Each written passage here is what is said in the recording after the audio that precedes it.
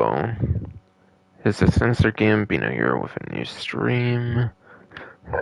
And this stream, I want to be going over the event week for this week from very early Thursday, whatever, like per usual, in Grand Theft Auto Online. But yeah, starting off, gotta wait to see if the stream is gonna be live here, because currently it is in the upcoming section.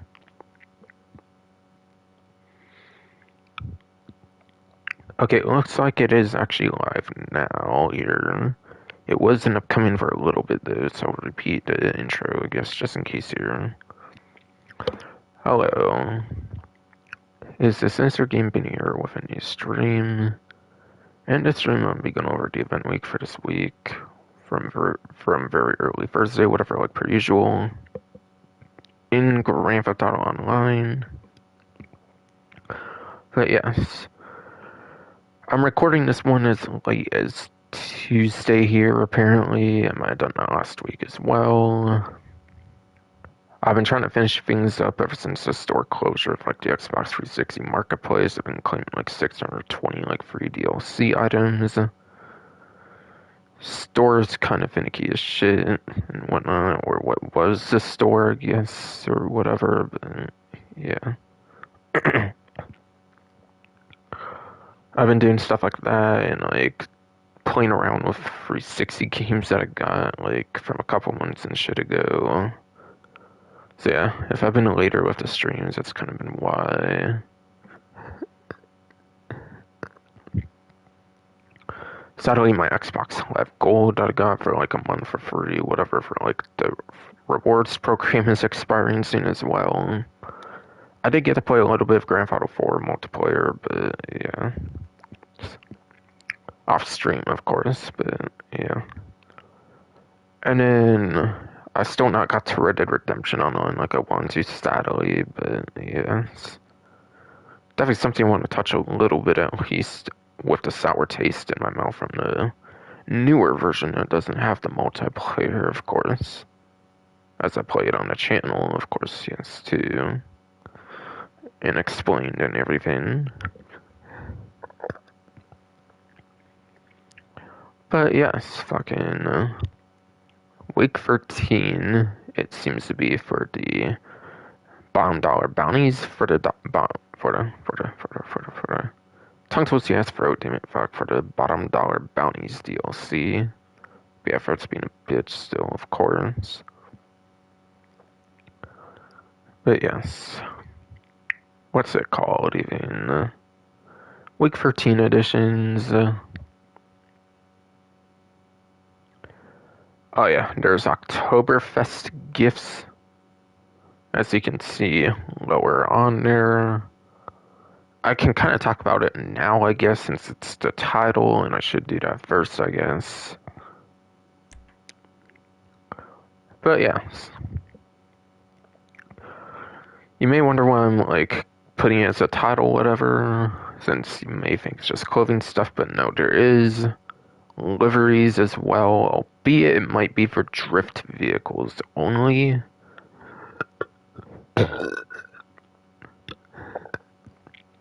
Albeit it might just be for drift vehicles, sadly, though. But, yes. Oktoberfest gifts to be able to claim for free. You can log in to claim the Alpine outfit.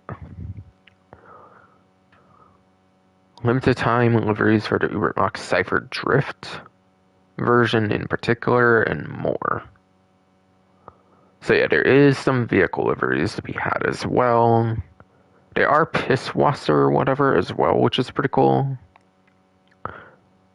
Pisswasser liveries are definitely pretty nice in some senses, I would say. I would say yes, at least indeed.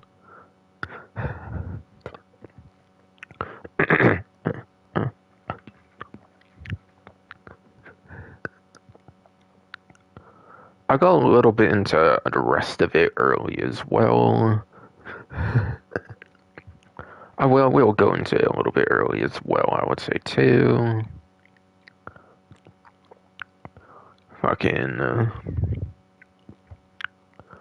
So you can actually claim these between September 19th and October 9th. September 19th and October 9th, indeed, is when you can claim the Oktoberfest gifts. So you actually have quite some time, actually. I want to say you get like something like 21 days to be able to claim them. I want to say you get 21 days to claim them. So that's a pretty nice bit of time.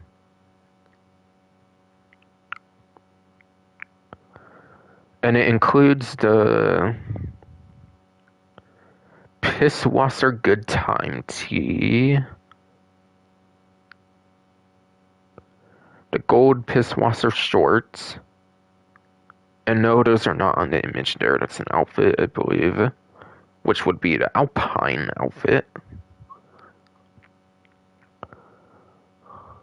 The liveries for the Ubermax Cypher Drift are the Pisswasser Race Red and the Pisswasser Race White limited time liveries.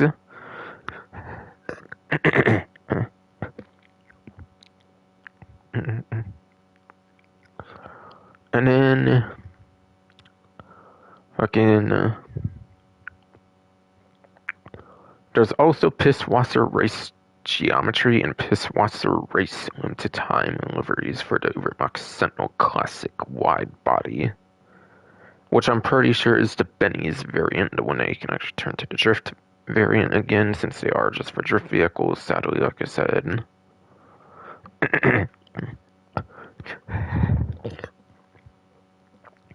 So that's the entirety of the content, even before it decides to explain all of it on the menus, if it even does. If it even does, because a lot of times they skip out on stuff, of course. If not pretty much all the time, somewhere in the event, of course. But yes, as you may have noticed right where I'm hovered over, there is bounty bonuses as well. There are 2 times rewards here, which is double rewards on all standard and most wanted bounty targets. First time they're ever doing this as well, which is huge. Definitely huge. Some of the new contents of the game actually being 2 times is definitely quite nice in the current event.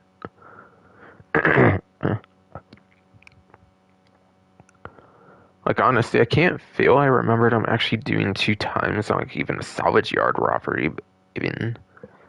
Even a salvage yard robbery, I'm not really too sure if they've done 2 times ever on those. I forget, I could be wrong, but I don't feel they did. I feel they mostly just give the free vehicles, and then they do other stuff tied to that business. Seeing, like, all the business stuff kind of already on it 2 times at this point is definitely pretty interesting, I feel. But yeah, standard targets, you normally get like 40k for those, which is pretty nice.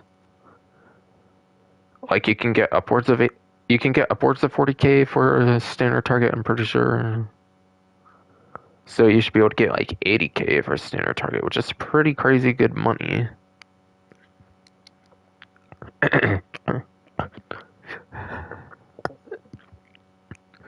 Sadly though, you are kind of limited to doing 3 of them like per hour or something.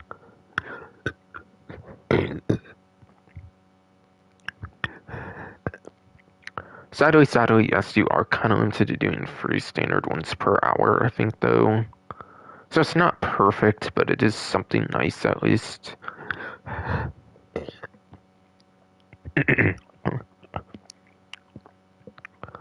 So on those alone, instead of getting like 100-ish thousand, you can get like 200, even like 250-ish $1,000 just for standard alone.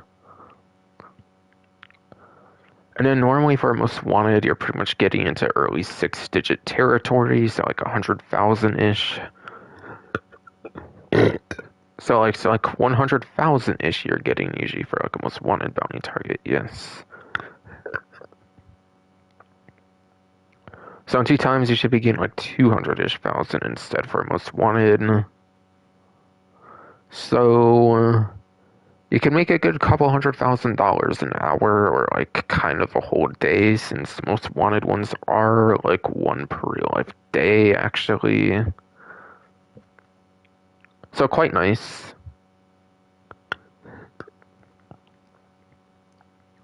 Maybe even like a couple to few 100,000 you could get pretty easily, at least with the most wanted one available for that one time for the whole like computer for the free standards and the most wanted. And then from there, the free standards, like I said, you'll obviously get like normally it's 40K, then it will be 80. So you're getting like 200-ish thousand or something. So you are getting like 200-ish thousand, and it keeps it like double money in that kind of sense, of course. So that's some pretty nice money there. And obviously I did tier 4 for the Castigator, so I should know those amounts pretty well. I did obviously do my tier 4 for the Castigator as I've shown in a previous stream, so I should know those numbers pretty much on top of my head there.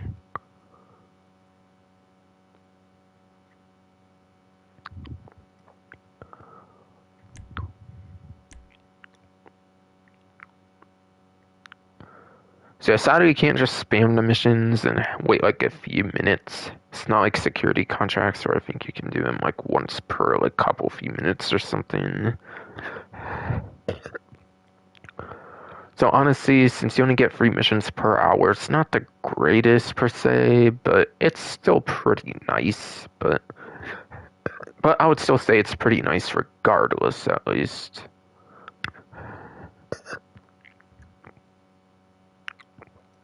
But yeah, obviously that goes pretty well for career progression for tier 4 if you've not yet done that, like I've said.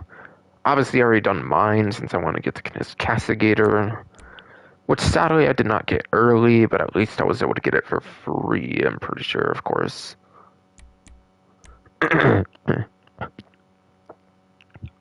So you can literally get one of the new like SUVs that was added basically in the newest DLC if you do the tier 4 if you are on the PlayStation 5, Xbox Series X or S, X/S.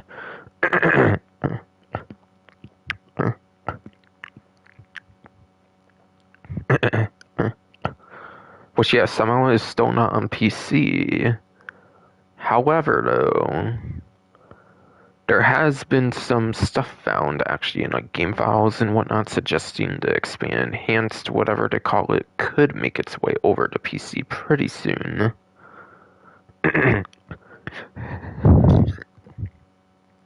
But yeah. I think they accidentally left some empty files, I believe, that was like not supposed to be there, and it had stuff like Red Dead Redemption possibly coming to PC. Fucking the expand enhanced finally coming to PC. So that might finally be a thing that happens on PC sometime this year or something. I don't know. I'm not Rockstar, of course, but still. Or even early, like next year or something. Who knows? Who knows? Who knows?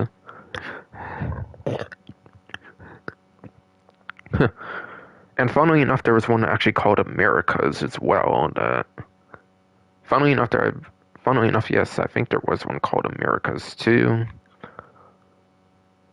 There was one literally called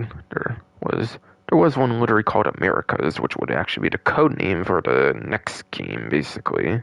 The one that obviously got the trailer in December. Yeah, the next GTA game, basically. Yes, next GTA game, basically, yes, indeed. Sorry, damn it, for just being a bitch, but yes. So some of that stuff might come over to PC actually pretty soon. Again, it's not officially announced by Rockstar, but I think they accidentally left some game files. Again, not confirmed by Rockstar, but I think there's been some, like, game files are, like, accidentally left over in, like, some kind of, like, download to do with the anti-cheat, which I'll talk about later. Which I will talk about later, yes, indeed. Fuck. throat fucking stop.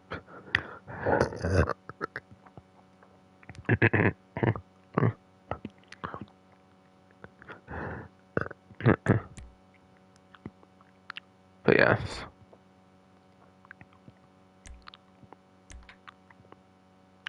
And yeah, as a reminder, I don't know if my throat was being cool when I was saying this last part, especially on the Oktoberfest gifts, but the Pisswasser race geometry and the Pisswasser race time liveries are the two for the Mack Sentinel Classic wide body drift variant again, because again, they're just for drift vehicles.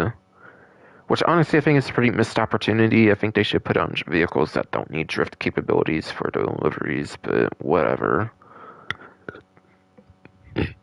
But whatever, yes. Albeit, I do think the regular vehicles do have liveries too, but it's just for the drift vehicles, clearly, as they put.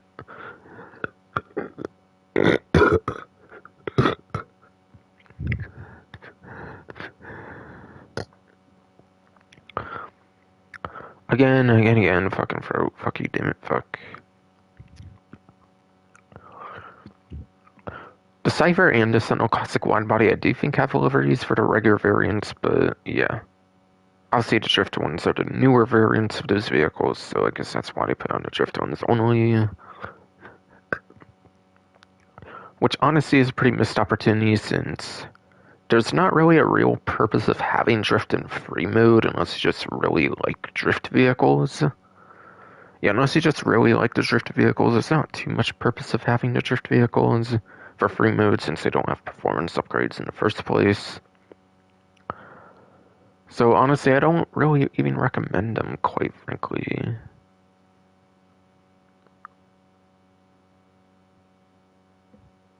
It's hard to recommend going for deliveries, to be honest, on those vehicles, since yeah, you have to turn on drift vehicles. And then you do lose out on the performance upgrades as well when you have them as drift vehicles. So literally there's not too much point of having the drift. Yes, there's little point of having a drift vehicle unless you're just really big on drift vehicles. Really though, yes.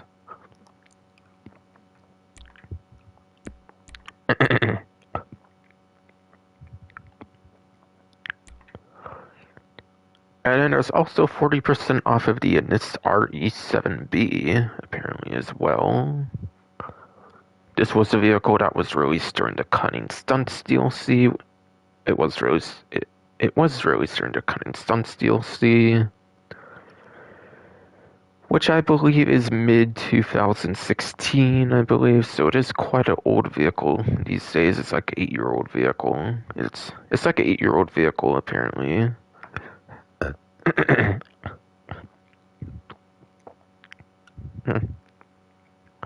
So I have to check the spreadsheet for vehicle information, I guess, from roughly 1322, so I can go over the vehicle performance. So yeah, I'll check the vehicle spreadsheet so I can go over the performance of this one. Obviously, it's on the main menu, so I'll talk about it right now.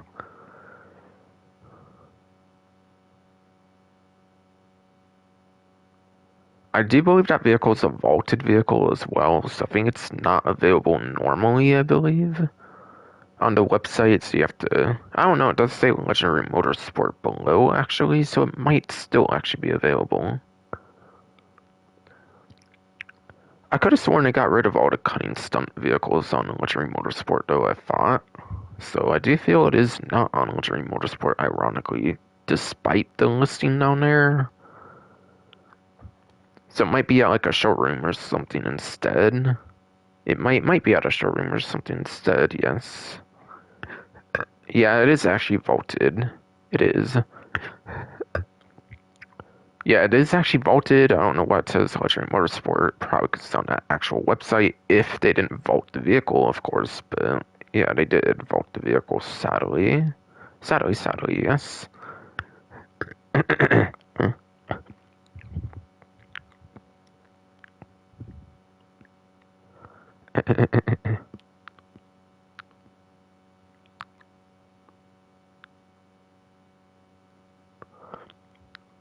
But RE7B has been vaulted 5 times, or not 5 times, excuse me, for vaulted, but it's been available 5 times ever since it's been vaulted, is what I meant. So it's only the 5th time it's been available in our showroom. It's been available quite well, actually, compared to some other vehicles, for sure, in terms of the amount of times it's been on our showroom.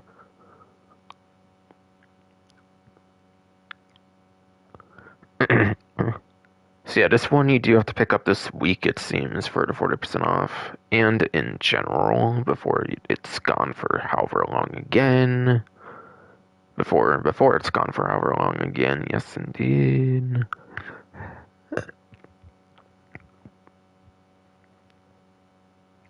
This one's a supercar, as it shows. I don't remember it being super good nowadays, I feel, but yes.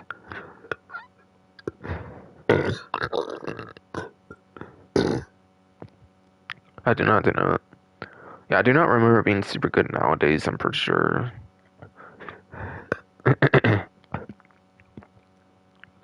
But yes. According to the spreadsheet,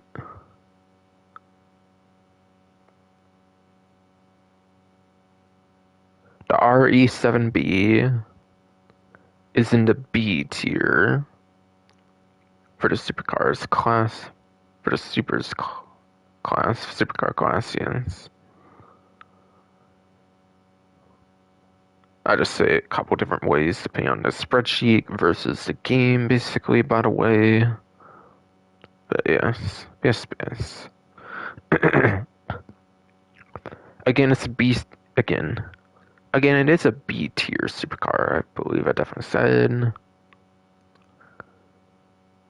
Which gives it enough for 14th place, actually, for lap time. And it also gives it 35th place for top speed, actually. Top speed's actually below average on this vehicle. Yeah, the top speed's not really super amazing on this one. Lap time is not that bad, though, actually. If you take away HSW, it's actually a top 10 just barely in lap time, actually.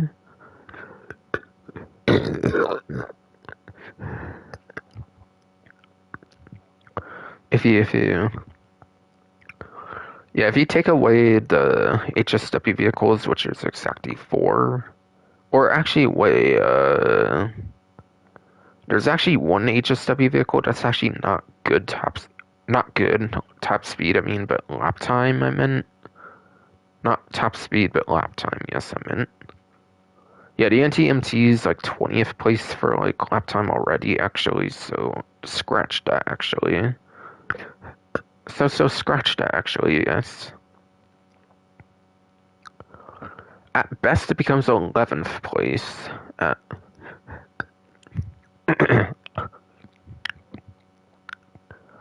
At best, it becomes 11th place for a lap time. Which is just a little beneath the top 10, which is not terrible, actually. It is above average for the class, obviously, since there is 60-ish supercars. 63 to be exact. There is 63 supercars to be exact.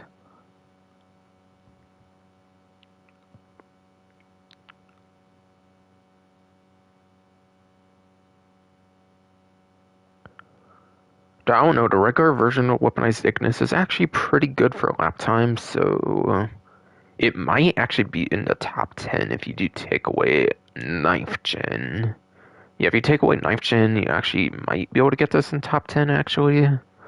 But not without HSW in particular. But not.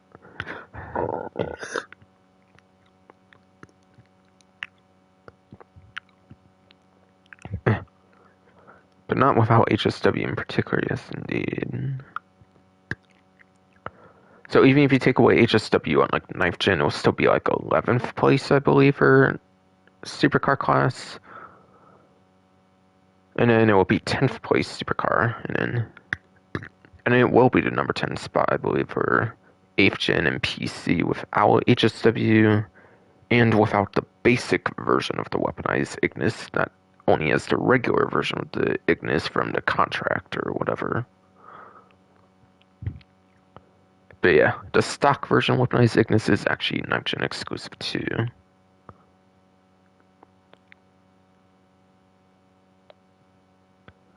So it actually would be a top 10 on 8th gen PC, just not 9th gen whatsoever.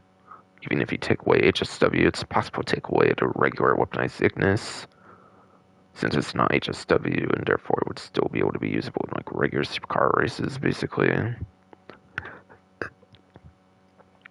So it can be a top 10 vehicle for 8th gen PC, that's it. For lap time. For top 10, of course.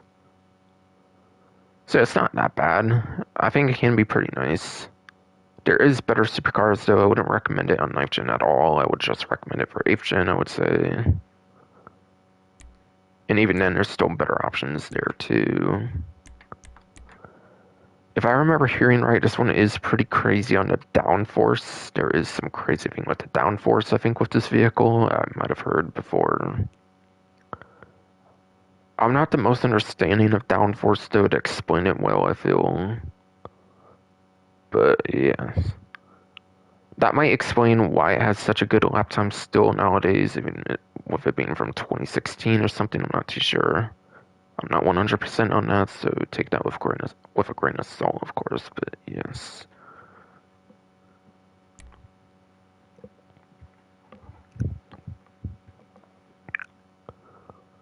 Fucking... Alright, now into the what's new section here.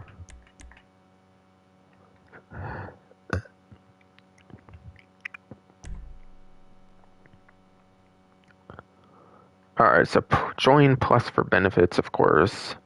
Benefits are like per usual, of course.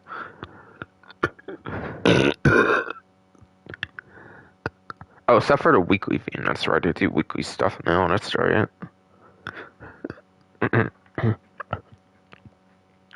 What was it again? Let me look, I guess. On my Safari, or not my Safari, but my Google Chrome, excuse me.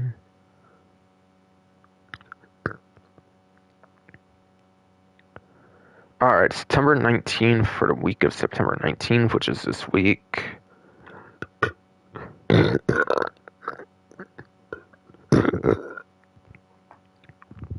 For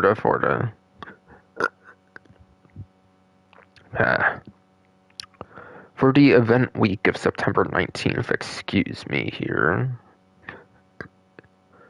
It's some clothing items you can get, which honestly, I would say is the worst week of the 4, which honestly I think is the worst week of the 4 weeks for the weekly rewards. But there is the Broker Prolapse basketball top and shorts, gold beat off earphones,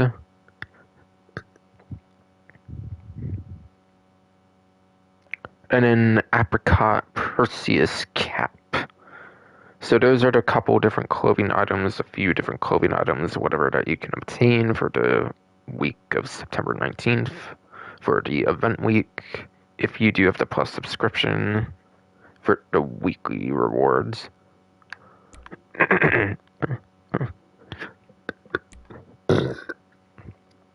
Once it gets to the next event week, you will not be able to claim those anymore.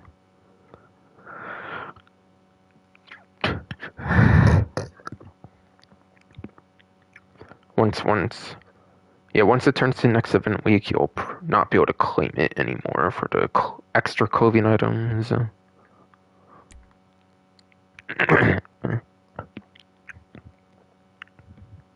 Yeah, sorry for it still being a bitch, but yes. It looks like for a weekly challenge, securing 6 bounty targets of any kind will complete the weekly challenge and get you an additional $100,000.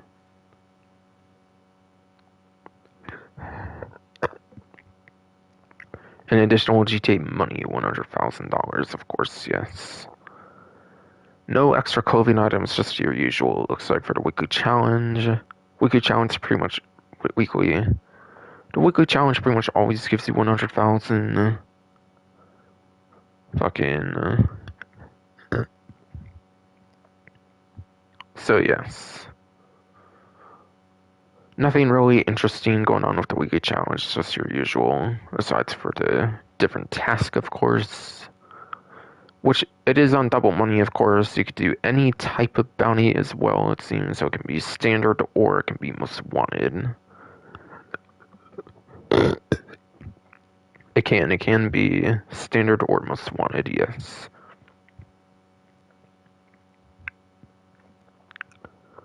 The Madrazo bounties I don't think count, it seems, though. It doesn't sound like the Madrazo ones count.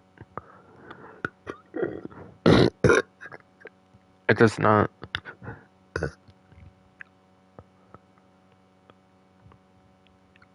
It do not seem like Madrazo bounties count, though honestly, those aren't really bounties per se, since you have to kill the person, I guess, but still. It might be some different thing entirely with the Madrazo thingy.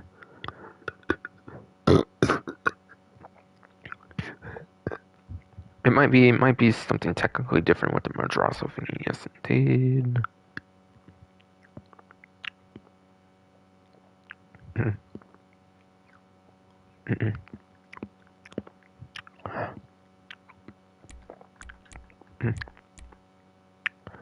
Okay, there's also free.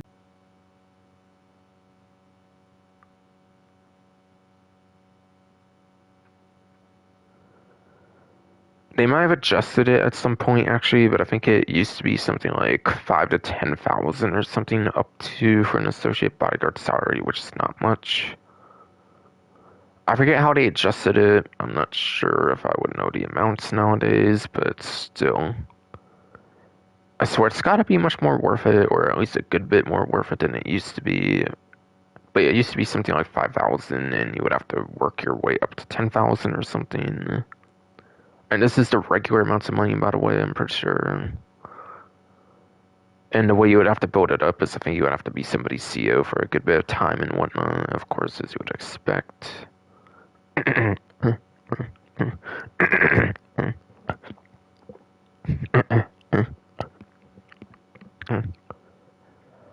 So I think at minimum you would make something like 15,000. I think it's been increased since I think it's been increased since like triple it would be 15,000. And then on triple it would max out like 30k. Normally, like before any changes, whatever, I think. On a free times in particular, of course. But yeah, I think it's been changed at some point, so you might be making more than like 15 face, like somebody else's like person. Not shed your throat, damn it. Not COMC, but like the associate bodyguards, like even the like prospects and whatnot for like MC, for example. You don't tend to make the most money for those since you're locked out of a lot of good money making opportunities when you're helping somebody else, of course. So, I don't know if I'd really recommend it, of course, but if you do that kind of thing, of course, then you're getting. But yes. But yes, if you do that kind of thing, at least you're getting free times as much now for the week. For the week, yes, indeed.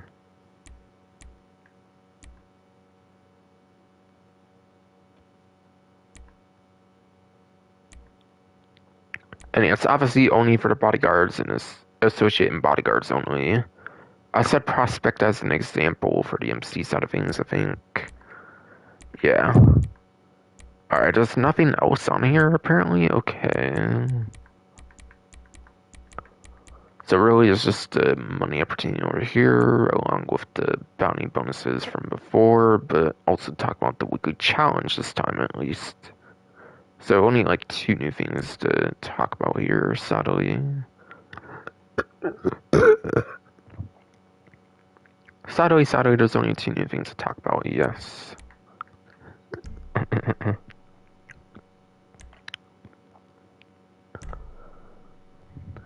Nothing going on with heists, obviously, as you would expect with how good they are normally these days. However, though, I think they mentioned there would be like a 2024 like heist challenge, so like I think a couple months out they'll be doing stuff with heists. So I wouldn't expect anything before that per se.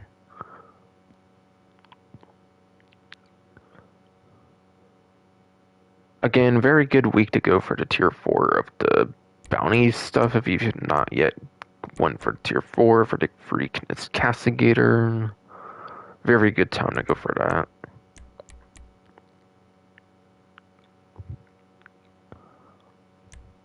If you are on a PlayStation 5, Xbox Series X or S in particular, just like with the Plus subscription stuff, of course.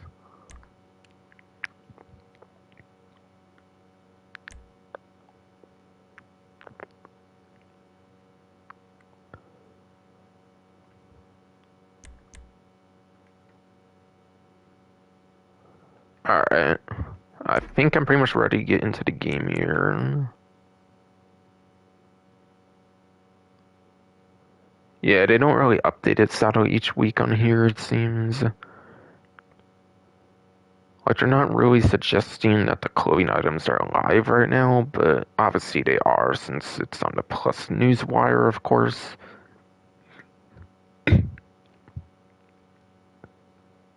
Obviously it's on the Plus Newswire, of course, yes.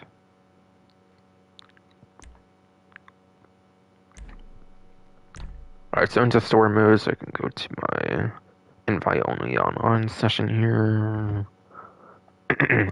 Like per usual, of course. Like per usual, of course, yes.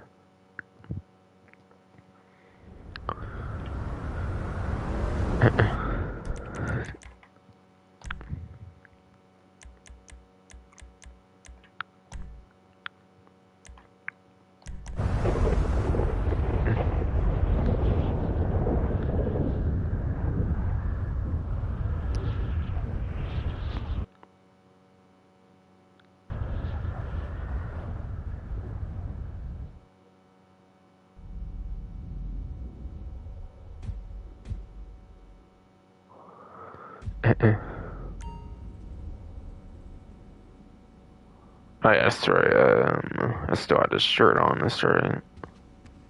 But that's not double salary for the income. They already did double on the income for actual event in addition to, I think, a plus event as well, I think. Alpine outfit, Piss was a good time to eat. All that should be new, I believe. I don't assume any of it's repeat from like the previous year, or it could be wrong, no. Let's talk about those deliveries over there too, it seems. Race white, race what, red, race geometry. Yes, the race white, race red, race geometry. What about the other one though? There was 4 of them, not 3 of them though. One's called like a race geometry, that might have been the one that didn't feature, maybe it just didn't feature it since it's similar naming to the other one, I don't know. That's my only possible guess there, but yes. Yes.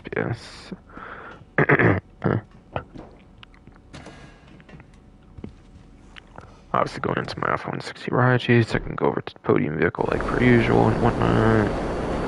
Talk about those time trials and everything that I initially do.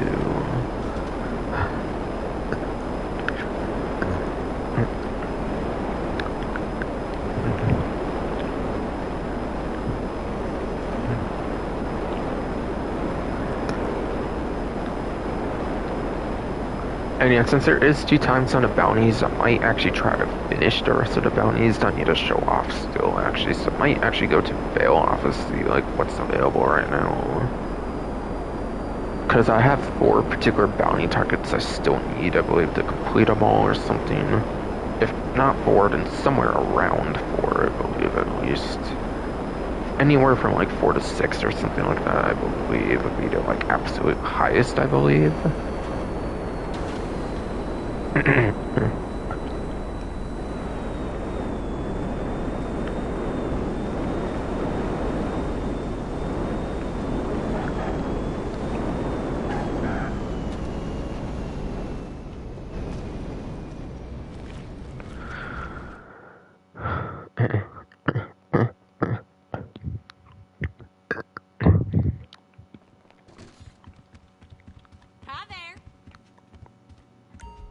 Sure.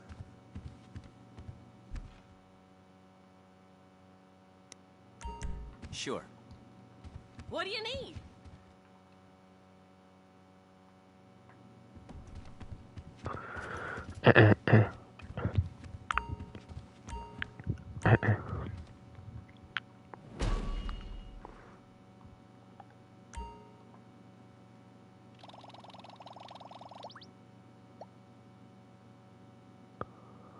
Okay, I actually don't feel any of these are new ones that I need to cover. Obviously, I've done them all for tier 4. Obviously. To be clear, I've obviously done them all. Two. Okay, fucking bro, come on. To be clear, I've already done them all, obviously, for tier 4. However, though... Yeah. I have a separate list for just ones I need on a live stream. However, I do have a separate list for the ones I do need on a live stream in particular, yes. So I'll have to see which ones those are again. Since I don't know them on top of my head per se. Since I don't know them on top of my head per se, yes indeed.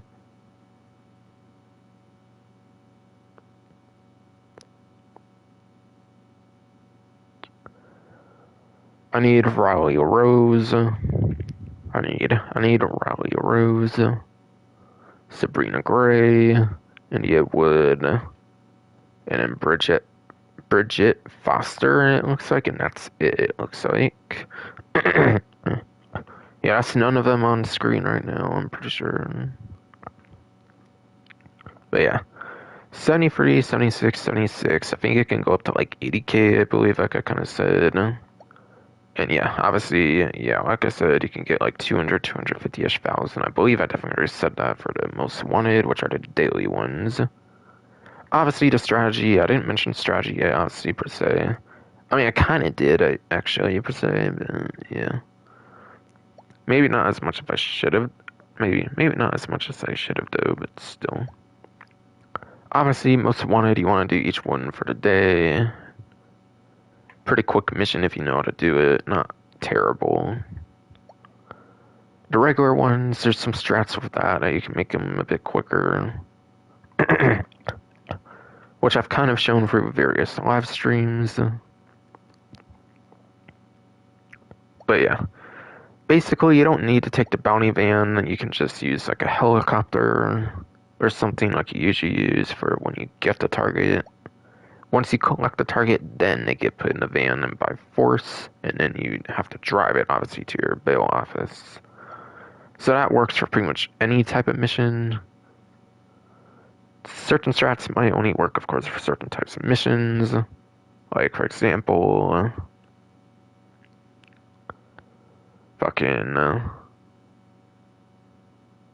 another strat, actually, if you don't want to do, like, a desert mission, which, honestly, on the dark characters, you tend to get a lot of, like, sandy shores and stuff like that.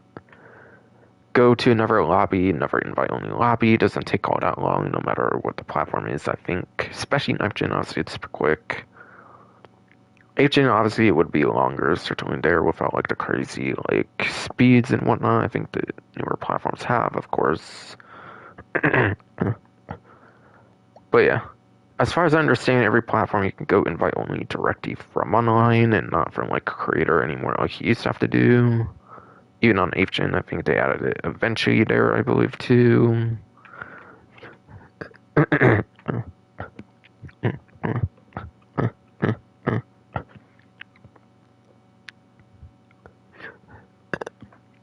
So there's that.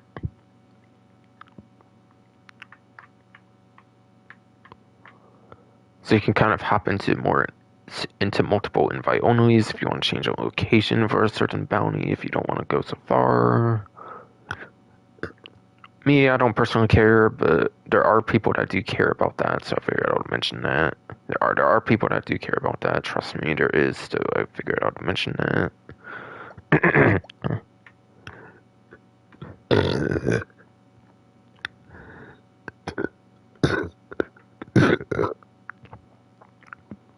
Oh my god, fucking bro, come on. Fucking,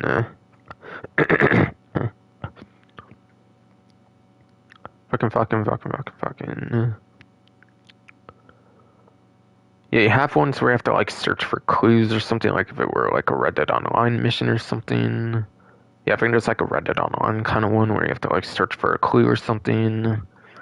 You don't even have to do that, you can just fly around. You don't You don't even have to do that. You can just fly around with something like F-160 Raiju or something. You can use like missile lock-on to locate it, of course. There's one with like Sightseer where you could just like skip the Sightseer by just, again, using the missiles, locating the target, I think, too. So there is ways to speedrun these, which is quite nice.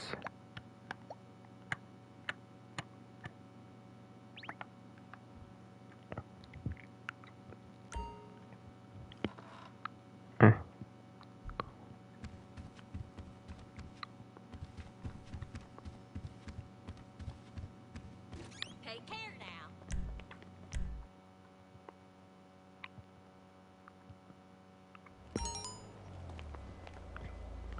Okay, so the email here. Dear Mountain Lion Hen. Not actually necessarily a bad selection this time. We're the day of Tuesday, it looks like, on the Alice Taurus board.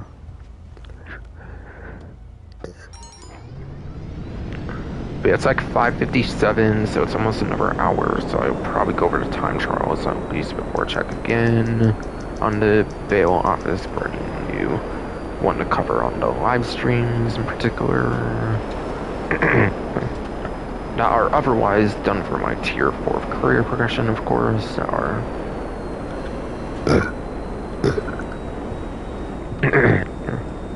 that are otherwise done for my tier 4 career progression, of course, yes indeed.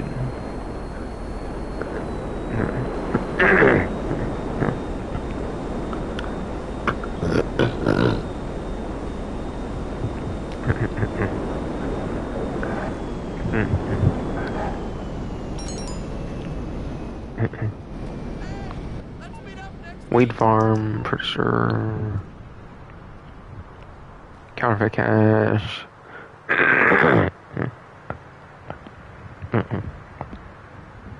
Counterfeit cash, yes.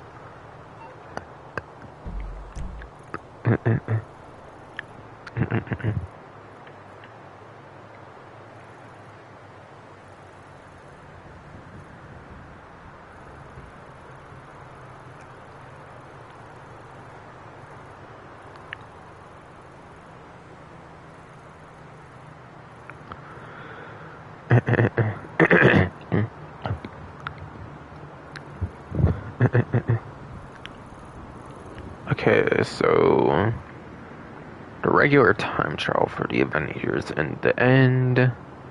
This one, as the name suggests, you go from one end of the map to the other.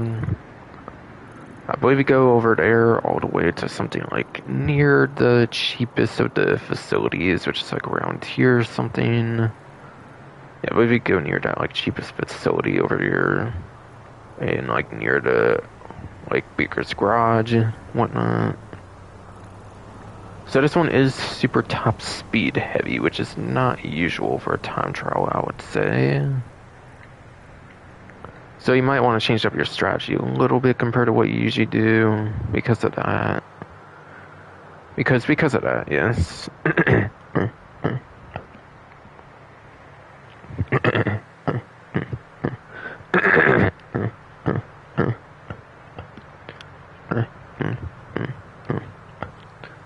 Because of that, yes indeed. Fucking fuck.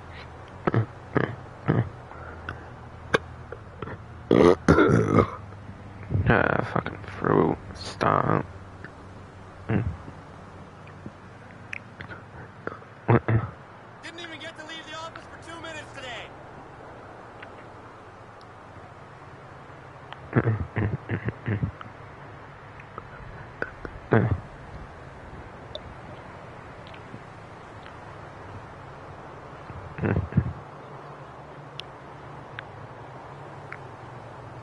Fucking, Actually, let me check my stream, I guess, make sure that's still going fine. It should, obviously, but there are those times where my stream has issues and whatnot.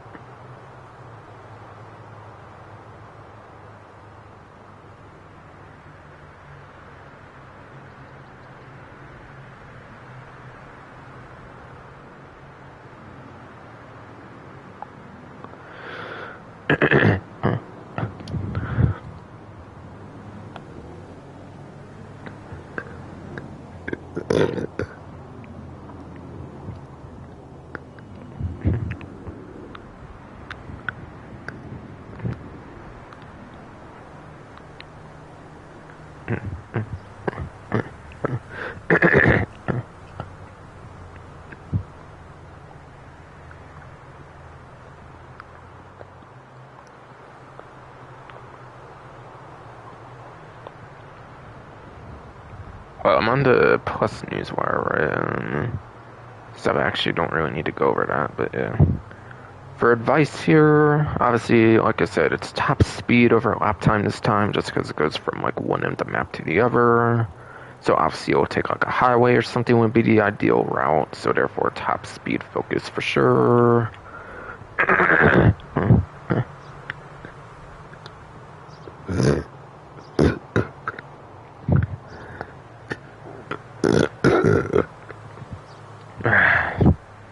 So therefore, it should be top speed focus for sure. Yes, indeed. Fuck hell. Fucking road stop. Vital hernia, everything fucking stop.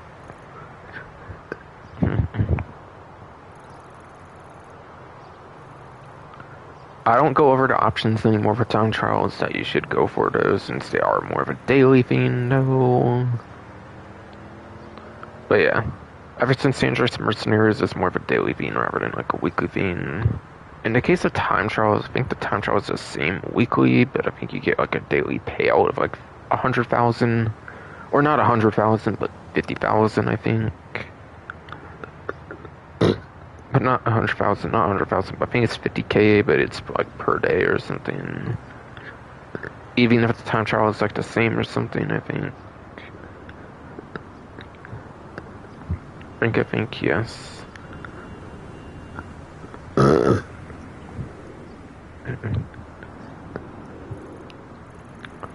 It might have used to change each day of Dangerous Mercenaries, but it might have used to change each day for the time trial, like with Dangerous Mercenaries, but yeah, I think it's still kind of a daily thing, but I think it's like just the same time trial for the whole week or something.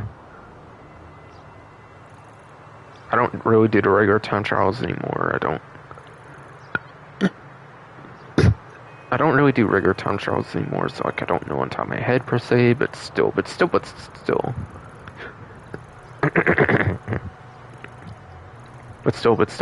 yes indeed.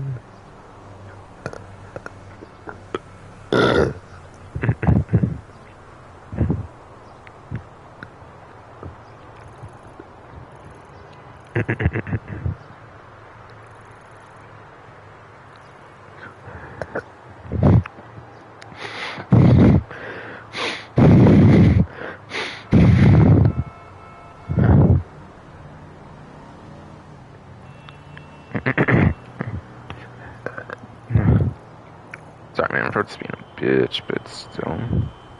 That reminds me, actually let me unregister for CO for now.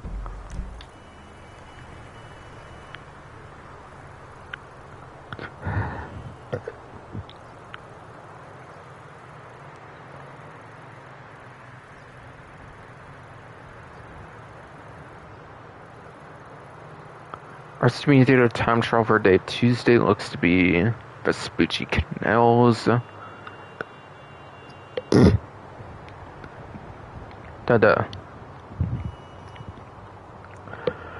The RCB time trial for day Tuesday here seems to be Vespucci Canals.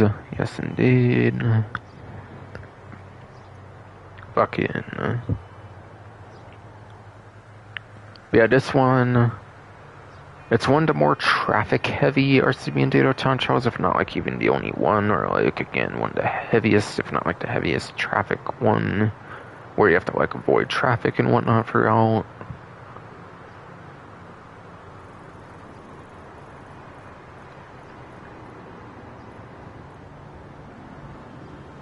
fucking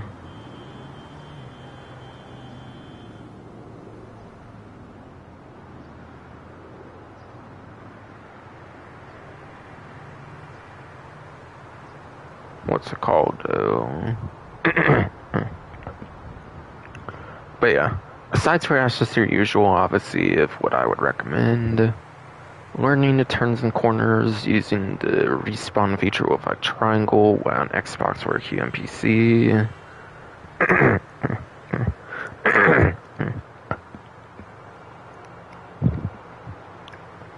And slash or look up a video guide of some kind.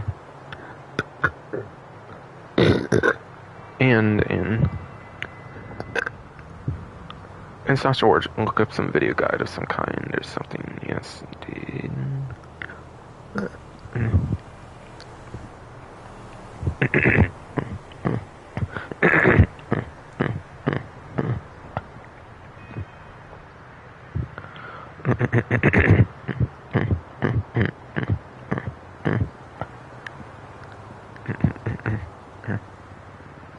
Fuck though. Bro, he didn't. Fuck.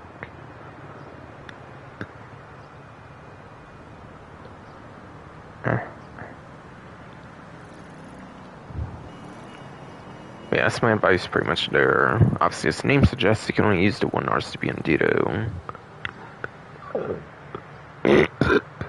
Obviously, as the name suggests, you can only use the one RCB and Dito. Yes, indeed.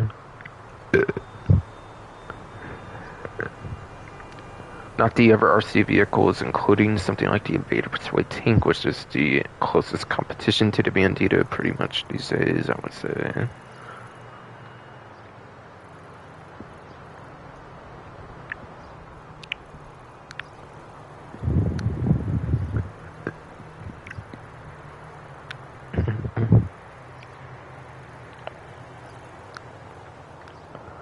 HSW time trial for the week here this time around. Let's be terminal. That's when you go over here, from here over to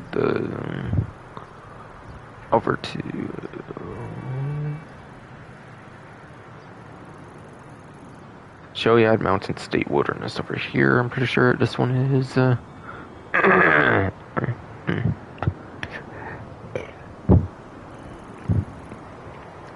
I'm pretty sure this one's this one, yes. So, one issue with this one is if you do the actual yellow, you get a terrible route. I'm at the casino, it's not purely because of that. Might be a little bit different for the route because of that, but still. Do not mark the yellow, I would say, on this one. You get a terrible route on this one.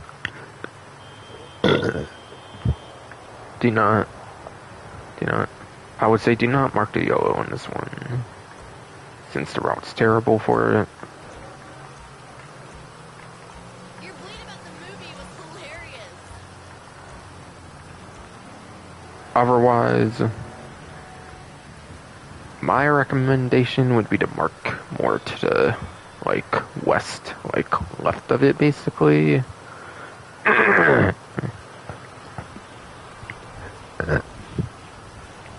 My recommendation would be to mark to the, west, left of it. And that gives you a much better, route, basically. And that gives you a much better route, basically. Not exact again, because I'm at the casino, but yeah. This route's really nice, because it gives you a long straight. Might even be the longest straight of a HSW time trial, I'm not too sure. No.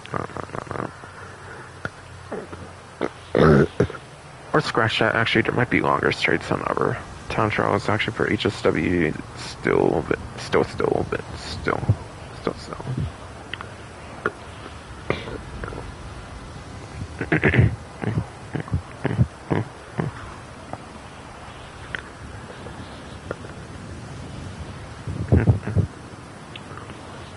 But yeah, this route lets you actually take advantage of the HSW for a really crazy good top speeds and whatnot, which is kind of the main strong point of the HSW, which is kind of the main strong point of the HSW. Yes, indeed.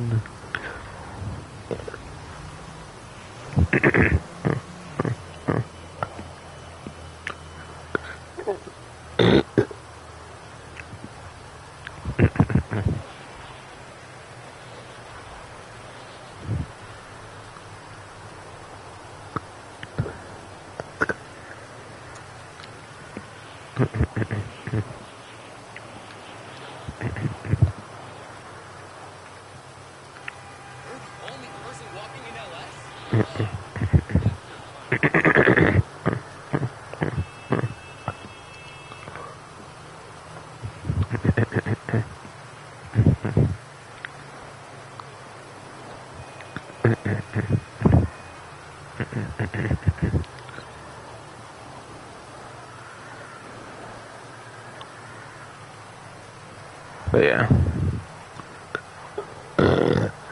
Yes. Get a lot of straight on the alternate routes. I do highly recommend marking that instead.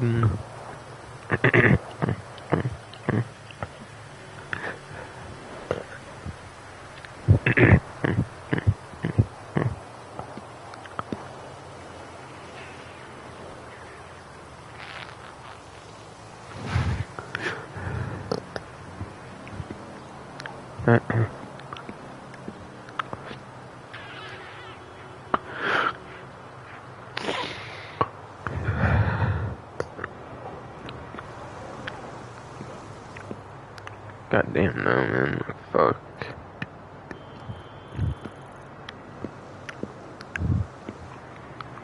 Fuck though, bro. You're being actually quite a bitch here, damn it. Fuck. But yeah. Anyways, for vehicle advice, as you may notice, there's no part-time for the HSW time trials, like, at a first glance, of course. Unlike with the regular time trials and RC Bandito time trials. That is not true. There is time trials. There is part-times, I mean. However, you have to be in an HSW vehicle to see it.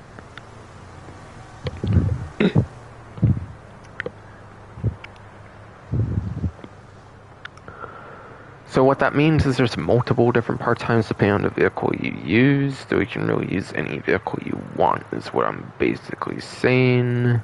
Is what I'm basically saying, yes.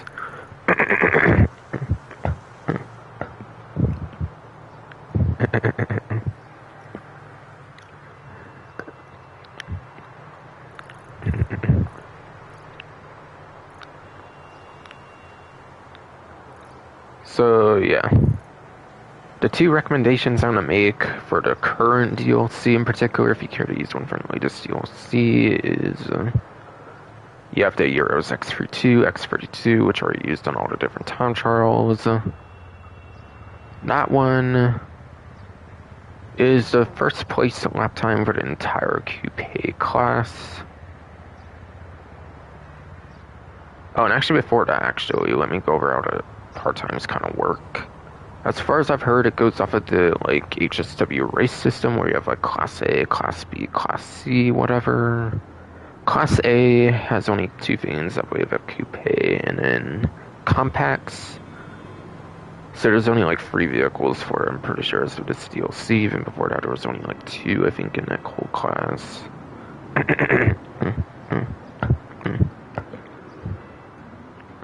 Which tend to be the least used vehicles in, like, racing situations in general, I believe.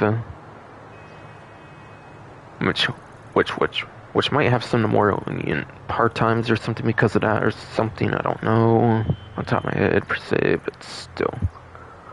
Then you have, like, Class B, which is, like, muscle car, SUV, and apparently Sports Classics, I believe, is there too. Maybe even off-road. I'm not sure about off-road since it got introduced with Sands Race Mercenaries, so there was no off-road vehicle in day 1 of the 9th gen version of the game to really know on top of my head. Not to mention, I think there was a glitch where, like, at first, so it's kind of glitched where HSW for off-road, you had to, like, switch to another class and then the off-road or something.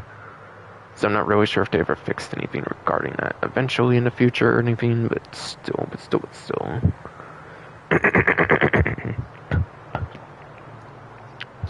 Still, yes, indeed. So it's like 3 to 4 classes there. There's like 3 to 4 classes there. So that's like the Class B of HSW races. So those all might have the same part-time or like somewhat similar part-times or something. Those are like your average use stuff. That's not the most used stuff. It's like the kind of average use stuff. while still being kind of niche race types compared to the Class C, which is like your most used stuff, like the sports cars, supercars, and like motorcycle. Like sports cars, supercars, and motorcycles classes, whatever. Those tend to be like the quickest stuff, and also the most used stuff for like racing in general. Tends to be in like Class C for HSW races, I believe.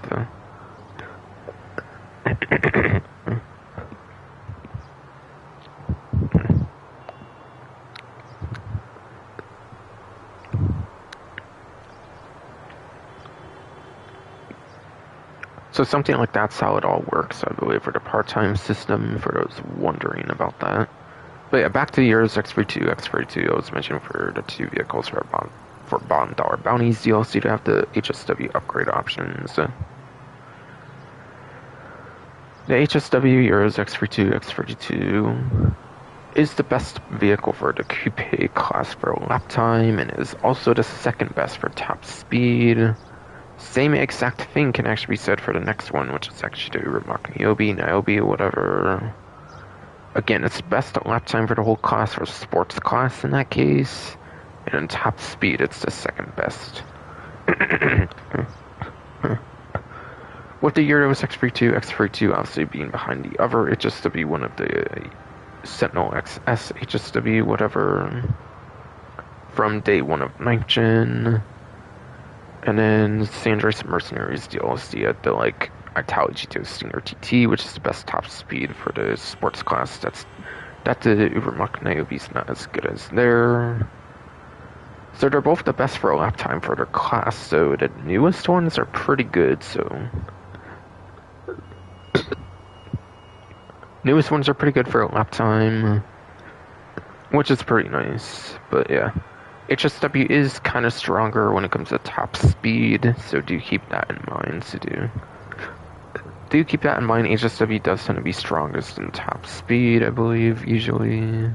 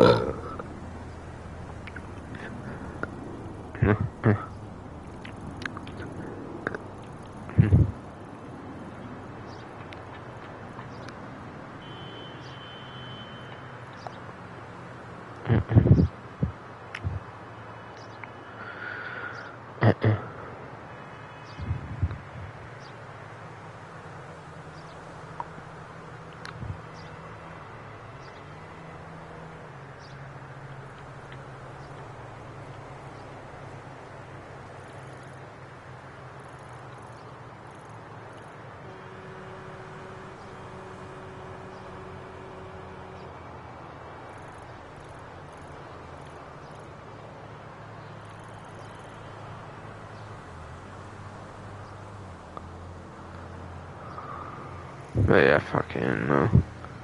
so both of them are relatively the same for the new ones for Bounties DLC, regarding their placement in their individual classes, which is nice. So it's pretty straightforward and clear that they're both pretty nice candidates to use in the time trials. But yeah, really you can use anything you want when it comes to HSW in particular, since, yeah, like I said, the part-times are particular for the vehicle. Unlike a regular one where you have to use like the quicker stuff for the part-time. And like the slowest of the slowest have like no chance in hell of doing in. And obviously the slowest of the slowest has no chance in hell of doing it, yes. Yes, indeed. Fucking throat, stop, damn it, fuck, though, yes, indeed.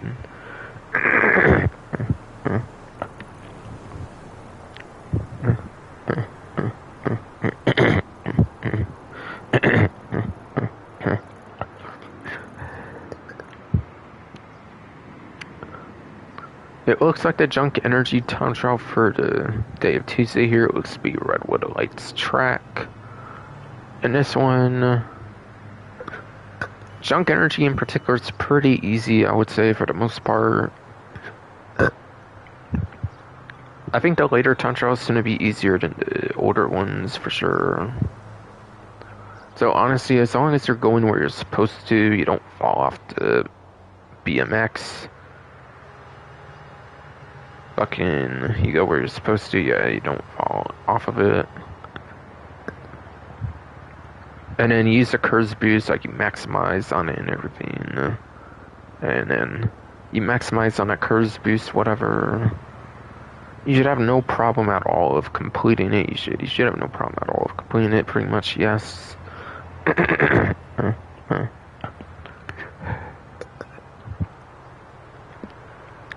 Otherwise, fucking.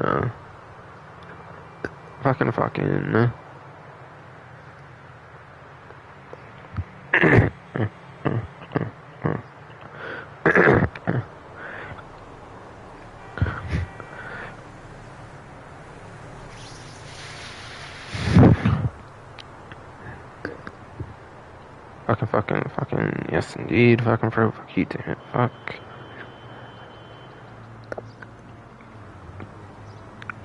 Yeah, otherwise I'll just look up some kind of video guide if for some reason you do struggle on it.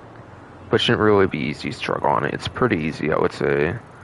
I would say these types of time trials in particular are all pretty easy. For the junk energy, like I said, yes indeed.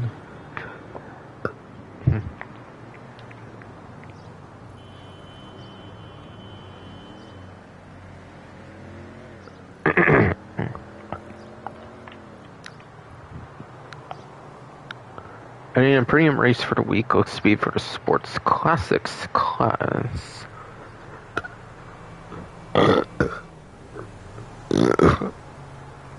And then, premium race does look to be for the Sports Classics class. Yes, indeed. Fucking proof. You damn it. Fuck.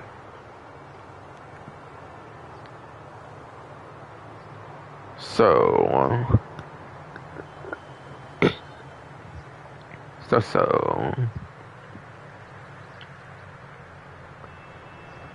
Yeah, Sports Classics class, there is 2 options for the HSW.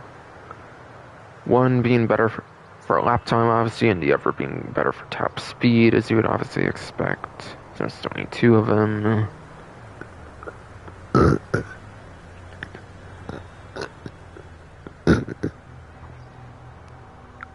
First one that was introduced with day 1 of the 9th gen version of the game was the Turismo Classic HSW. Is the Turismo Classic HSW, yes. Fucking,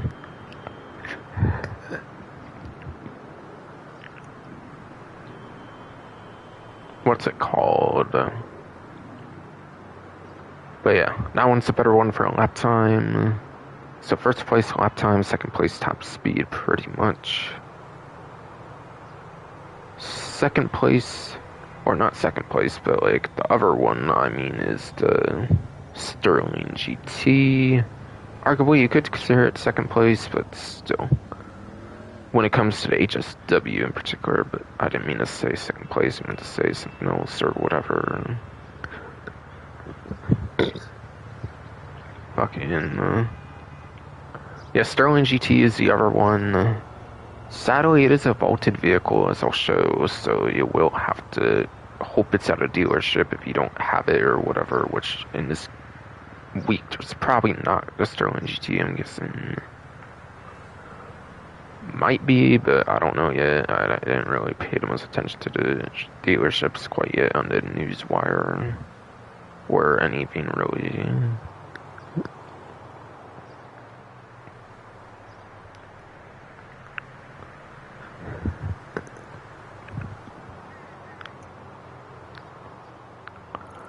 Yeah, Sterling GT is a better one for top speed when it comes to HSW options in particular.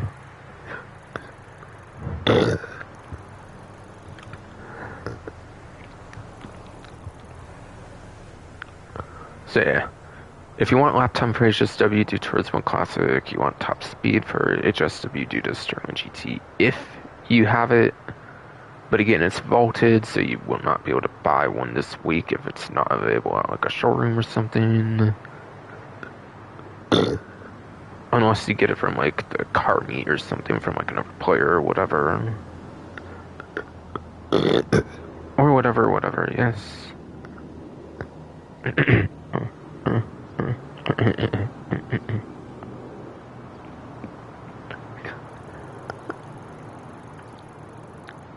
Otherwise, number one lap time, I believe, for HM PC goes over to the regular version of the Turismo Classic, where you don't have the HSW, obviously, for on 9th gen.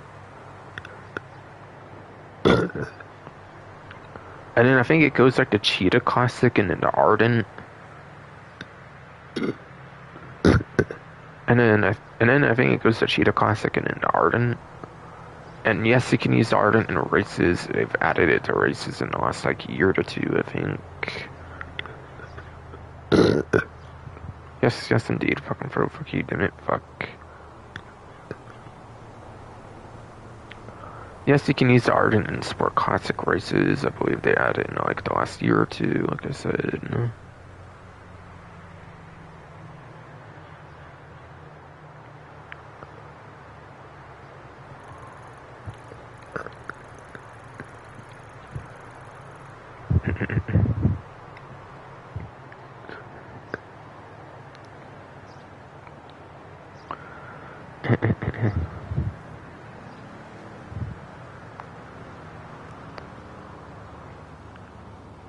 Fucking, what's it called?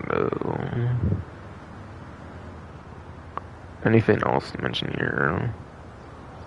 Yeah, I think those are the lap time options. Don't look on the spreadsheet before you go away. Oh yeah, the Madrazo thing is hits, so that's why it's not 2 times or whatever. And not counting for the challenge, of course, since it's not a bounty in truth, it's a hits, which is like killing a target, obviously. Like I pretty much said, like I pretty much said, to go off topic there for a bit, address something I kind of said earlier, whatever.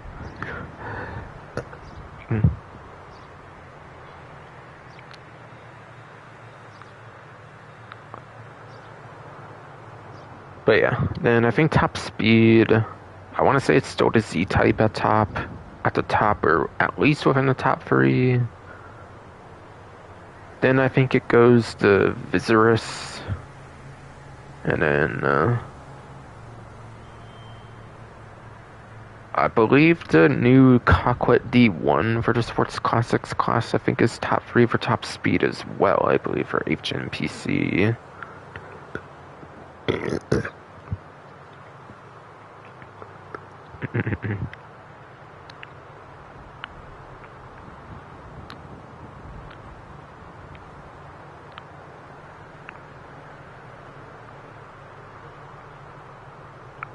Yeah, again, yeah, it's indeed the Turismo Classic, the Cheetah Classic, and the Ardent for the top 3 for HN PC.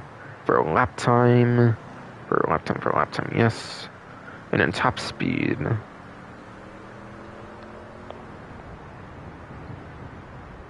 Yeah, the Z-type is on top. Z-type.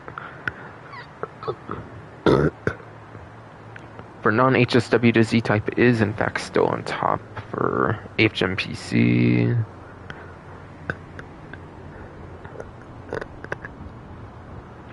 For HMPC, yes indeed. Fuck.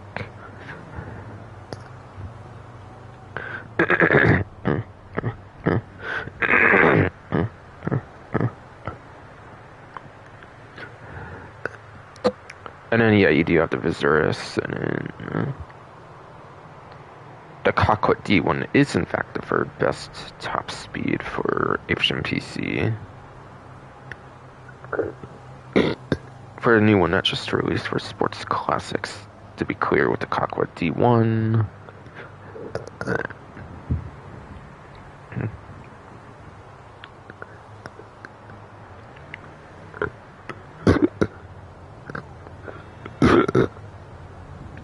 Okay, Fro, can we do this shit, please? Come on.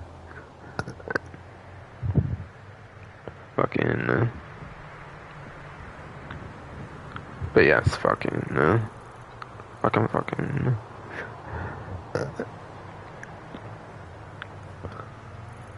Yeah, Turismo Classic HSW #1 lap time. Sterling GT #1. Sterling GT HSW, excuse me, #1 top speed. Those are the two you should be focused on for 9th gen. Oh my god, please let me say this shit. Bro, so dying, damn it.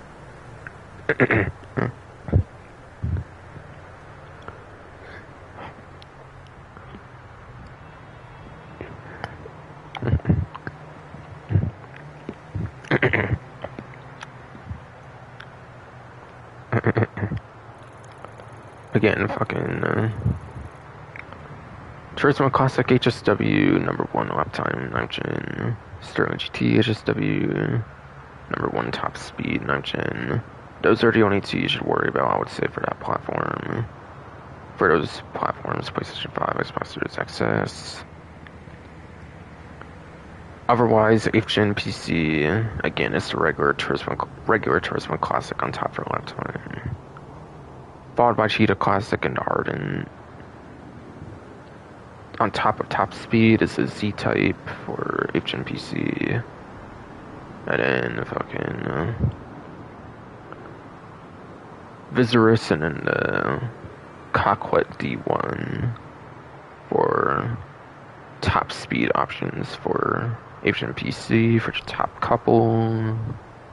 And again, Coquet D1 is a new sport classic vehicle that was just released this DLC, which is pretty cool, which is pretty cool, yes.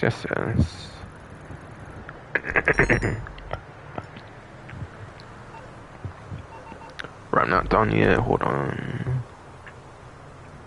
So, what is lap time and what is top speed for those not so familiar? Lap time is like turns and corners, of course, which most races have.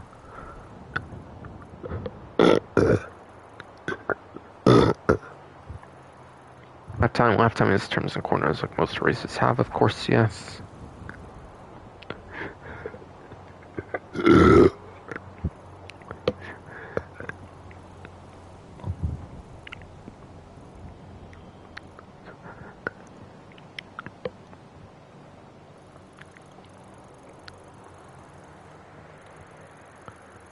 And then top speed's a lot more niche, which is obviously, like I said earlier, on your highways. And then also your airport runways.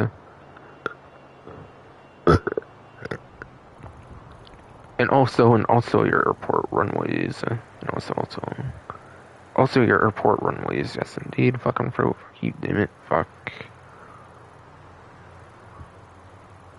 This too, and then your airstrips as well, like the Sandy Shores one, and then Grapeseed. like the Sandy Shores one in Grapeseed, yes indeed. Fucking.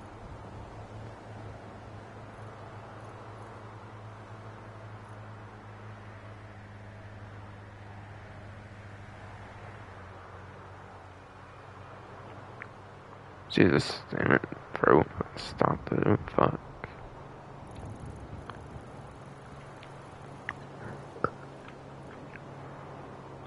And then,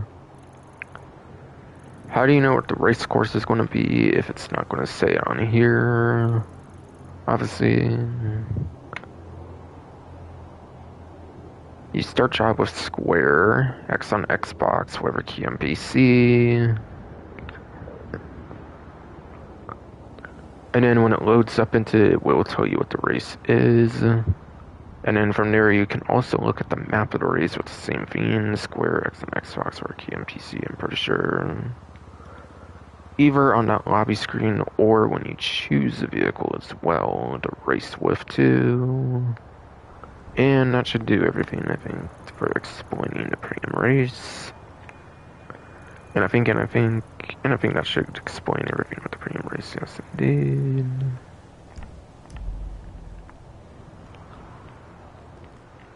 We going to that swinger party this weekend? For sure.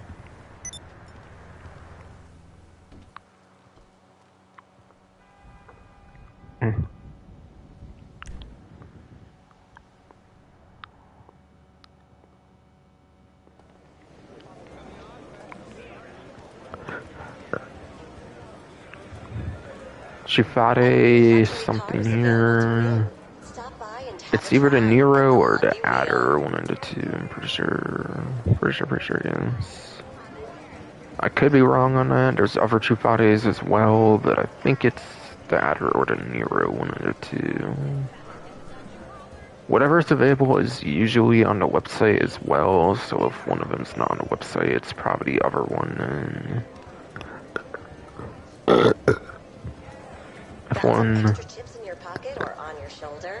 If one's not usually on the website, it's usually like, yeah, one's on the website usually aren't on the podium, so I'm not really sure about that or whatever it is.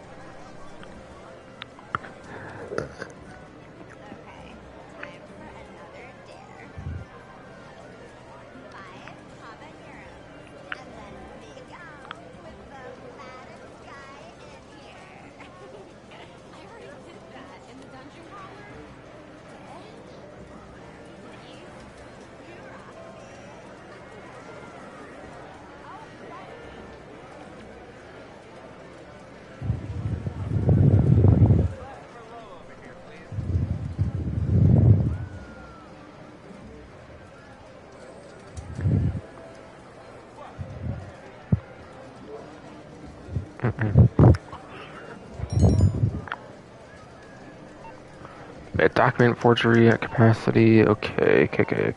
Yes, indeed. Yes, indeed.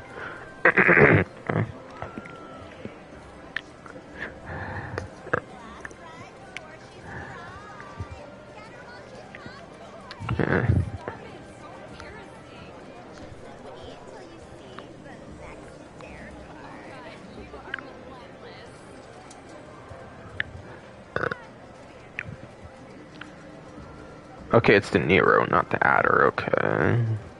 I was right. I was thinking more of the Nero, and I was thinking more of the Nero compared to the Adder. Yes, indeed. Oh yeah, I was thinking going to the Bounty bail office even before that happened, but yeah, you know, I might as well do that after each time, I guess. Yes. Because by that point it should for sure refresh, and so it would have been like 48 minutes. Depending on like when I get there, of course.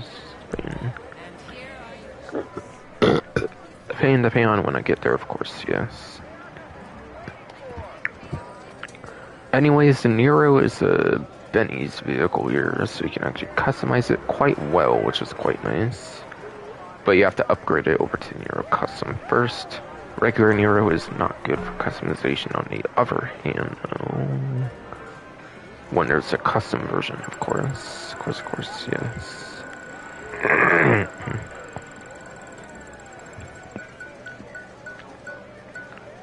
Well, I almost got the vehicle, which I already have a Nero, so I'm pretty sure I didn't want that, so yes. 22,908,696. And the chips from earlier, right? 1,275,449. But yeah, getting the cash, 22,908,696.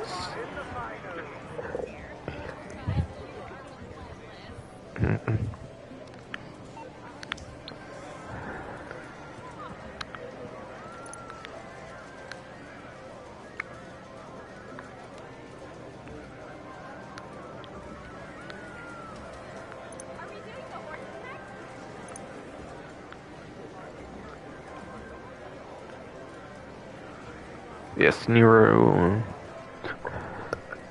The only vehicle vaulted on this website is the Comet. Yeah, the Comet and the Comet Retro Custom are the only ones that are vaulted here on Benny's, pretty much, so... Obviously, the Nero being on Benny's is pretty much still on the website, then. Still pretty much on the website, then. Yes, indeed. Yes, indeed.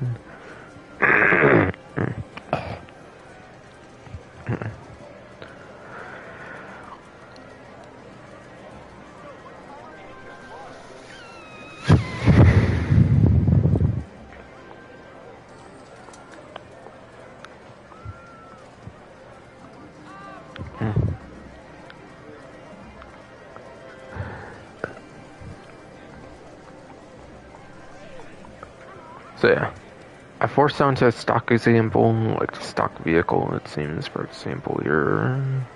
Since it's a stock vehicle, obviously on the podium, not the custom one. So by getting the Nero here, you'll be saving $1,440,000.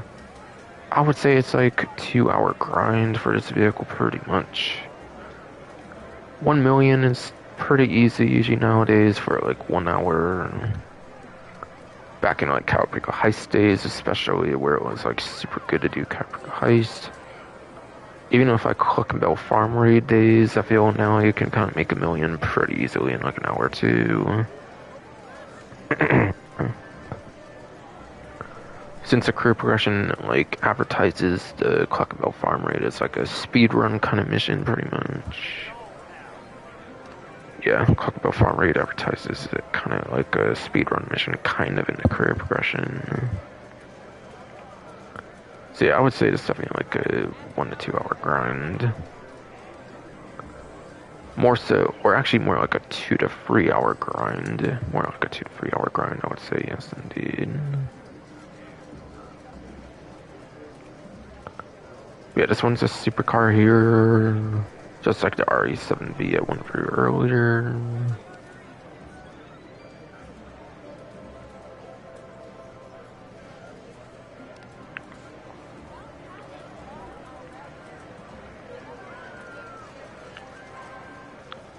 Yeah, Nero, according to the spreadsheet on the supercar class from roughly 152, is an F tier.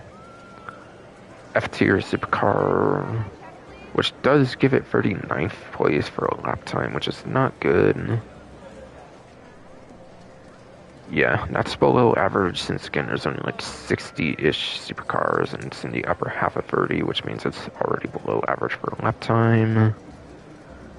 It does get 20th place for top speed on the other hand though, which is above average. So aside from that top speed, the main strength obviously is the customized example. Which, yeah, the Nero Custom, it's not necessarily on, like, the podium, so I might not go over too much. It still gets below average just a little bit on the lap time. It's like 32nd place, it looks like. It's in the E tier, 32nd place for lap time. 16th place for top speed. So no matter what, it is not as good top speed as like the RE7V was for like lap time, so it's not within top 10 no matter what, pretty much, I would say. Or maybe it kind of is on like HNPC again, but still.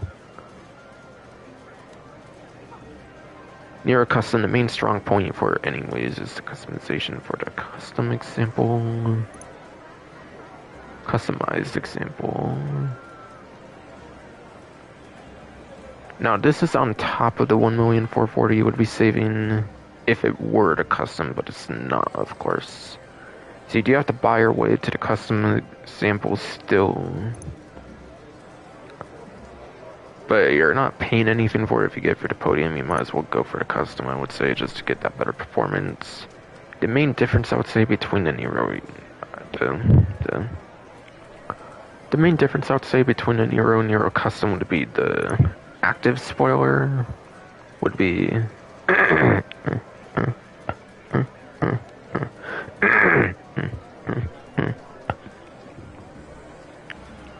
would be the active spoiler and then the static spoiler. See, the regular one has an active spoiler which actually pulls up depending on like the speed of the vehicle. Nero Custom is just a typical static spoiler on the other hand. On the other hand, yes. It's just gimmicky really for the active spoiler. Active spoiler can actually be damaged and you can actually lose the traction bonus, which is not too amazing. But yeah, obviously if this gets damaged, the spoiler does not get damaged since it's just your usual static spoiler. So there is advantages and disadvantages, I guess, for both spoiler types. Mostly disadvantage for active. Mostly mostly disadvantage for active spoiler.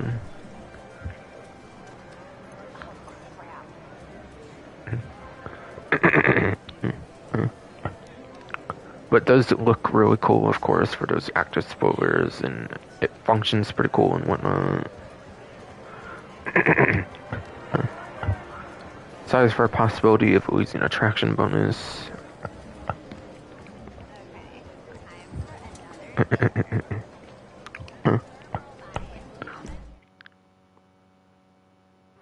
it's me.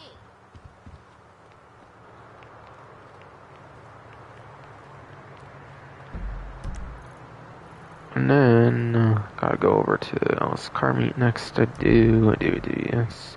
Before I'll go to the bail office.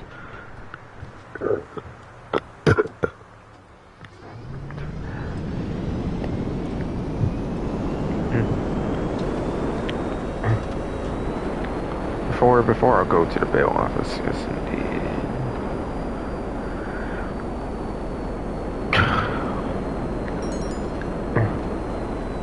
Crystal meth.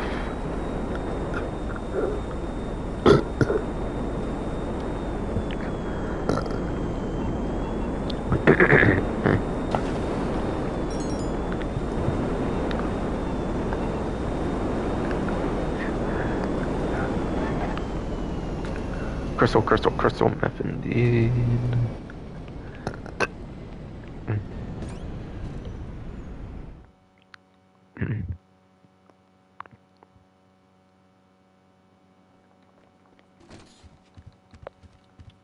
Hey!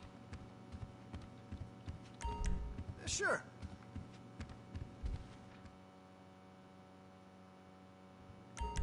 Sure. How's it going?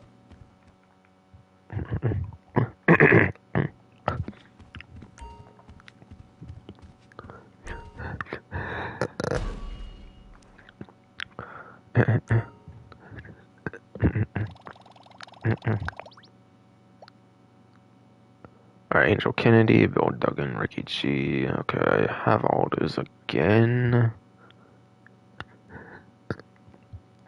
For the stream list, for the live stream list, of course, I mean, yes, indeed.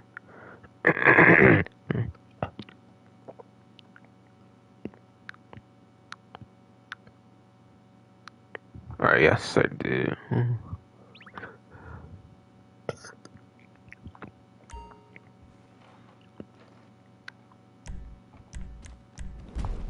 Not forgetting this time, the unregister right away. Take it easy.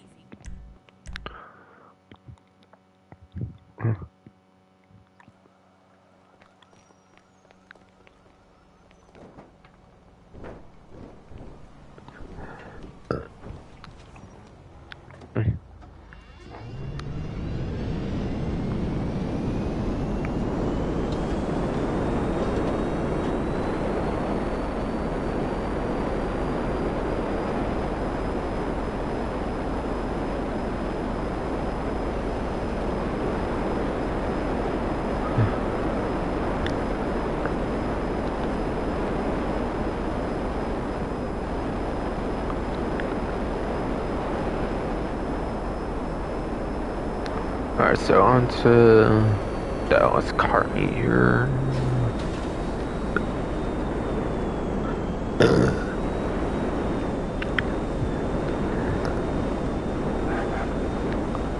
onto Dallas car meet here, yes indeed.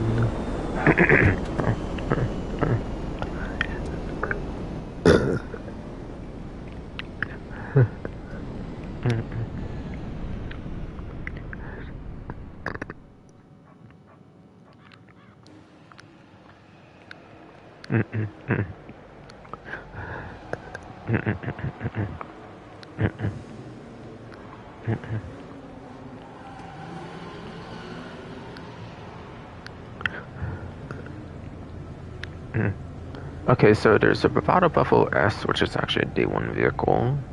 Got a Stinger GT is another day one vehicle, and then the Starter 7B. I already went over this one being vaulted.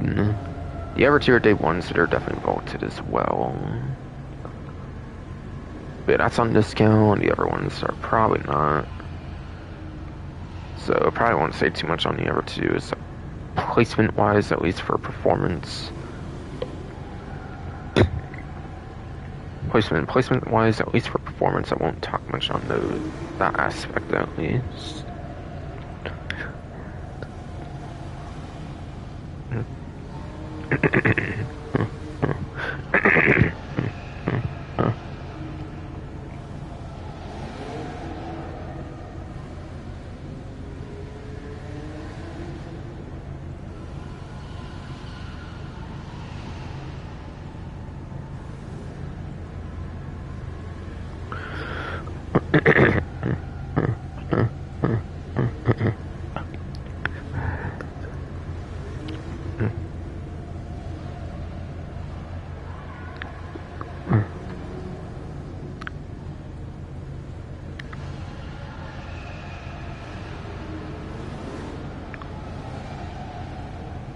Yeah, fucking yes indeed. Alright, yes indeed, none of the other two are on discount.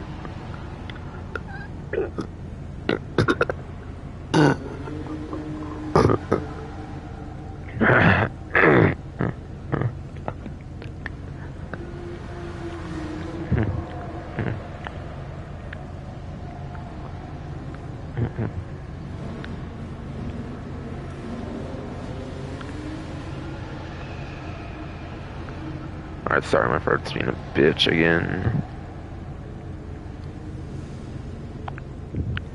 But yeah.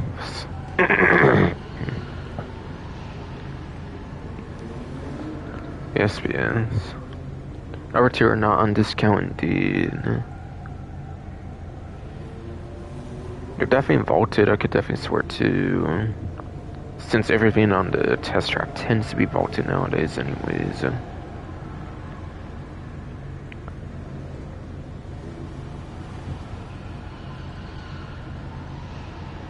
Alright, yes indeed. That is indeed the case.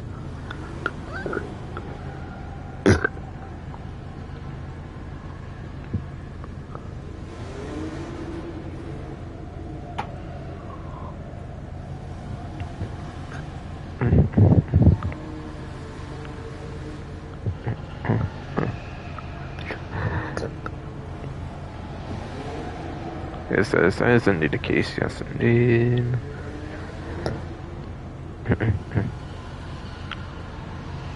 So both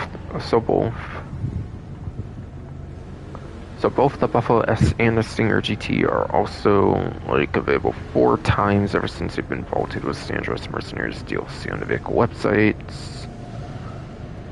So it's been only the 4th time they've become available if you care to get them at all for any reason. Never know how long it will be until they become available again, of course.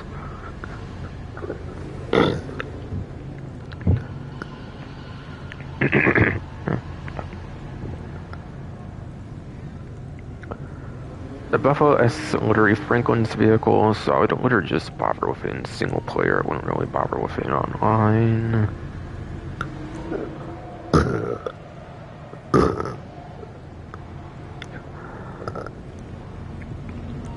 But yeah.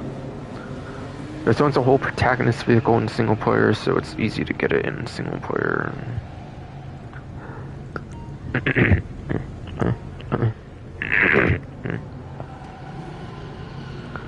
God damn it, fucking Fro just let me speak. Sheesh.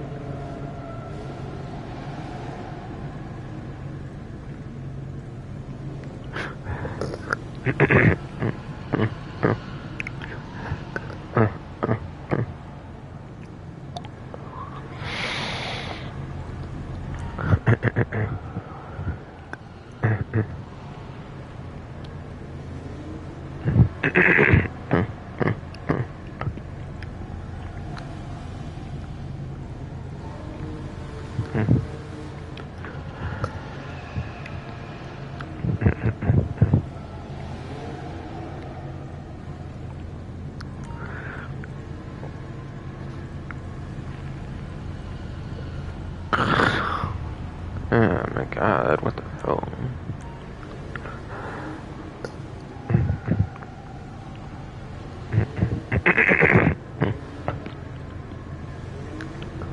Yes, again, if ever lets me speak this time much. This is a protagonist vehicle. Easy to get in single player. Cannot buy it there, cannot see it on the streets. But it is a protagonist vehicle, so it's very easy to interact with and bother with. I think it would be a waste of a slot in online. I don't really think it's all that good these days in single player. Or not single player, but in online, obviously, for performance.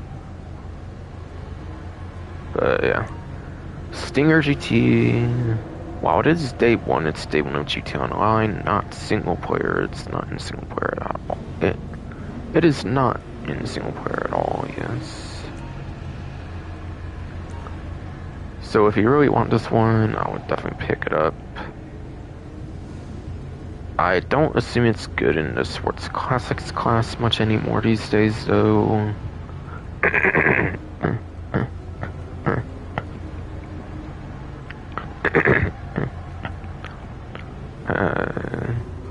I assume it's not good in the Sports Classics class these days anymore nowadays, so...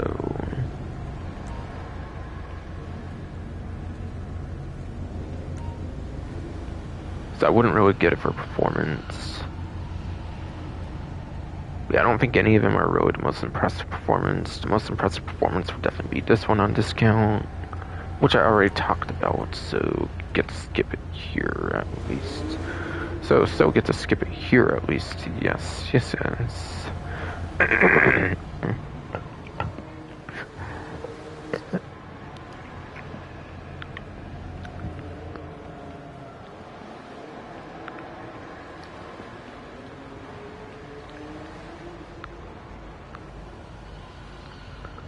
And then the Obey I wagon here next is actually the prize ride, actually.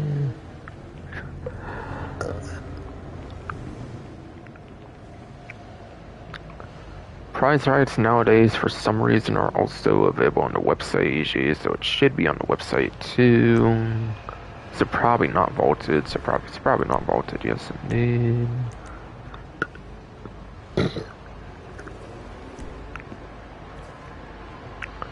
Yeah, for the LS Car Meet series, like per usual, of course, it is placed top 1 for 3 days in a row, it is. It is placed top 1 for 3 days in a row. I feel like it's a little strict for the iWagon, but not exactly 100% strict, I would say. As I will explain. As I will explain, yes indeed.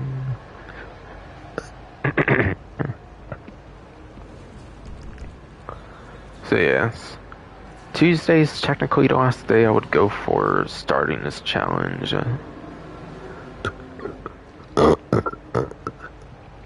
Tuesday is obviously the last day I would really go for starting the challenge, yes indeed.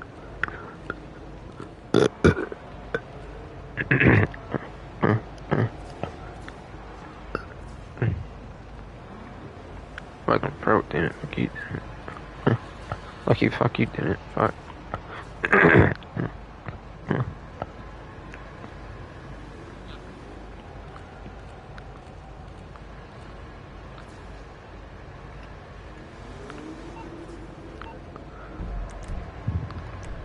No, not that. Shitty throw would make me choose the wrong fucking thing.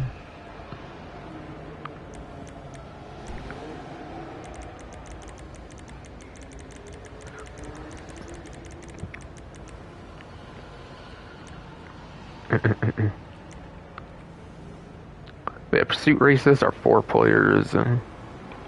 Top one is just 25% chance chance, which is not amazing.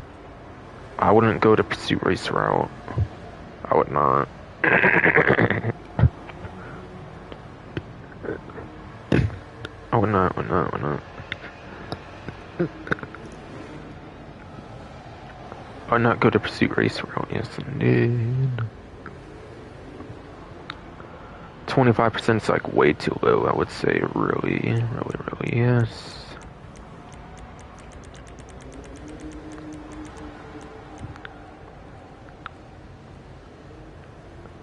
Street race.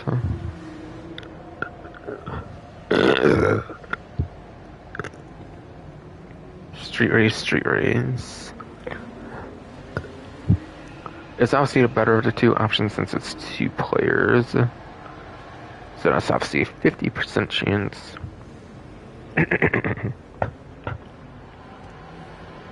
So that's obviously a 50% chance of winning the top one if you're going against another player. Or of course if you have a friend, you could even do it with a friend and just exchange wins with each other, and that's a really easy way to do it as well.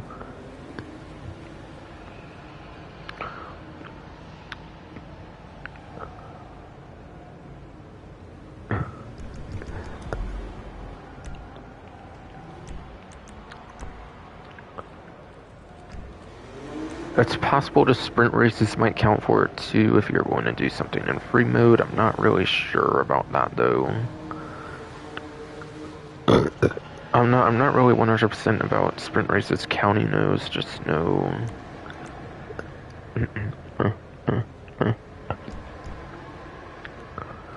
And then solo at least, I know drift and drag races don't count solo. And Rockstar doesn't really make newer content consistent with older content in some ways, such as with the prize ride.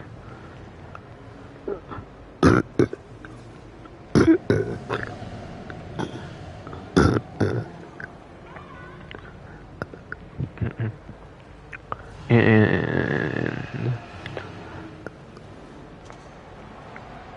yes, and fucking goddamn fucking dude, fucking throat, stop.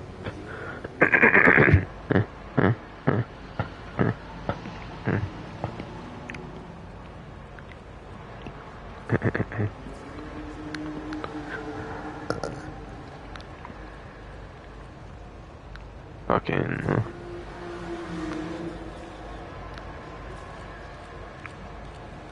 what's it called? Sorry, I'm losing my thoughts sometimes because of this shitty fucking throat shit.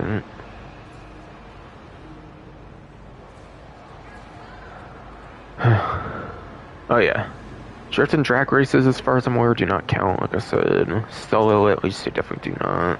Since I've played them, of course, since I've played them, of course, yes.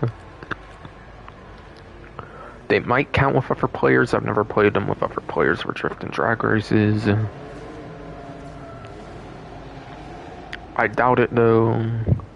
They don't make newer content entirely consistent with older content, so, like, I doubt it, like, even gives any progress even with other players, I'm guessing. But never know, yes it did.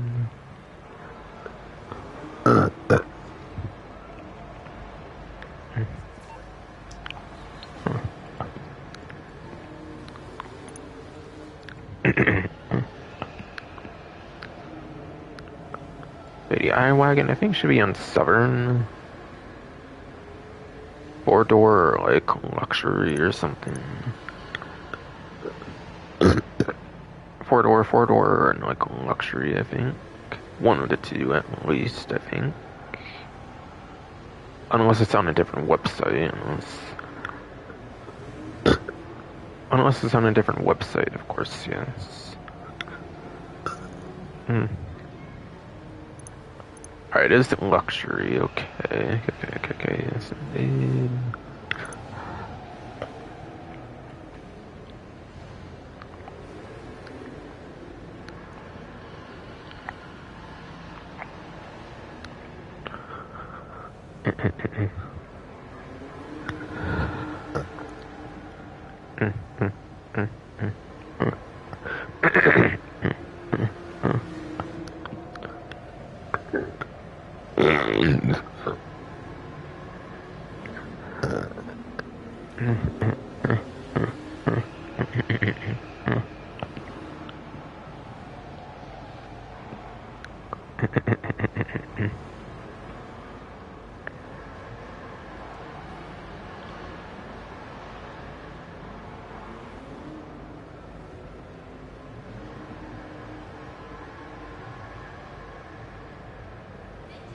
Yeah.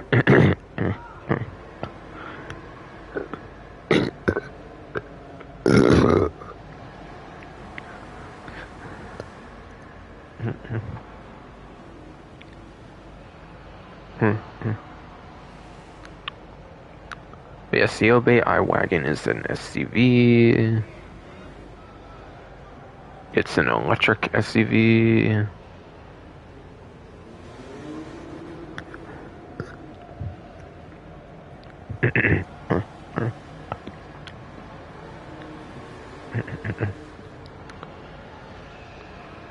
So the iWagon here. So the iWagon here, yes indeed. It is in the C tier.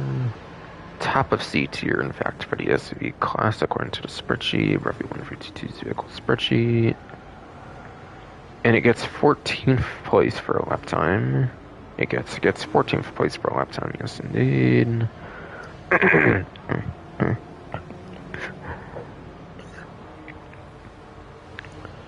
And it gets 49th place for top speed, which is the worst of the class. It does get 49th place for top speed, which is the worst of the whole entire class. Since it is electric, it does have terrible top speed, which is why I'm saying the top one is a little bit extreme, I would say. Maybe something like top 2 maybe would have been a little better in my opinion, I feel.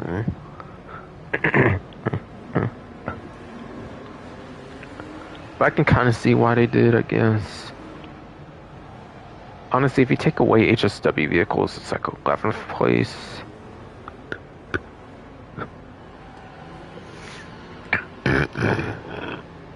Oh my god, come on, bro.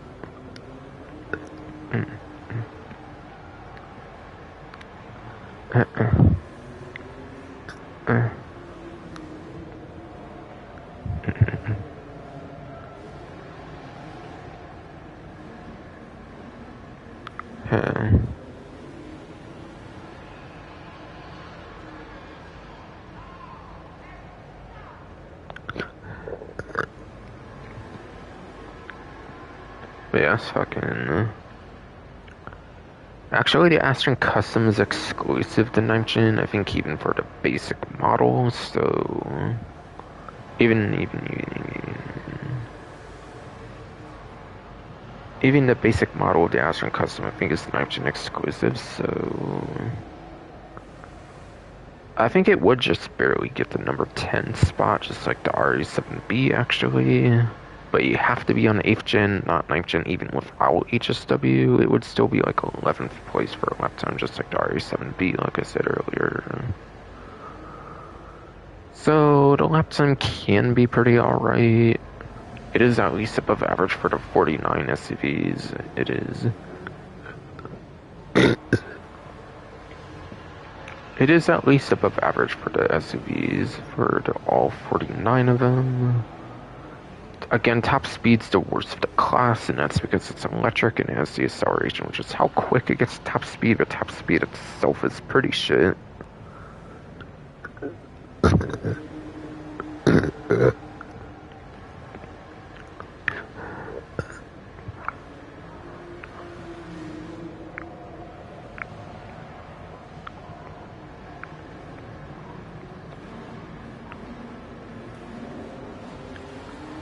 Again, fucking.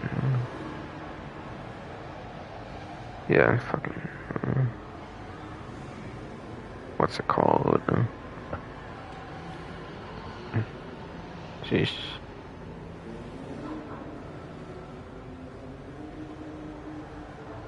Dog was all barking, damn it. Fuck. But yeah.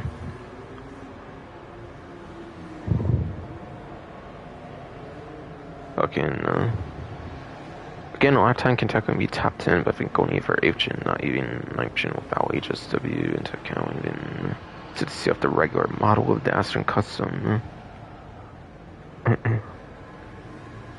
Not to be confused with the regular Astron from the contract again. Top speed's the worst because it's electric in it. Electric is acceleration, which is how quick it gets top speed, but top speed itself is terrible. That's how they kind of like balance the electric vehicles in the game. That is how they balance the electric vehicles in the game. Not make them overpowered or anything, of course. Not make them insanely overpowered or something for performance or for performance or anything. Yes.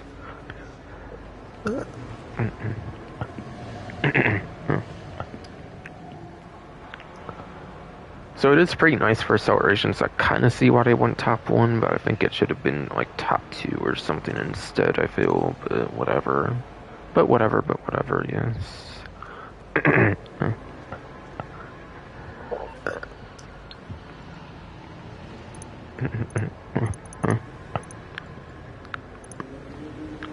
It's also 1,720,000.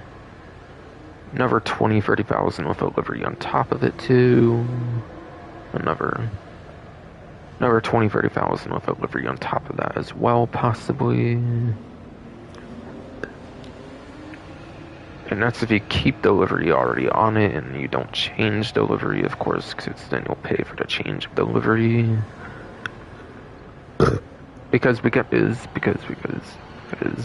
Because then you would, of course, change. Like, changing the livery would, of course, make you pay for that too. Yes, indeed.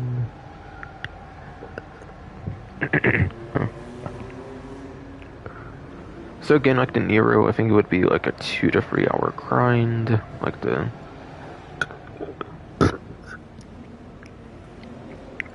Nero, I think it would be a 2 to 3 hour grind instead.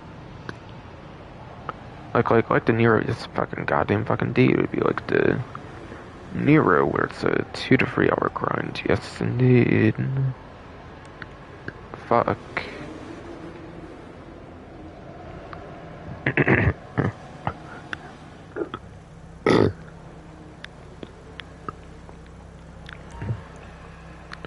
And then onto the not HSW, but onto the premium test ride, the house premium test ride, whatever the hell. It is the Iniciuros X32, X32.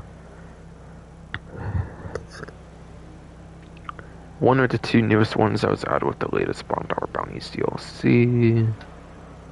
Sorry, pretty much explained this one entirely. Number 1 lap time, number 2 top speed for the coupe class. Pretty good. Pretty good, yes, as you would expect.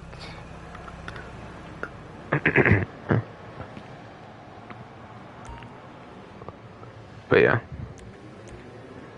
Obviously, it's on the vehicle website, like every single one aside for the Sterling GT, like I said.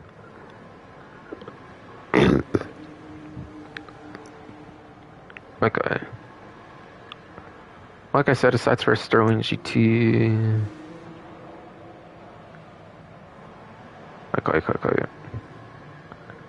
Unlike this Sterling GT, it's obviously on the website.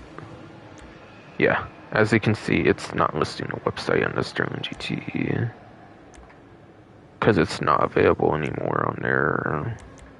Has to be on a showroom. All the rest are on the website too, though.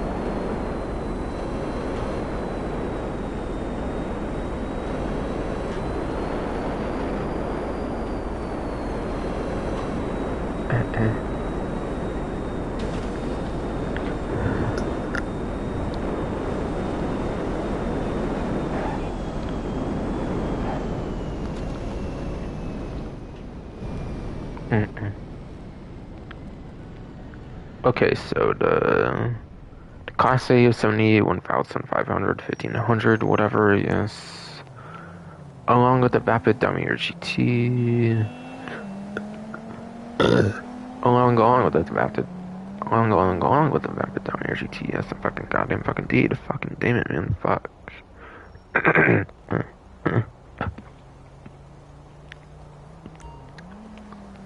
Yeah, I'll just wait for the income to come in, I think, for the bail office spot with it.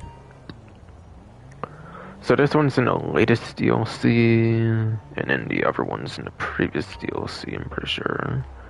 Kind of format they've been doing a little bit recently. Kind of format they've been doing a little bit recently. And if it's like per usual, they won't be on discount at all.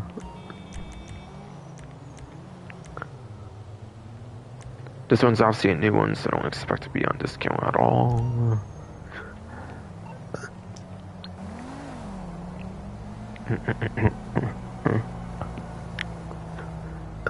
That one you should find on Search San Andreas, I'm pretty sure. Yes, indeed. 1,205,000. Breathy 1322 has not tested this vehicle yet as well, by the way, so I don't know anything about the performance of this one. But honestly, you have obviously the monstrosity HSW on like top pretty much. It's not really there, but yeah.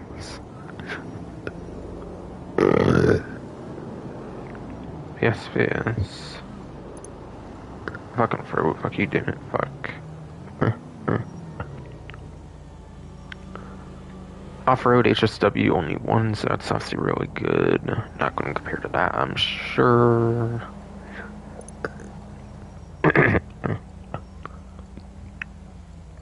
And then also, you have the Draugr and like the Vagrant that are also on top for non-HSW. And then this thing's a fucking truck, and it's also not sporty looking at all, I would say. So, like, I don't really see this one being super amazing.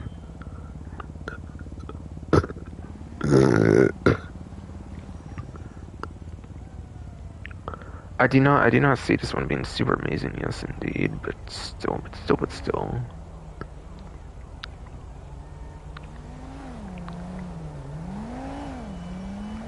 Like, honestly, I don't really feel this looks like it would compete with the top couple or whatever. So I'm honestly not really going to necessarily, like, say it's going to be amazing, but yeah. Obviously it's new, and you might want it for it being new. Obviously. That's all I'll pretty much say right now. And then down here, GT. It's not on discount, I'm pretty sure, so it won't go over performance, but I'm pretty sure it's on top of the class somewhere for muscle car class, so that's pretty good.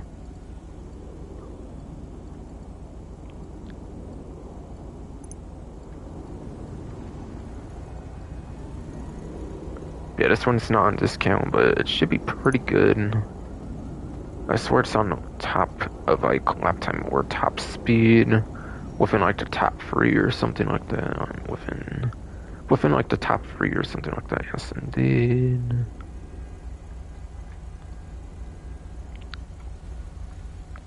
So I think that would be a pretty good buy on the GT if you want it for full price.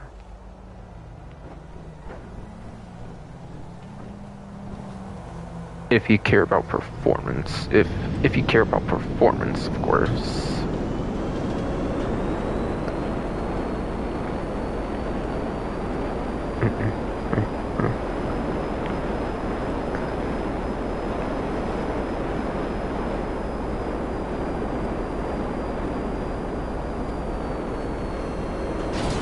Oh shit, what the hell? How'd I hit anything there? What the fuck?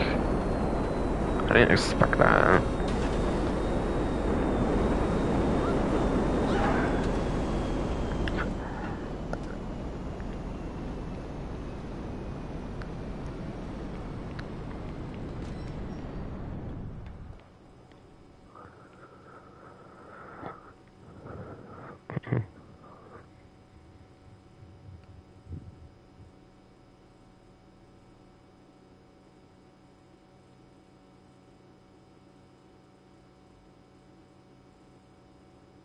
Alright, stream's still live. It's expected, so that's good. So that's good. Never know what. Never know when it wants to act up though. So that's why I check it though.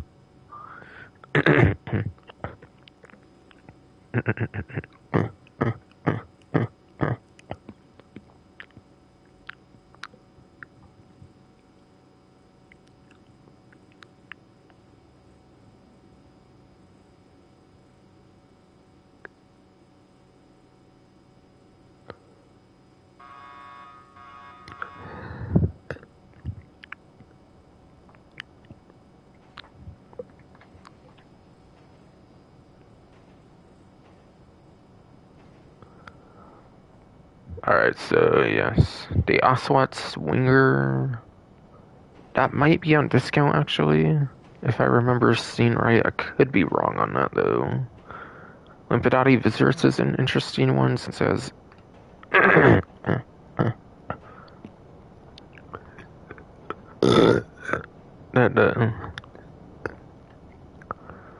Limpidati Viscerus indeed, yes, fucking bro is an interesting one, yes indeed. It does get access to front mounted machine guns, which does make it a little more interesting compared to your average civilian vehicle. Compared to your average civilian vehicle, yes indeed.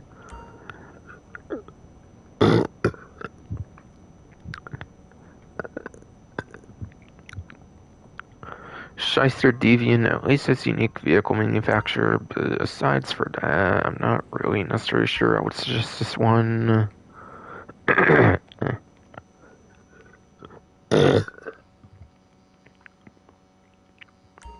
Masakuro is available in single player, and I think the bike should be as well. Or no, this is a biker's DLC bike here, I think so.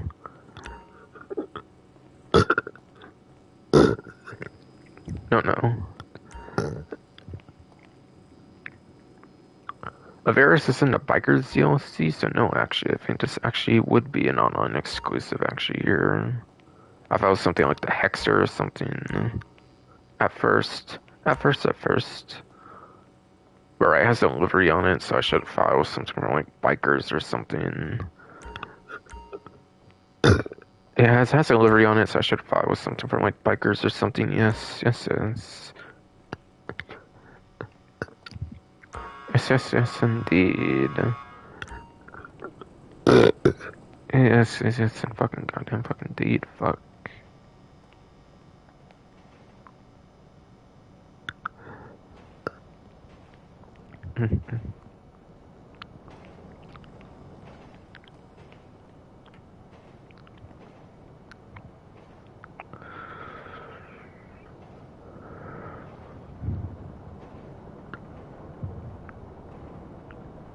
Alright, yeah, the Swinger is a discount, and that's it.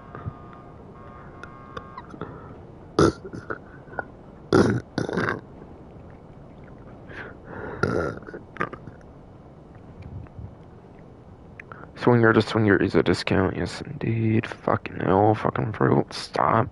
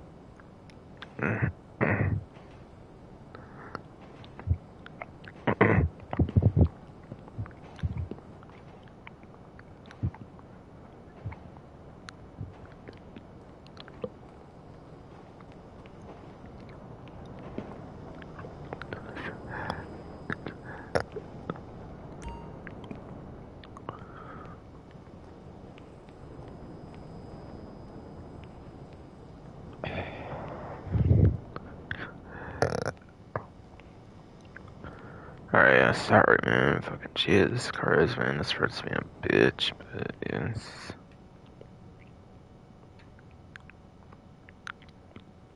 Fucking, but yeah, I saw Swingers a 30% off discount. I believe RE7B was obviously 40 from earlier, so this one's 10% less at 30.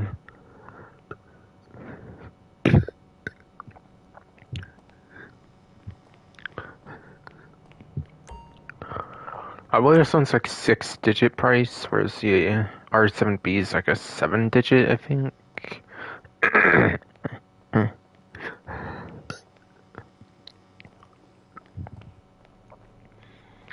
I think the R7B is like a 7-digit vehicle, like in the millions. This one's like 100,000s. So this one you could probably grind for in like 1 hour or something. So this one you could probably grind like 1 single hour, which is nice.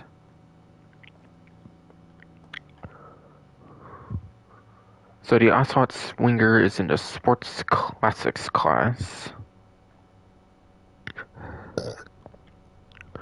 But yeah, I already went over Sport Classic for a top couple options, so it's not in the top 3.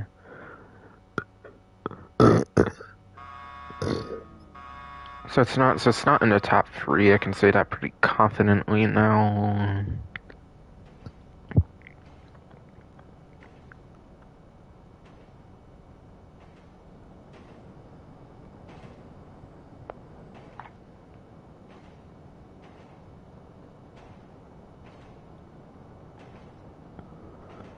But yeah, the Assault Swinger, according to Breath 1v22's vehicle spreadsheet, it is in the C tier for Sports Classics class. And that makes it 11th place, actually, for lap time. And in 19th place for top speed. So while it's nowhere near the most usable in that premium race, it is still within top 10 for a lap time if you take away the HSW vehicles. So that's pretty good.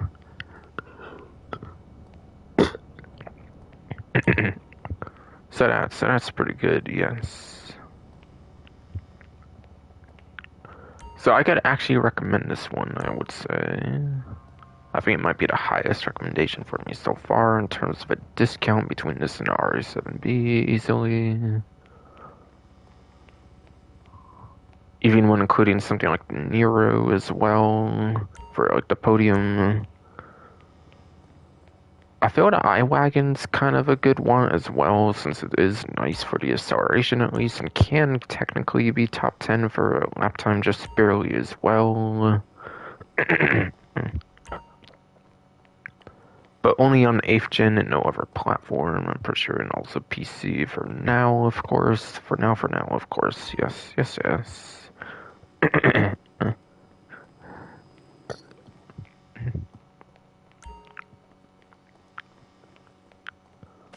Wait, what the fuck? She died in the showroom. Not the only time it's happened, but still. I was like, why did that pop up? But then it came to mind, yeah, she must have died when I knocked her over or like pushed her or something. That happens at times, which is really funny. Which is really funny, yes. Oh yeah, why am I wearing this anymore? Whoops. I forgot to change my appearance because my throat was being a bitch or something. Yeah, my bad. I don't mean to wear that. I was wearing it for like 2 hours before I realized that I should change that, basically.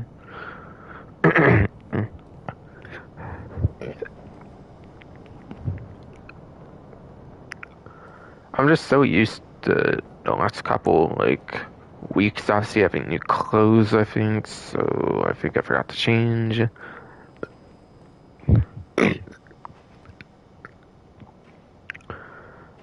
I kind of, yeah, I would say I kind of forgot to change because of the fact that there's been new clothing these like last 2 weeks for like certain celebrations at least. Yes, yes, yes. Yes, indeed. Fucking fuck though, fucking throat, stop.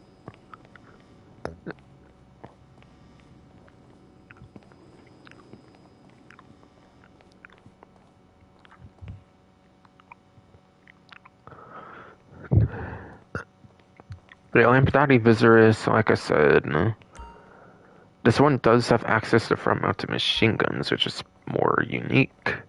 Makes it a little more interesting than the average civilian vehicle, which is nice. So you could use it for something like a Headhunter VIP work, something pretty small, and you can make like $20-ish thousand in the free mode, which is pretty nice. Obviously, there's much better vehicles to do something like that for, but hey, it's something at least. So that's obviously pretty nice. So I would say I do recommend the Visitors, even though it's obviously not on discount. I also mentioned it since it is actually top free for top speed for the Sports Classics class for 8th Gen PC, where you don't have HSW at all. Yeah, at least for PC, of course, too.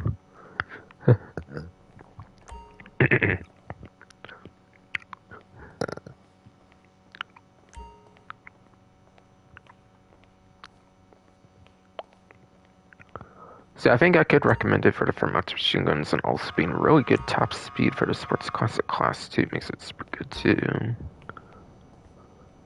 Like I said, it is usable in the premium race, like I mentioned.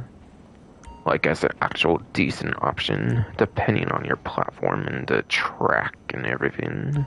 It is top speed though, which is pretty niche, so I doubt that will be too useful though for performance, more for the machine guns, but still. But still might be an option, yes indeed. But yeah, Shyster Deviant.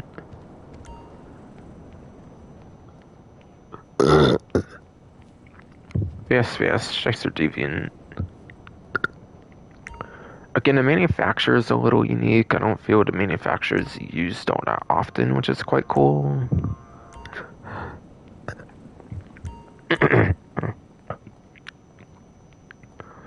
But yeah, aside for that, I don't really see it being a top contender for what should be the muscle car class, I believe, on this one. But yeah, this one should not be anywhere near the top, I believe, for muscle car class. I don't really see it being a good contender for the class, though. Debachi Masakro you can order just buy in the story mode. It's a 2014 DLC vehicle. Pretty much every 2014 DLC vehicle got put into story mode, so I don't really see this one being too useful for online in particular.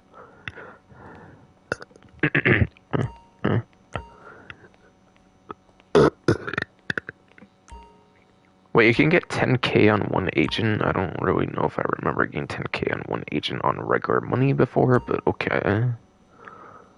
I thought that was more for like double money, but I guess that's possible technically, I guess.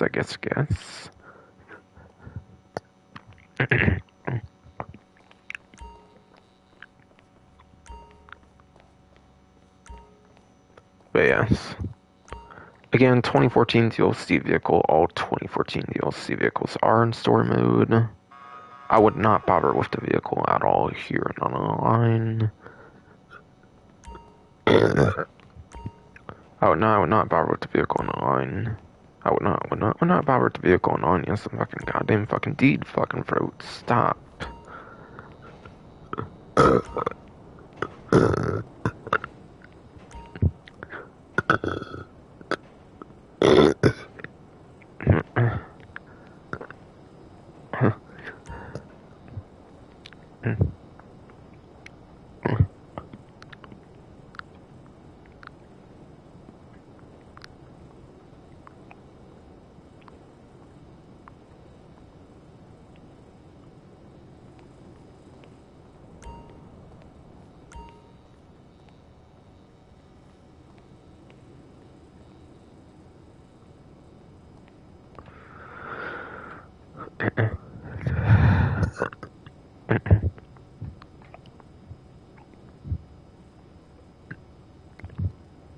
And then, yeah, the LCC of Varus, I don't really feel it would be a good motorcycle for performance since it's more of a chopper and not like a sport bike.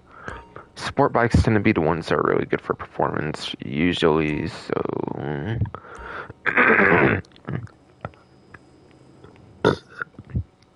so, being a more chopper, not a sport bike, I don't really see it being a top contender for performance.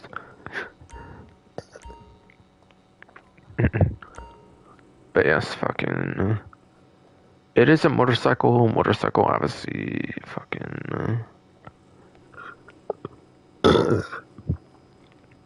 Motorcycles are what I usually recommend for the time trials, which I actually kind of forgot to mention. I do usually use motorcycles for time trials.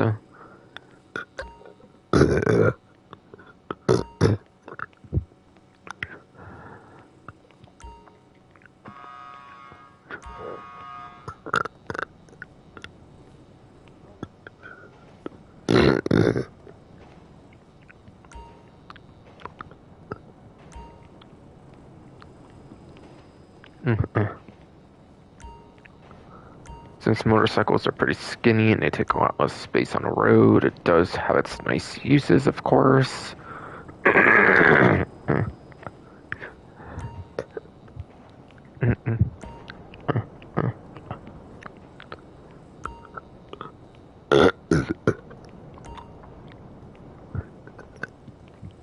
But yes, fucking... Again, fucking throat stopped in it, fuck. Yeah, they do have their uses, of course, being skinny, they take a lot less space on the road. But any motorcycle for the most part, but any motorcycle for the most part has that as well and could perform much better than that, of course. Of course, yes. Of course, yes. Fucking goddamn fucking deed, yes. So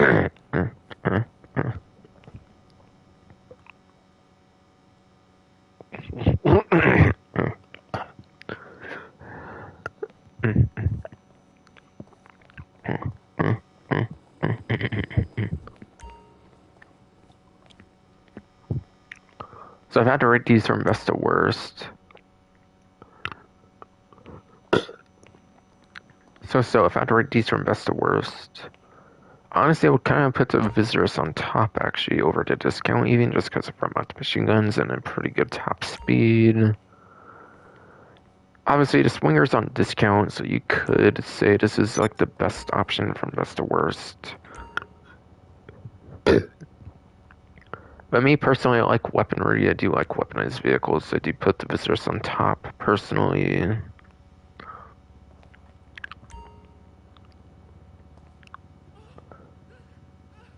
But honestly, this could be the best option if you don't care for weaponized stuff as much as I do. I would say so I'm going to call this best above average for the average vehicle in the showroom. I'm probably going to put the Averus because it's a motorcycle and it's a lot less spacious on the road, so you can actually do a lot of top speed stuff and whatnot with the Averus and really most motorcycles of the game, like I said.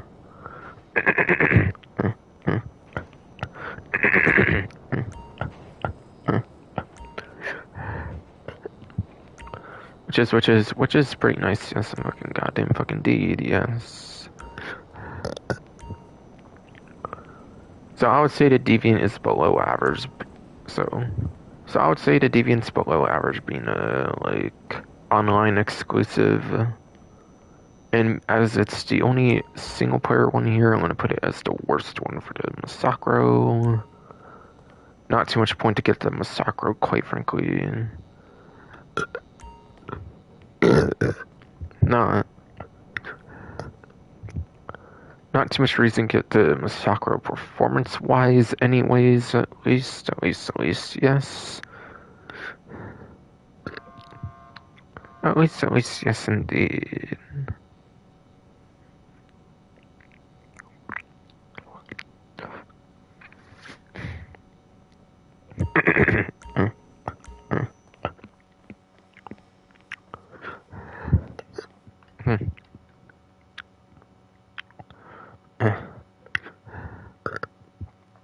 So again, best I would say for me is the Visitorist, but otherwise I feel could be the Swinger. Above average, I would say goes to the Swinger. Hey, you.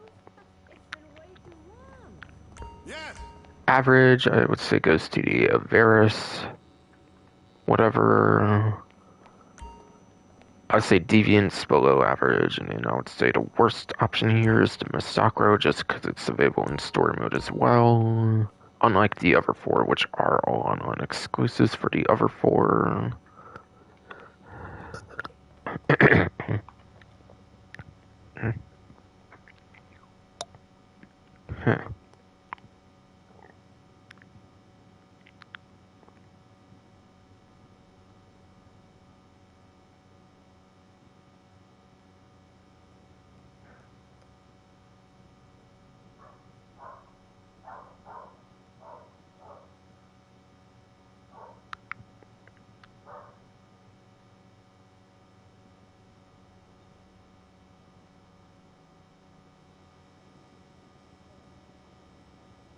Alright, all five of these are vaulted like per usual when it comes to the Simeon's Premium Deluxe Motorsport, whatever here.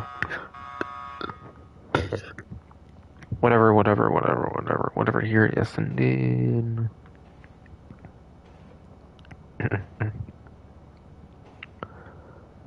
So yes, the Ocelot Swinger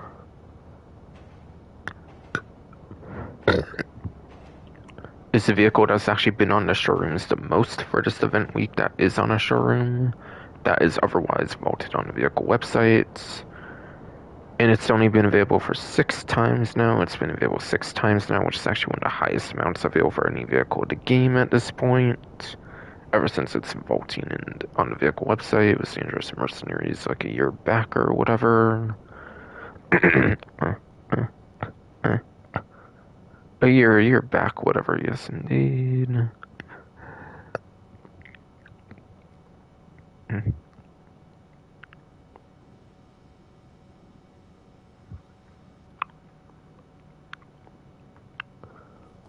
But still, never know how long it's going to be before it becomes available again.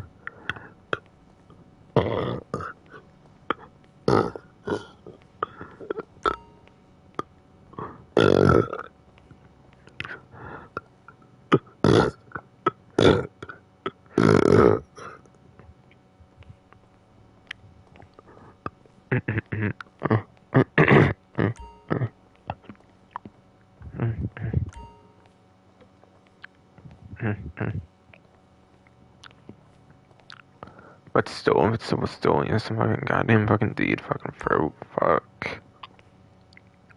Never know when the Swinger's going to be available again, regardless of how many times it's been available and everything.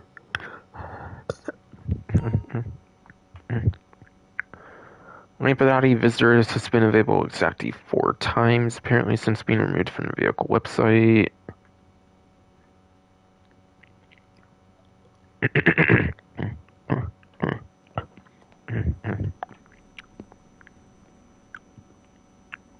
Same goes for the Shyster Deviant and the Masacro as well, actually. Those have also both been available for 4 times now since the vaulting on the vehicle website.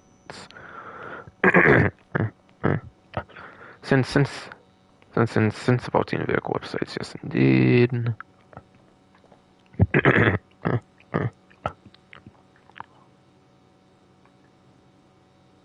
And then the Avaris, whatever the hell.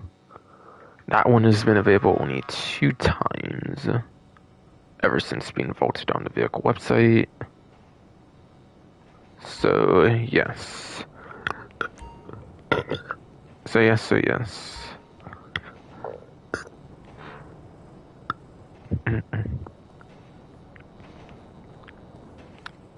Fucking. Fucking.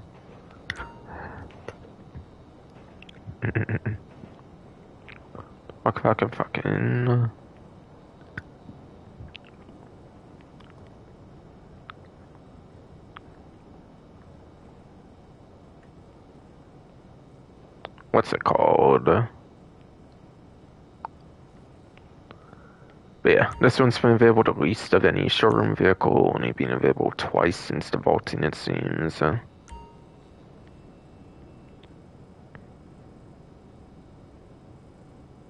Every other one for the event week has been available at least double that amount for 4 times.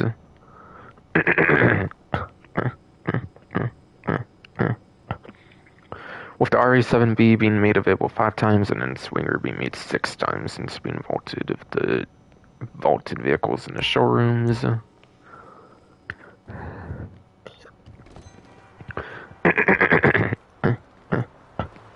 So yes, fucking bro, fuck you, damn it, fuck.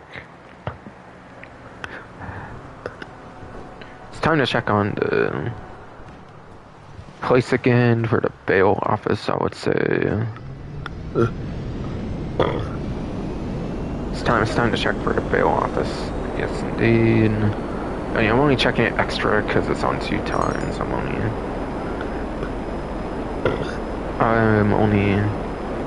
I've actually only been checking it extra because of the 2 times, by the way, since you should check it like once per stream, basically. Basically, yes.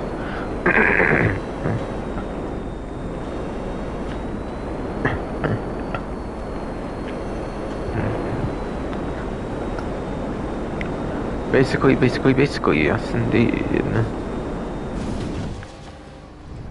Yeah, fuck, it's stalled. From the damage from earlier, that's right. Yes,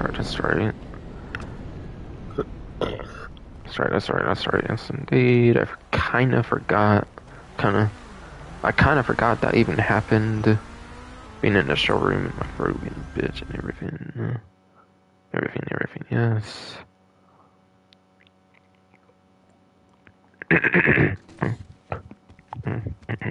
Y'all right?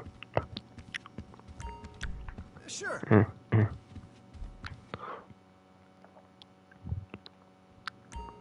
Sure. You all good there?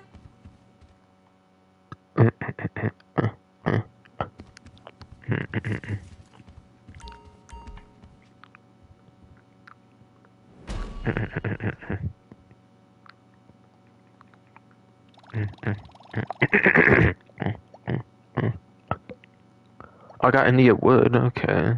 That's one I still need.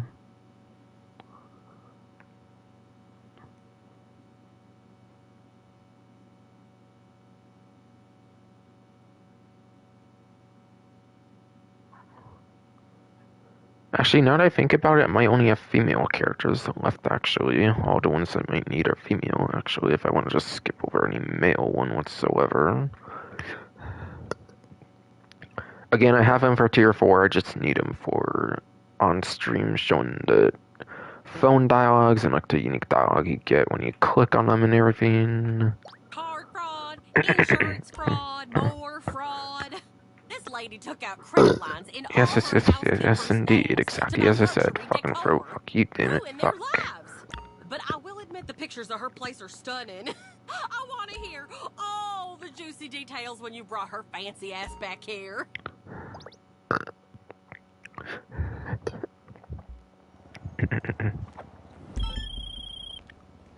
All right, listen. So, our Yeah, I mean, not to skip the call by accident. Might have done that at least one time on stream with like Colby Wright or something like that. With like Colby Wright or whatever the hell. Yes, a fucking goddamn fucking deed. Fucking throat. Fuck.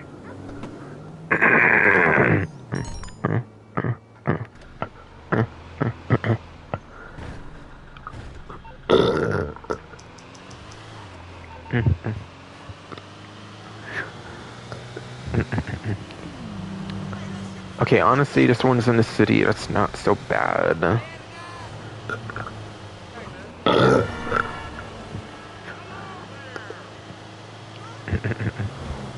Honestly, this one's in the city. That's not so bad, so I'm not going to take the Raiju.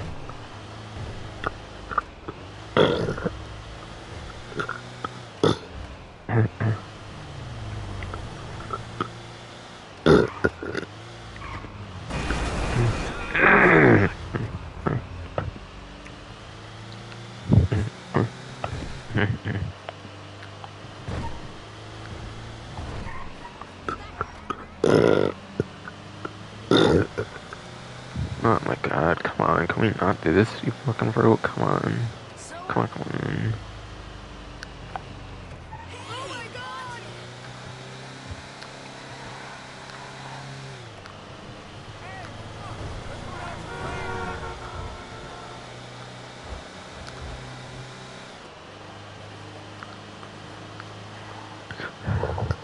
Oh my god!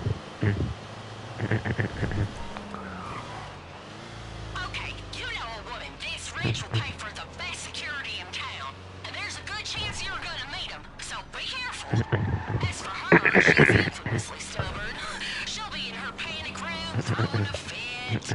If you want her attention, I suggest you cause chaos enough that she'll do anything to make it stop. What in the world do you think you're doing here? What's your fucking problem? Oh yeah, wait, what am I doing? I don't usually do that, right? I don't think. So I like to get more of a jump on the characters, obviously. Obviously, yes. You aren't supposed to be down here? What the hell do you want? Okay, where are you even? Okay, died. That might have been you, I don't know. Fucking do it! You piece of shit! Hey, get out! This is private property! I usually go the other way, actually, I think. But yeah, my first being bitched, I'm not really knowing what I'm doing sometimes. Shooting that vehicle is about to blow up the car, I shall hear. I shall hear, yes. What the fuck is it with you? I shall hear, yes indeed, fuck.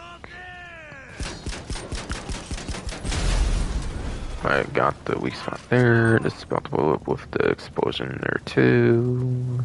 Get down! What the fuck am I doing? Screw you! Ah! He's been hit! Go to hell! Right, just the lawnmower as well, right, and the camera. Fuck off! Lawnmower is the vehicle weak spot too, so as long as I can get a good vantage point at it, then I'm fine. That might be fine. And I can move it, and eventually it should happen. With the bullets, of course, I'm in. With. Move it with the bullets, of course, I'm in, yes indeed.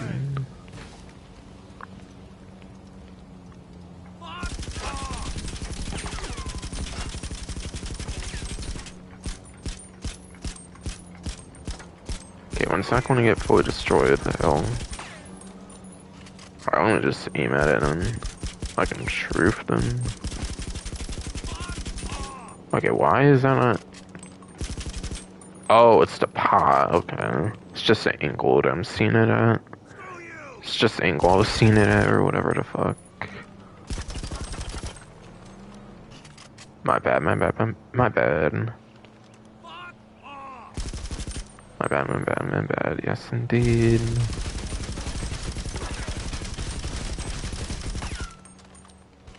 Screw you!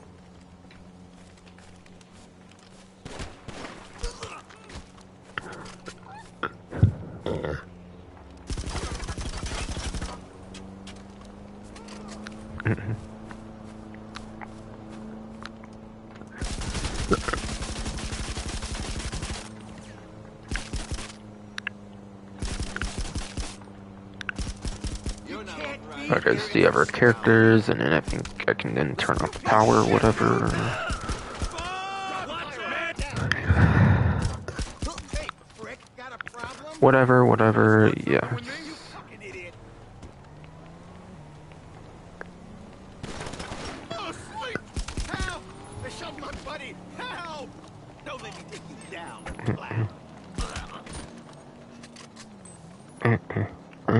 She's got everything she needs in that fortress. You try cutting the power? See how she copes without Wi-Fi in between those reinforced steel walls? Yeah, it's always on these tables if you look at them beforehand. For these wood tables, advanced depending on the location of the house, I believe. I believe it's on advanced depending on the location of the house, yes indeed. Fucking proof. Damn it, fuck.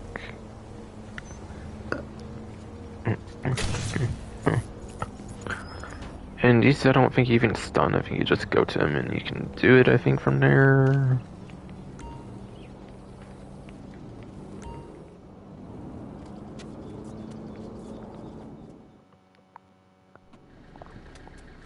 But yeah, for the house ones, you don't even have to stun them. You can just take them after you get them out of there. After you get them out of there, of course, yes. Fucking come on. Wow. Bruh. I got pinned into the wall, bruh. What the hell? I blame you, you fucking fraud, since you're not being decent around here. Holy shit.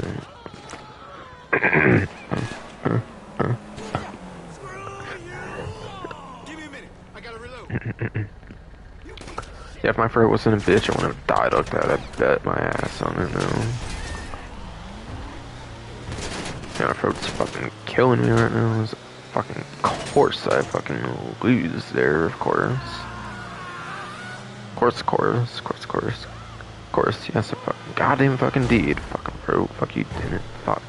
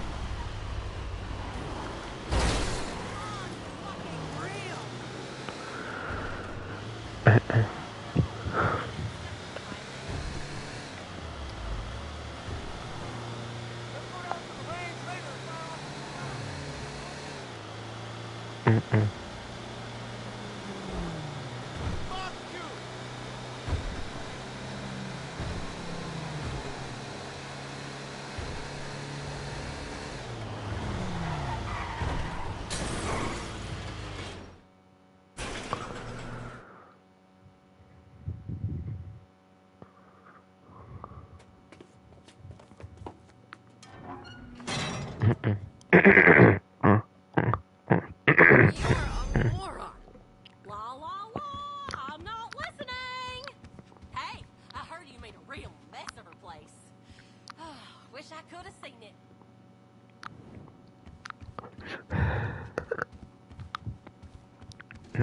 Take care now.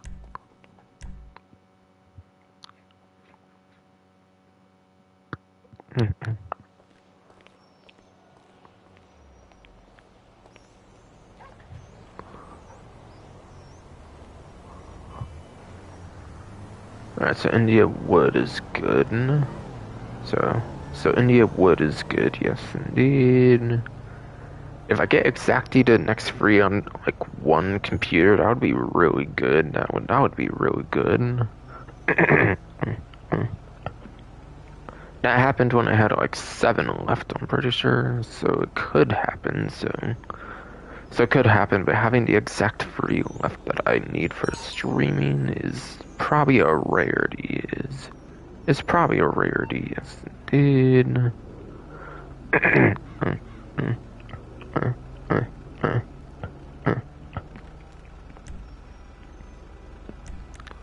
Yeah, it reminds me to retire fucking Tom Connors, Thanks a fucking lot, Damon Tom fucking Connors making me fucking resign. I guess. Yes, a fucking goddamn fucking deed, yes.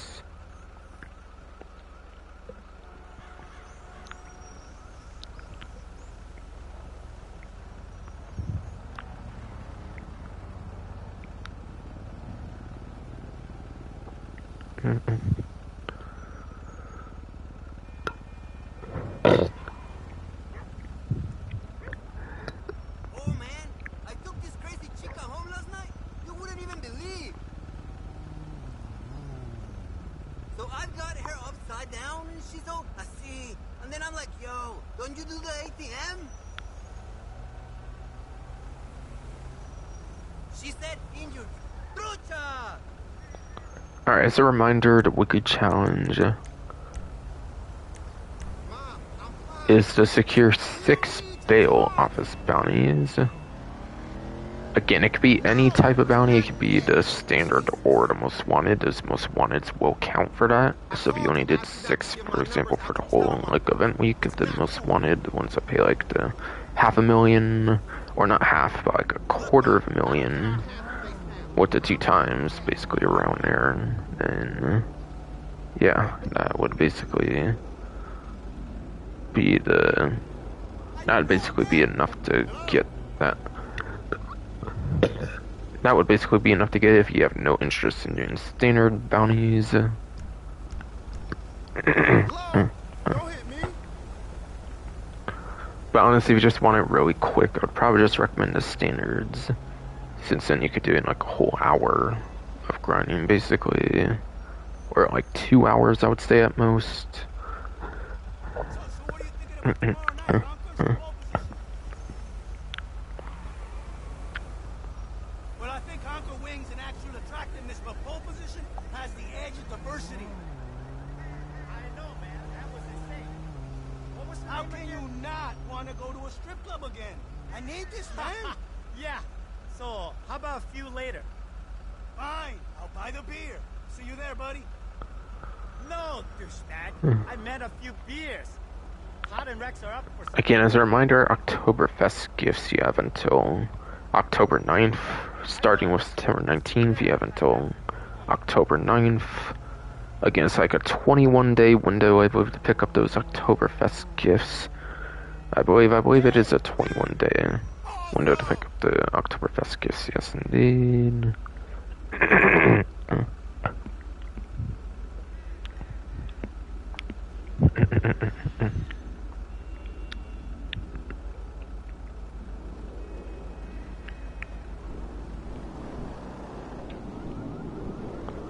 So go to a clothing store, show some of the clothing stuff off, if not like all of it even, if not like all of it even, yes. Damn, they ran into the jet thruster, that's funny. Or, I don't know if I would call it like thruster per se, I don't know if it would be called like a thruster per se, but still. But still. Like the turbine, whatever the hell. Whatever's behind it, of course. Character ran into that, which is pretty funny. Which is pretty funny, yes. Not often where an NPC accidentally walks into it. Not often where an NPC would run into that, yes indeed. That's fucking goddamn fucking deed, fuck.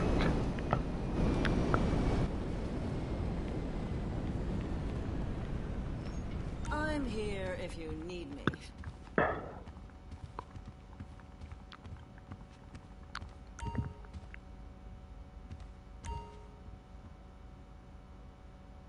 And yeah, Those are so it's not really accessory stuff, so I'm pretty sure you pretty much have to...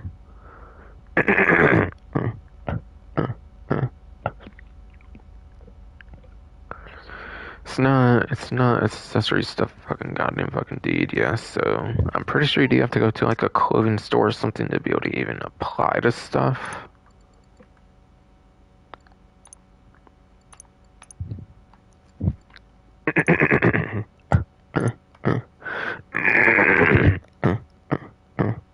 That'll look great on you.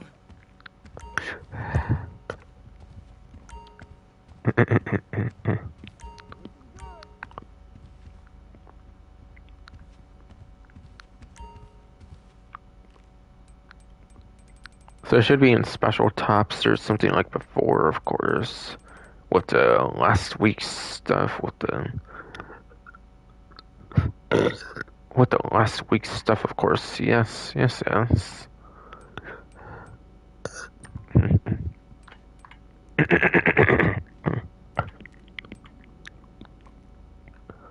So there's the Pisswasser Good Time Tea.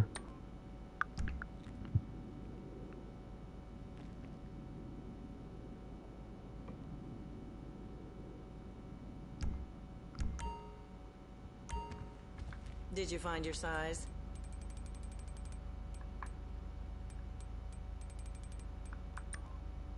Alright. No dedicated special sections. That's in the sport shorts for the... It is in the sport shorts. For the gold Pisswasser shorts. For the gold Pisswasser shorts. The fucking goddamn fucking deed. Yes.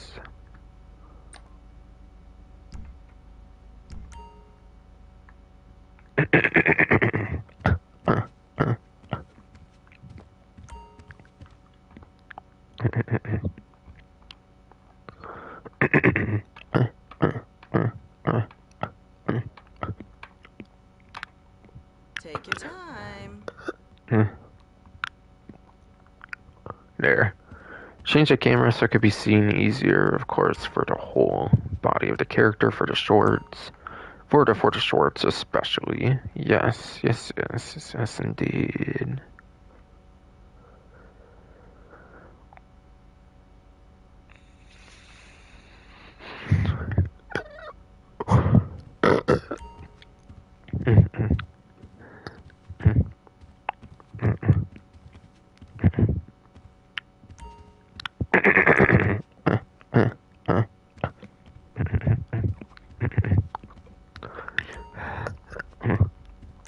You should try it on.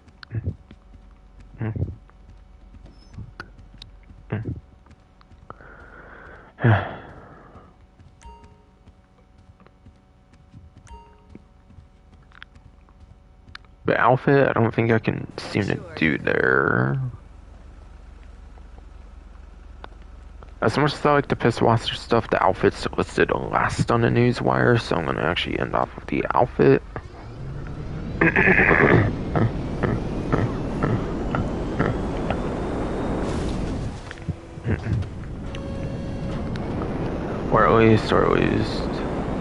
Or at least of the clothing items, that is, at least, of course. Of course, yes, indeed.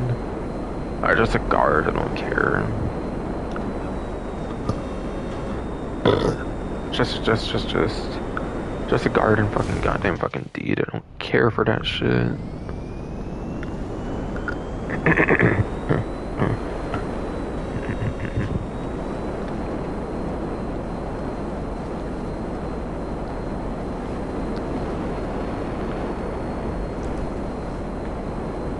Okay, vehicle, don't need that.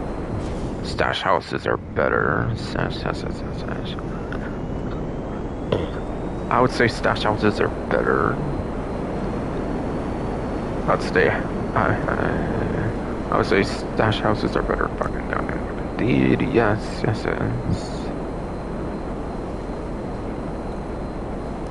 Alright, I'll go to that one, I think.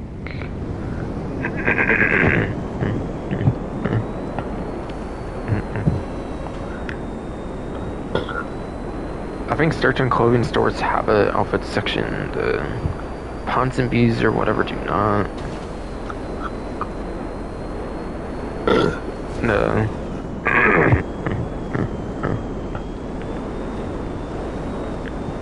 No.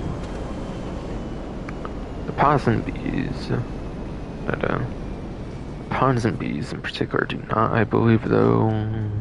Or whatever the hell. Or whatever the hell, yes indeed.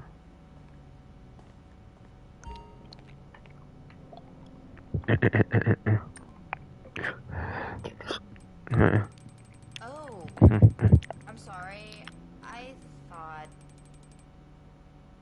But which one is it even in? Doesn't even show a star for any of them, really? Does not really show a star for any of them, really, it seems, yes. Maybe special? That's where they put a lot of the ones I feel really... No,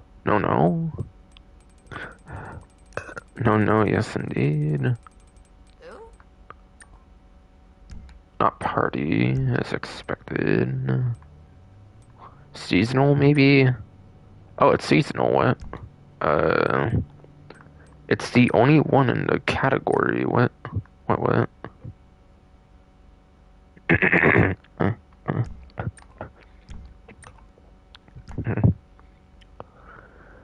Looks like a brand spanking new category got introduced with the outfit for some reason for outfits seasonal. That is interesting. That is definitely interesting. Yes, indeed. But yeah, I probably look really weird right now.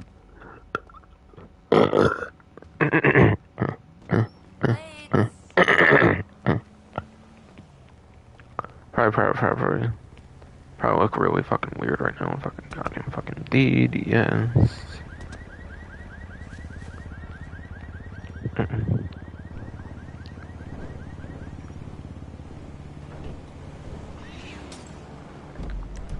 Honestly, I don't have too much distance, I guess, if I want to get into the thing here.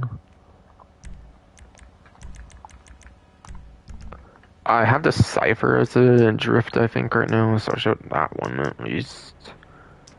I'm not going to turn my Sentinel into a drift, I feel, though. I don't feel I really want to do it over 2 liveries. I'm on the clock. What you want? Some wheels? So sorry, I'm not going to bother with that, but still, yes, indeed.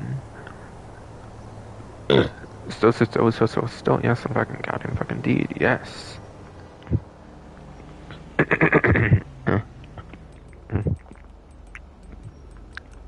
Yeah, it's in my auto shop, of course, yes. Since it's a tuner subclass vehicle. Since it is a tuner subclass vehicle, yes, indeed. I'll bring it to you.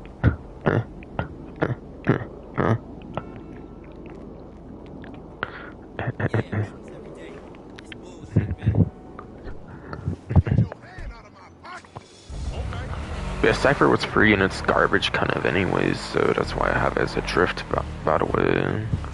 Cypher. This was a Cypher I think they gave for free, I believe, when it first released as a prize ride, so that's why I turned it to drift. Since I was like, might as well, since it was free anyways. And it's not good anyways, I would say, for the actual sports performance and everything, so kind of a good throwaway one anyways, kind of a good throwaway one anyways. Yes, indeed.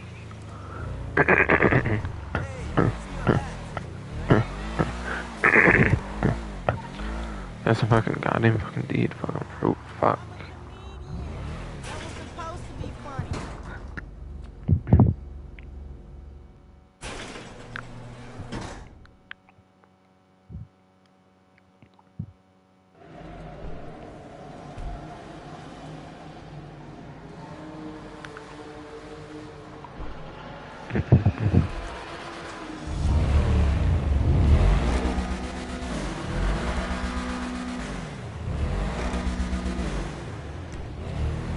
Why not do that a couple times? I guess, yes.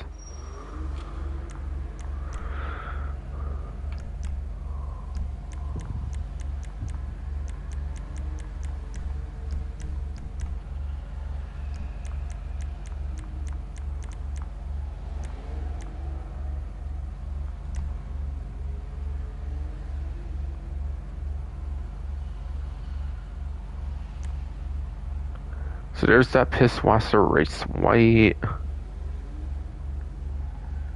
Like the Pisswasser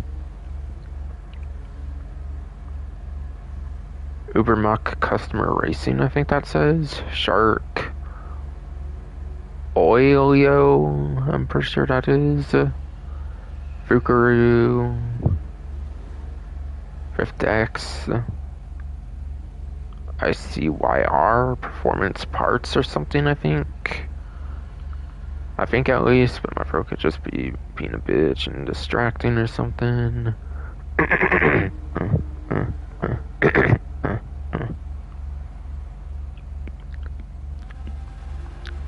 Like meds, whatever the hell. More Fukaru, more Fukaru, yes indeed. Pisswasser. Another Fukaru on the back there.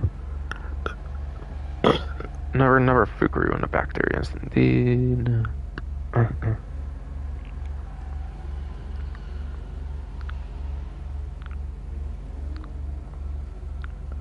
More CYR.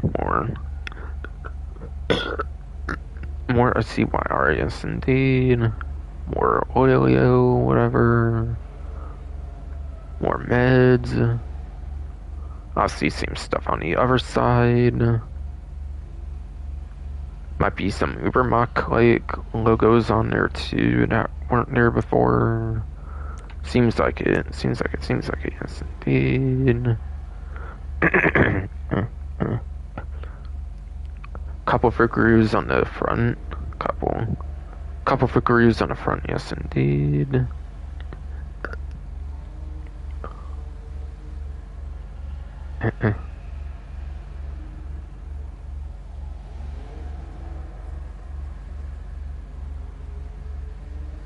Giant Oilio and then Pisswasser and whatnot on the front. And whatnot on the front, yes indeed.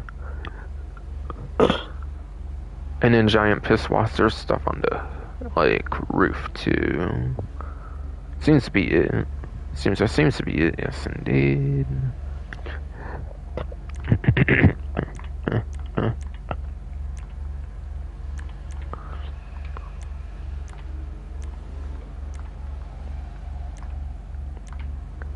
And it's largely the same aside for some color changes and whatnot on the other one.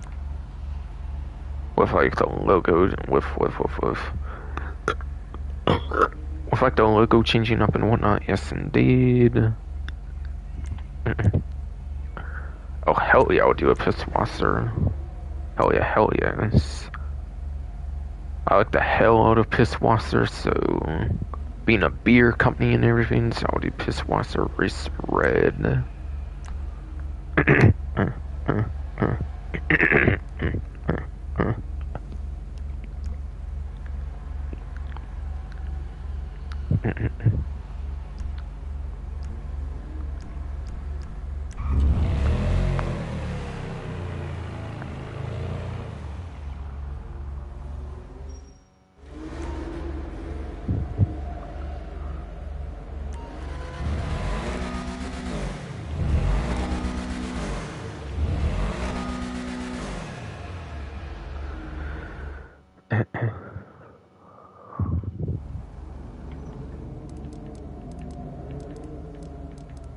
Oh yeah, those sprites are actually pretty cool on Cypher, right, yes indeed.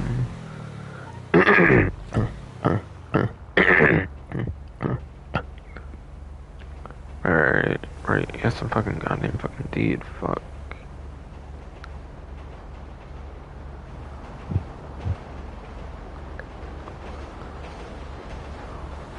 But yeah, again, I'm not showing the Pisswasser race geometry in Pisswasser race, since I'm not a big fan of drift cars. I'm not a fan of drift vehicles in the game since you cannot do performance upgrades on top of that.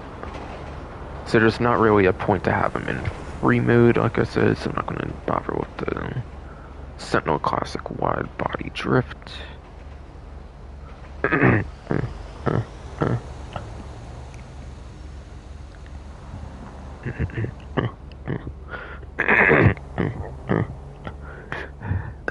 Exactly what I said earlier, yes, fucking goddamn fucking indeed, fucking fruit, fuck.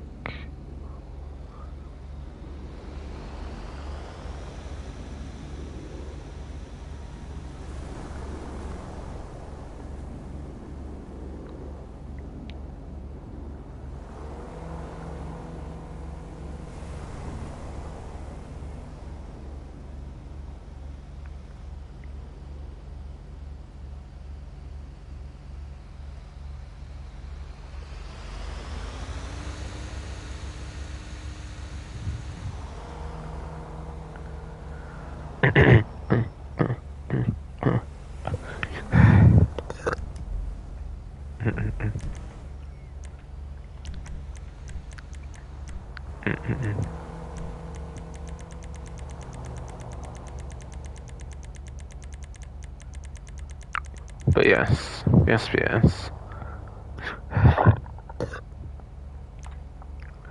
Looks like this week's 2 times money RP adversary mode goes to Hunting Pack Remix.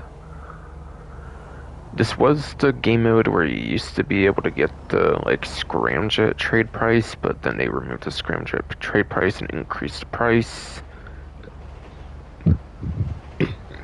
And not even giving it a trade price any longer, basically. So yes. Sadly, there's no more incentive to play the mode for a trade price like there used to be. But regardless, it is 2 times money RP.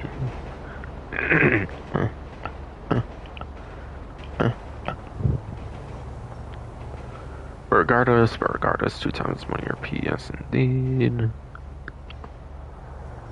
But yeah, you could probably do bounties, of course, as like an associate and everything, so this probably has to be the worst of the money opportunities for sure, I would say, since you have to go into constant lobbies every time for the adversary modes.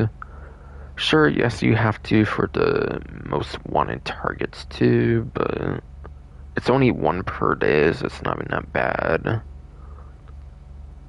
So I do easily say this is the worst of the free money opportunities. I would say this is like the worst of the 3 to 4 money opportunities, whatever in the game.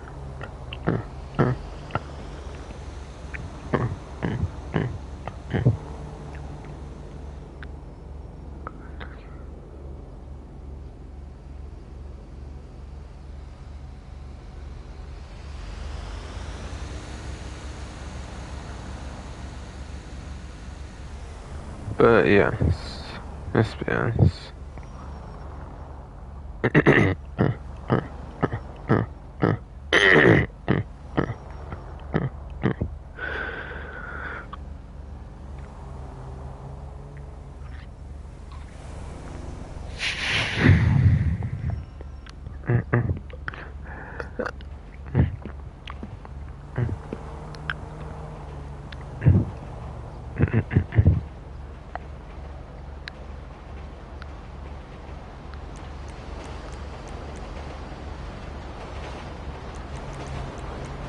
There's 7 maps, it looks like here, of course, like per usual, of course. Per usual, of course, yes indeed. Okay, come on, load the fucking things. Fucking, you have the Dune, the, like, Vigilantes and the Scramjets on that one. You have, like, the Festival Bus, the Armored Crewman, like Duke of Death. For the second one. Third one, you have, like, the... What is that? Like the... Not the mixer, but some other similar industrial vehicle or something, I'm pretty sure. It says a flatbed truck. I don't know if... Oh yeah, that might actually be the flatbed, actually. I'm not seeing like much of a back to it. I feel in the image, so it probably is a flatbed.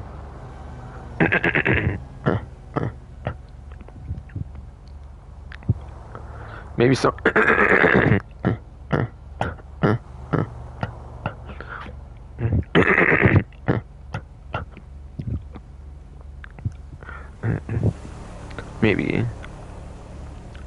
Maybe something like the Revolter and like some other vehicle.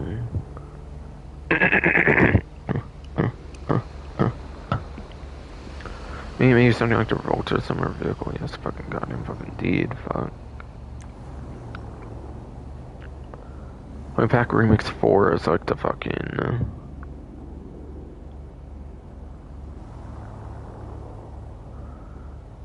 what is that, like the Yuga Classic? Some couple, like, supercars or something, I don't know, I don't know. Yes, indeed.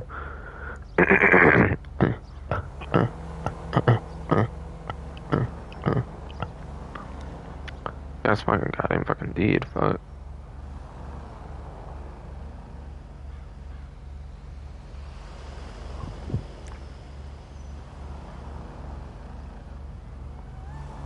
Pounder Custom, and then a couple other vehicle things like the SC1 or something, and like something else or something, maybe. It's Factory Mix 6 with the barrage.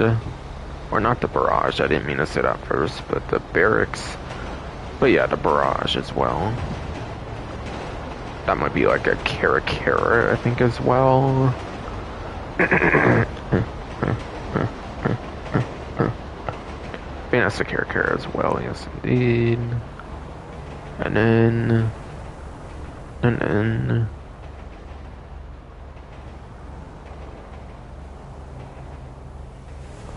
Speedo Custom. Nightclub variant, of course, not the personal vehicle one, obviously, but the nightclub one. And like two, like supercars or something. And like two fucking supercars or something. Yes, fucking goddamn fucking deed, yes.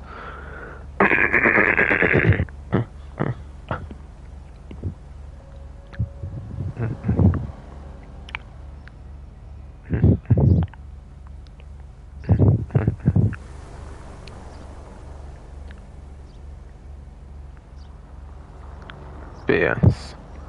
Obviously, the vehicles, like difficulty and stuff, can all depend on the map.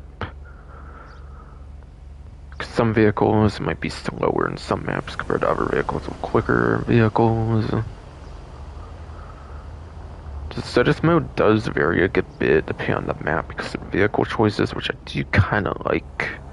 For sure, I would say. For sure, I would say yes.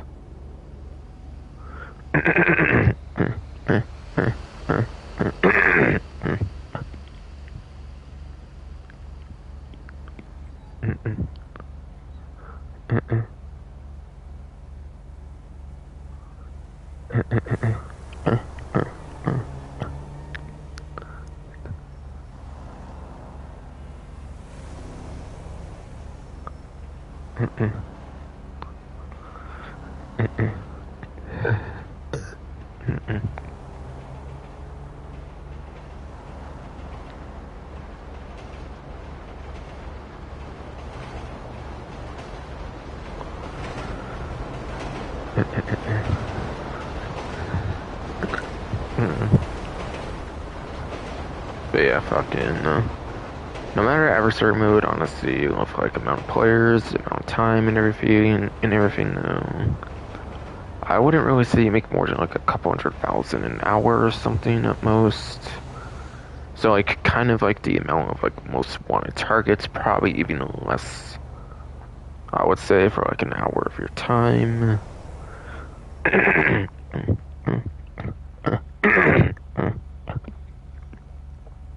Exactly as I said, yes, fucking fuck.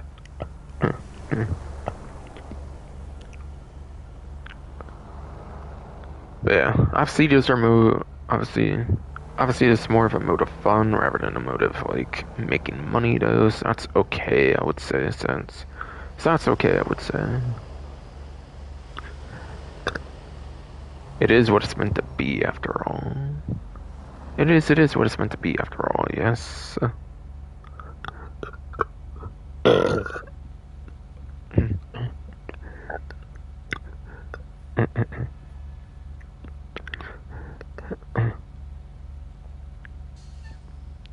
But yeah, and like I say, ever since they started vaulting more stuff with the release of Assault on ATT-16, I would recommend playing it this week if you have any interest at all of playing it, since who knows when it will come back, since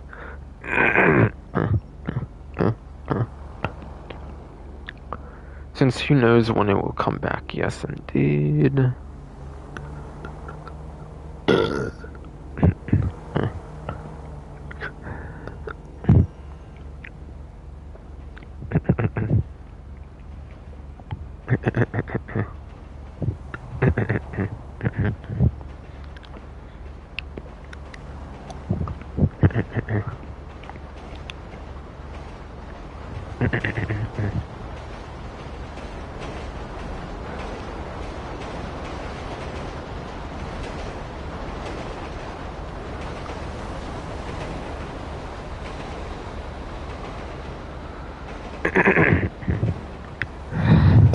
But yeah, To explain the game mode, I didn't really explain the game mode though. It's obviously like the original hunting pack, which I think was one of the first couple adversary modes they ever released in the game, I think, back in 2015, I think. Yes.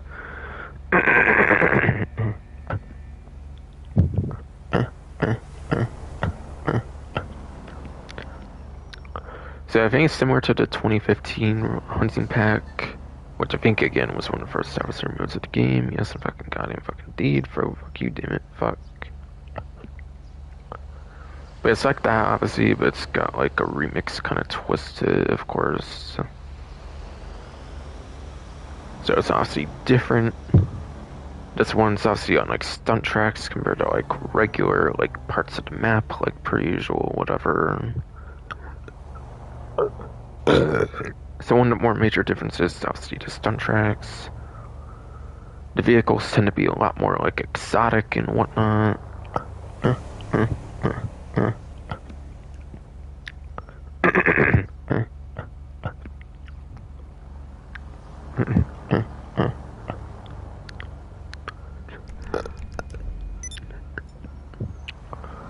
Best way I can maybe describe it, I would say, if I turn to CO,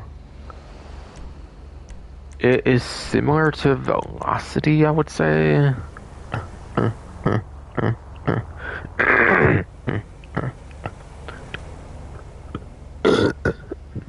And fucking goddamn fucking deed, fucking bro, fuck. I would say it's similar to Velocity, where you have to stay at top speed until time runs out, or before you detonate, basically.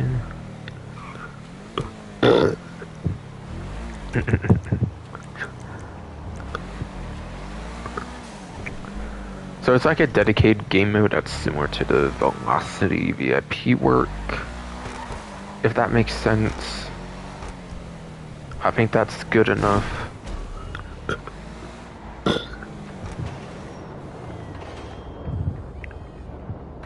Yeah, whoops, I did not mean to go first person versus just really being a fucking bitch, damn it, fuck.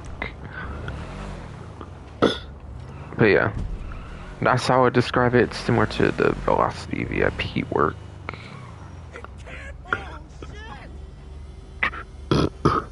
And that's how I would describe it, yes, similar to the Velocity VIP work, yes, fucking goddamn fucking deed, yes.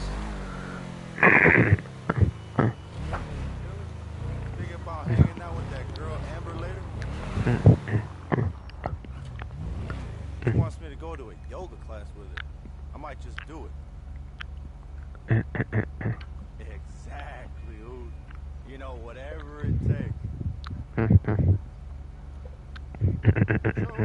let's hook up this weekend. Alright, fuck.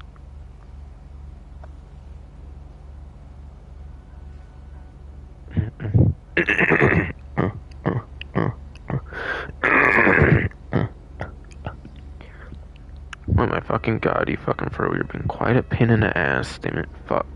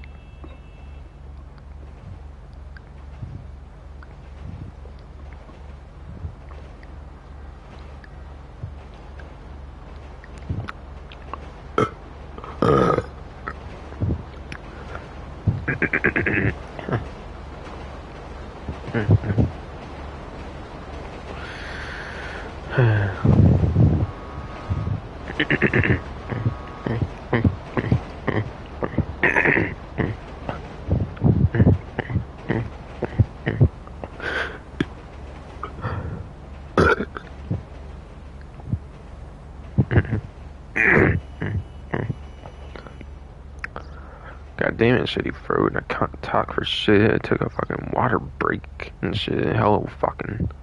Took a hell of a fucking water break and it's still being utter fucking bitch. Jesus fucking Christ.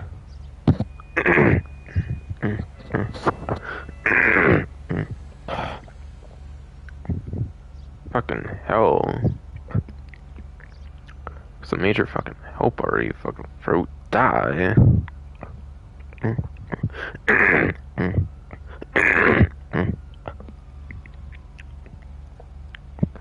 Fuck.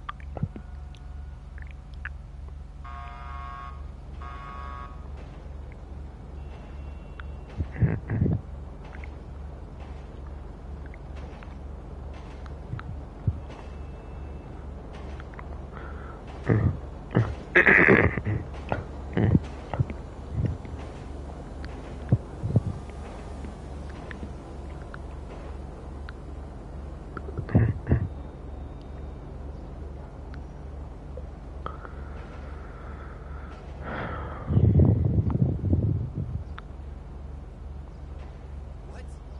Who gave you my number? I don't know what you're talking about. Look, I got someone on the other line, sorry. But yeah. Look, don't call this I kind of want to clarify some more. I think I accidentally kind of didn't talk much on this, but yeah. Like I said it kind of at like Simeon's or something. Fucking. I did forget to mention right when I did the time trial talking, of course, fucking. Probably because my shit fucking froze. Fucking. What's it called again? Yeah, I use motorcycles for the regular time trials. I tend to because they are a lot less spacious, or they take a lot less space on the road, so you can do a lot more with them, of course. So I'd recommend like a top speed heavy motorcycle on this. And again, I mentioned Bruffy1322 racing YouTuber. Bruffy1322 is a racing YouTuber, so I recommend them. Either the videos or the spreadsheet. Either their videos or like their spreadsheet, or like they might have a website as well, but I prefer the spreadsheet. They might have a website, but I prefer the spreadsheet though, personally.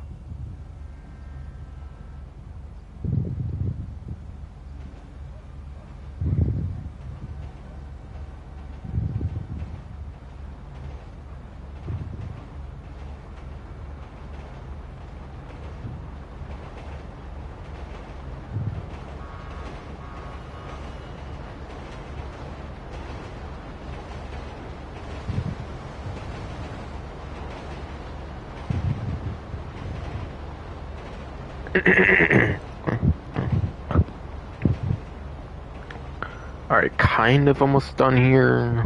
Or I hope to be at least anyways, if it's for being a bitch so much. I don't fucking know if it will be like an hour to two or something somehow. An hour might be likely actually, since so I go over some discounts and stuff, but still. 2 hours I'm thinking shouldn't happen unless I need to do more bounties stuff. Speaking of bounties, did that stuff ever come in, or do I still have to wait actually? Oh yeah, it did, okay. Seems like it. Seems like it did. So I'll check on bounties again, I think.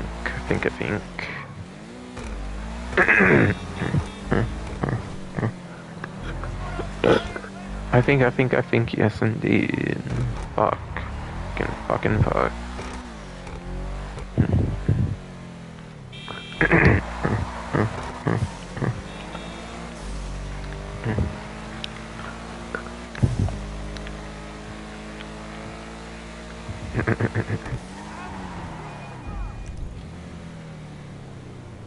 Alright, guard again. I don't care for that shit. I don't. I really do not care for the guard much anymore. It's only like $7,007 or something, like some Golden Eye like reference or James Bond reference or whatever the hell. To explain why it's not like exact kind of amount or something, I think.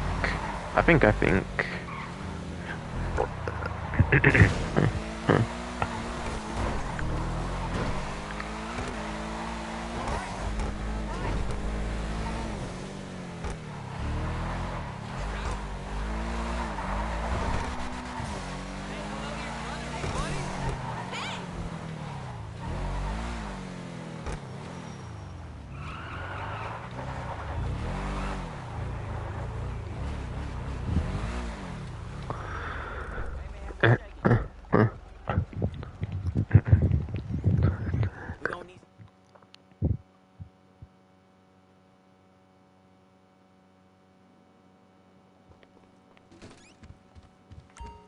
Hi there. Sure.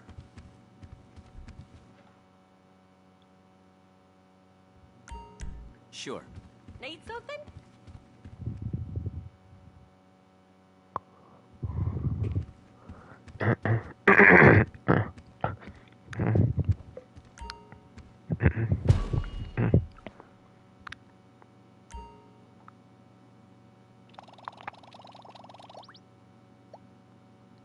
Wait, what? It didn't change still, huh? Isn't it a whole another hour now, though? Didn't I do this at like 7-ish, I thought? And now it's like almost, it's like 8-ish, almost 9-ish now? Bruh. Bruh. Alright, I'm gonna do some. Oh yeah, well, How's it going? I have something I can talk about here with the anti-cheat, which I was kind of mentioning or whatever, I think earlier at the beginning, for some interesting tidbits to talk about. Since I know since I know obviously the clothing items and like the vehicle liveries, a lot of people might not care about that. So I want some interesting stuff to speak of course. But yes.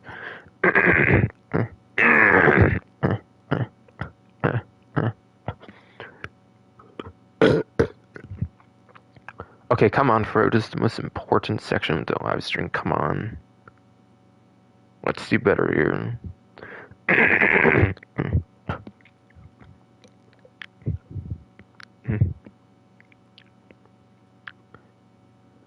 Fucking goddamn fucking D, you better do better here, fucking Fro. Fuck. Anti-cheat update. As part of our ongoing improvements to GTA Online, we recently implemented an additional anti-cheat solution. Okay, somebody's in my way, I think.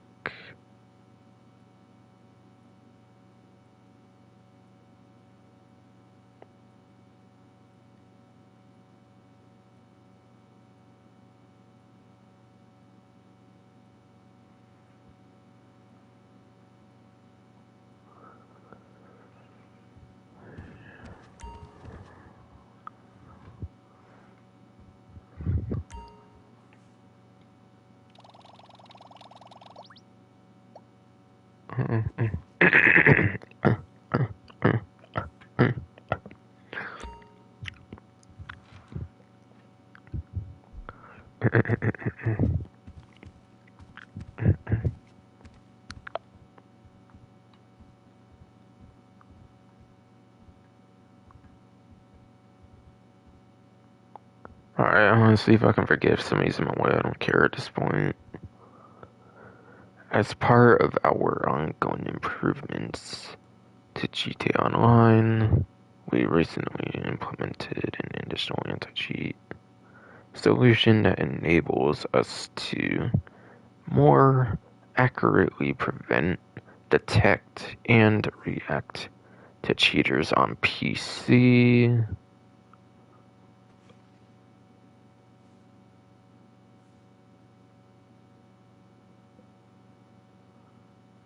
Goddamn, finally some more anti-cheat.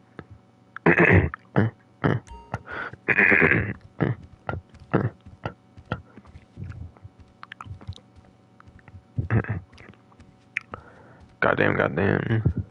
Finally, an anti-cheat. However, though, I've heard it does not work all that well. And it's also kernel level as well, apparently.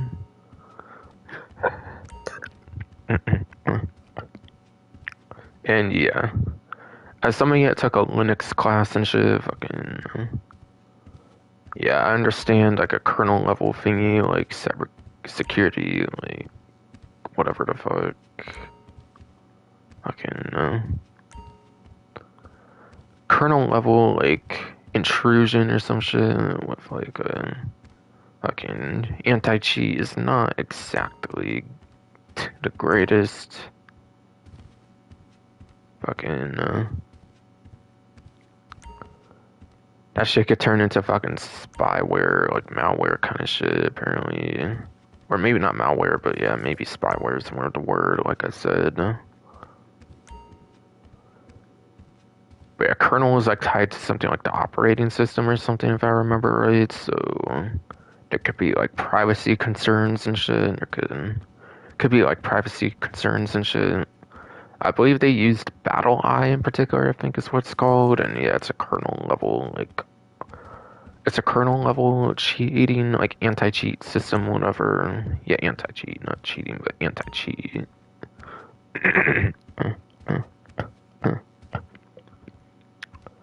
It was already used in a game like It was already used in a game like Rainbow Six Siege or something, as far as I've heard, according to what people say.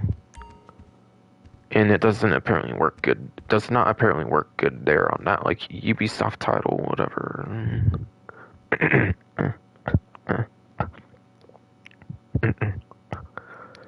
Apparently that's no exception at all in GTA Online.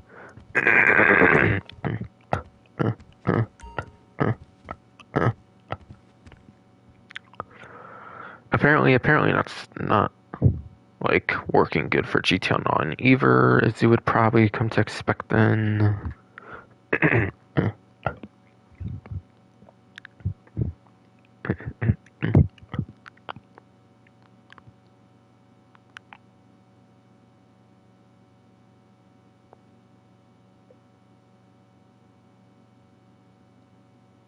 But they say it fucking accurately prevents attacks and reacts to cheaters on PC, but according to people, it's not doing much. According to people, it's really not doing much.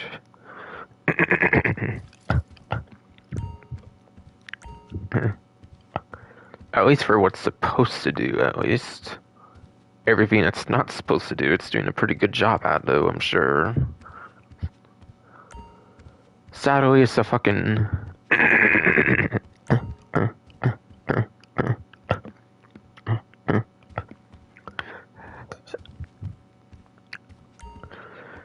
Sadly, battling cheaters is like a losing fucking battle, no matter fucking what, it seems.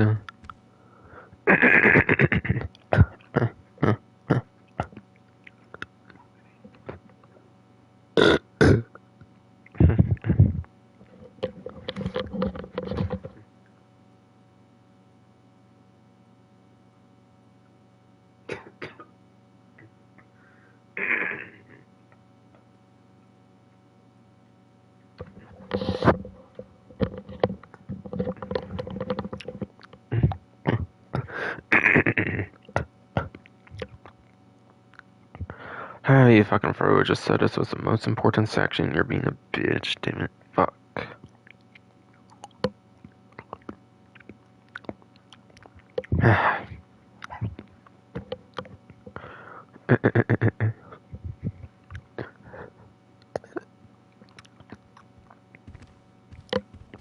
You know, Vaughn met on a date with him.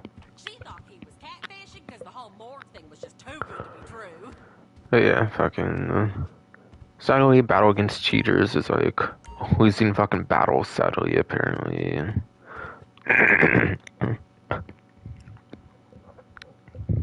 Fucking...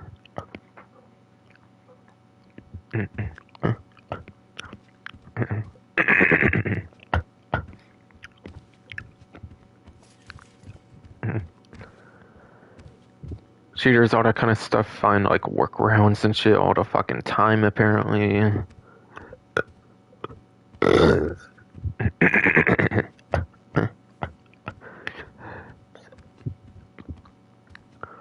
Yes. My understanding, cheaters find like workarounds like all the fucking time. Yes, indeed, fucking fruit. Fucking stop. So yeah, it's like a constant game of like it's a constant game of like a cat and mouse kind of game or whatever the fuck. Where the cat can never like fucking truly catch the fucking mouse or some shit. They just keep running like rampant and shit. Whatever the fuck. You try to fix something, they fucking find some kind of workaround, and it's a never-ending fucking losing fucking battle, unfortunately. Even this shit will certainly not be enough, sadly. Honestly, a huge part of it's Rockstar themselves to blame, I feel. I'm sure they could have thought of a better anti-cheat. Maybe they should have looked around the community and shit, see what, like, anti-cheats work well and shit. For, like, the whole gaming community as a whole, I'm talking about, not just the Rockstar community, obviously. Definitely not that, because their security is shit. Multi-million, billion-dollar company, whatever the fuck, their security is, like, some of the worst I feel in the world.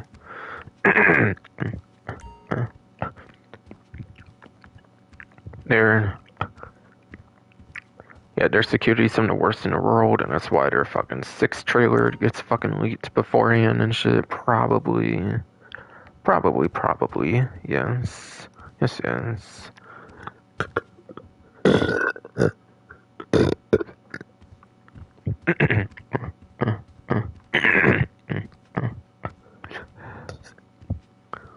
Or even if that was not because of that, fucking.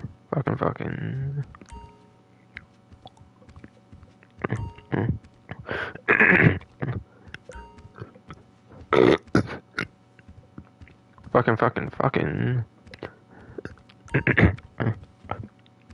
Bro, come on.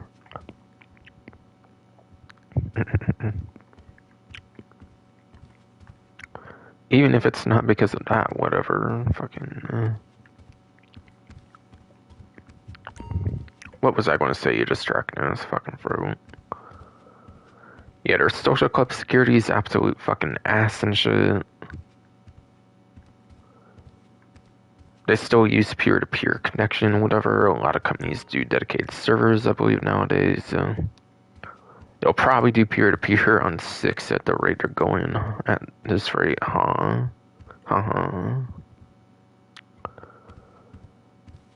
Which I don't know. People could maybe make the arguments like one type of server is better at this, other type of server is better at that, all that kind of stuff. But honestly, in a case of like this kind of game where it saves your progress on like a character, like in a server or whatever the hell for your character progress and everything, like there still needs to be a dedicated server for that at least. So like, doesn't really increase the longevity of the game doing a peer-to-peer as far as I know.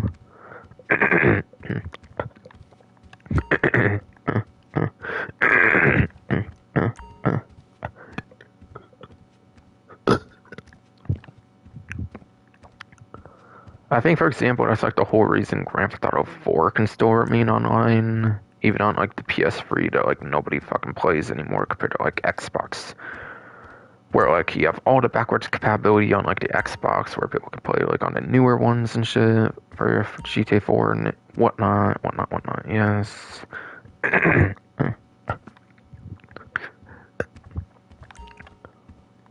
Since there's no server that needs to actually save the progress. I think it's all like in game or something, or whatever the fuck.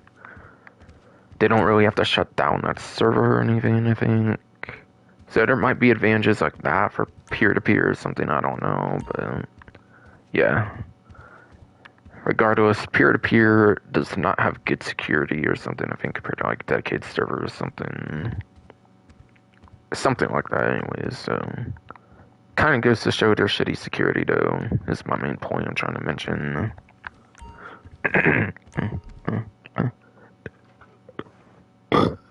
Is my main point I'm trying to mention, yes.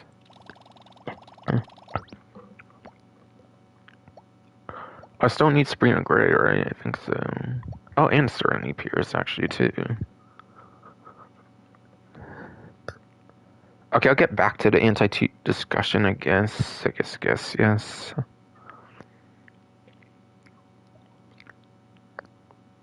Wait, no, I have Serenity Pierce now. I have Sabrina Gray I need, though.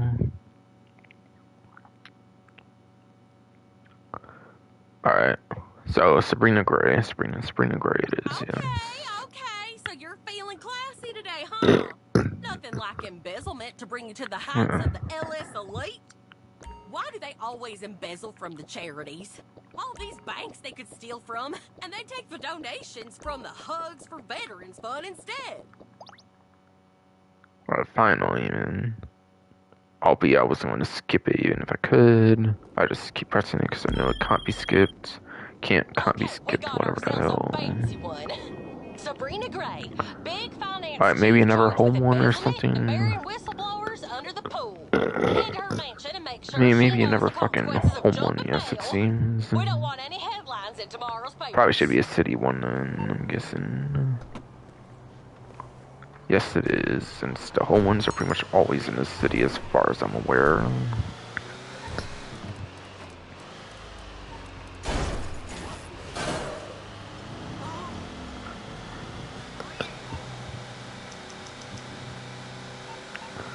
So because of that, I'll fucking just take the fucking bounty van.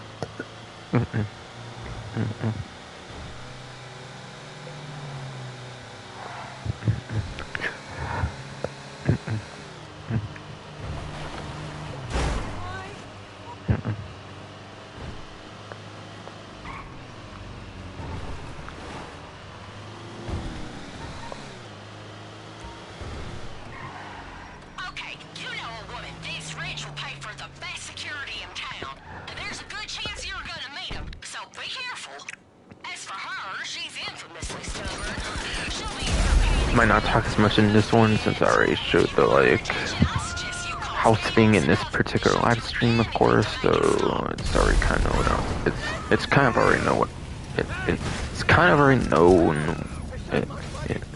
It is kind of already known what I'm doing here. Yes, fucking tongue twist. Yes, bro. Fuck.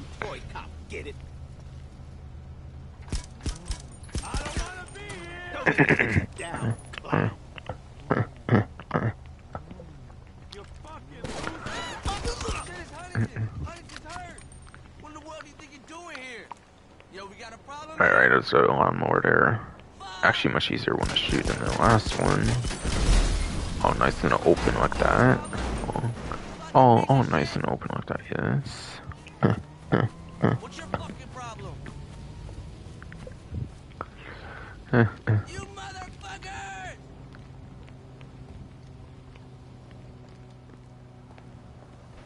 Our camera. Fuck you!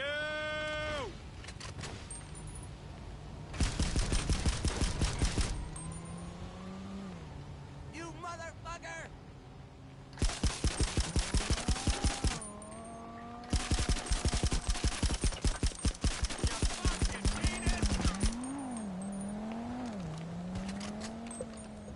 Get me out of here!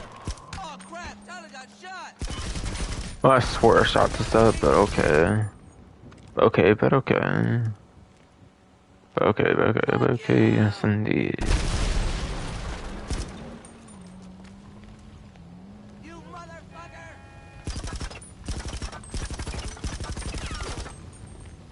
That's it, isn't it? You want some Okay, yeah, there it goes. Okay. You can't be here. It's restricted. Are you challenging Pretty much spawn killed him. Haha, pretty much spawn killed him, yes indeed.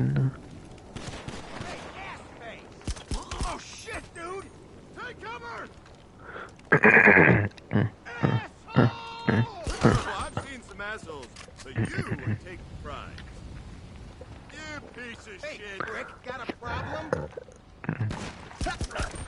Shit, everyone, take cover! Here we go!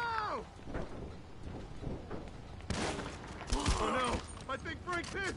You look like such a dick.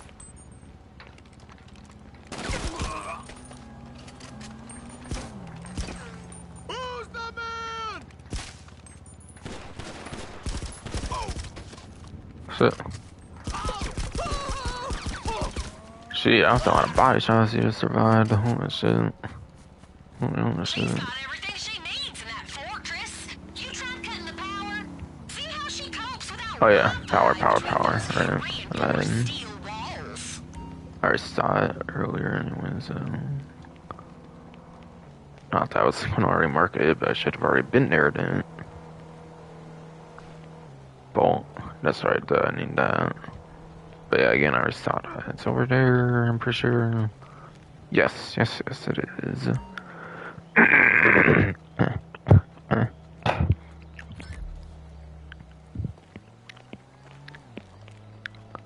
Yes, it is. Yes, indeed.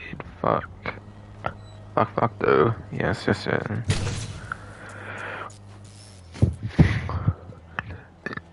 indeed. Fuck.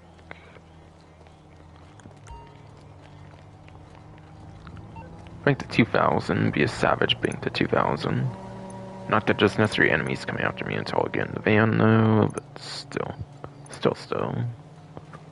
Indeed. Indeed.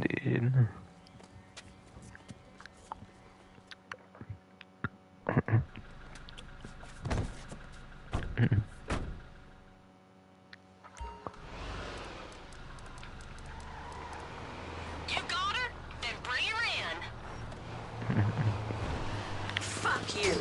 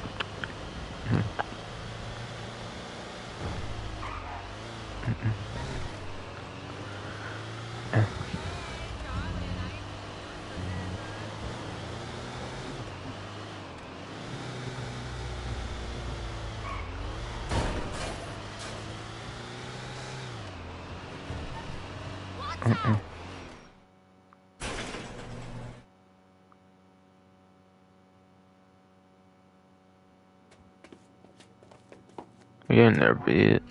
This bitch. You make me sick. Would you shut the hell up? Hey, I heard you made a real mess of her place. Wish I could have seen it. It's not clockish now, so I guess I might as well check again, but it only seemed to have just recently changed, so it's probably not going to do it for a bit still. I wouldn't be surprised if it doesn't do at all for the hour 9 o'clock at this point. Alright, let's see, I got 2 more.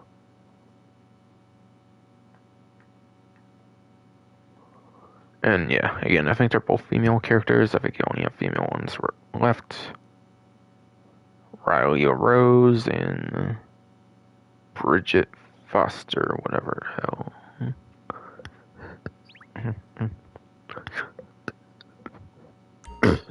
Or whatever the hell, Yes, indeed. Fuck. But anyways, back to the anti-cheat discussion. I think the last things I was talking about was like peer-to-peer or something versus dedicated servers or something. As one of the many examples people cite as like poor security or something like that. Or something like that, yes indeed.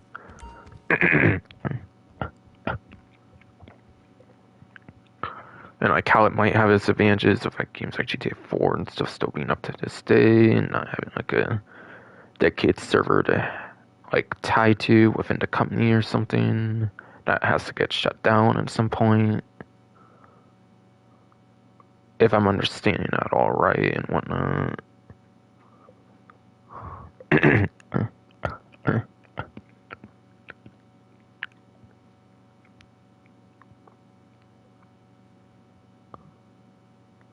I think they only shut down on PC, but PC might be a different case. I don't know. I know they did shut down on PC. It could have just been for a whole different reason rather than some kind of server thing or something. When they like had to re-release it as like the complete edition without like games for Windows Live or whatever. But yeah, I was more talking about console when I was talking about that, by the way. From mall lately? She was in the ER last night with the bruised coccyx. Now she won't use her bouncy balls. Yes, indeed, fucking throat, fucking stop. Okay, so I read the whole first sentence and reacted to it. I think I said everything that comes to mind right now, at least. With my throat being a bitch and everything, of course.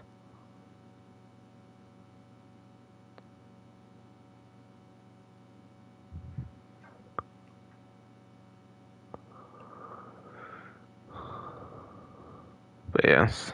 Please see Rockstar support for more details on this change and help us maintain a foundation of fair play, respect, and player safety by familiarizing yourself with our community guidelines. Not that shit again. No. You know, Ma says the ex always had bounties in their blood. But if you go back far enough, who's hunting? Not that shit again, yes indeed. Why do I feel they still don't incorporate their fucking community guidelines even though they made them and whatnot?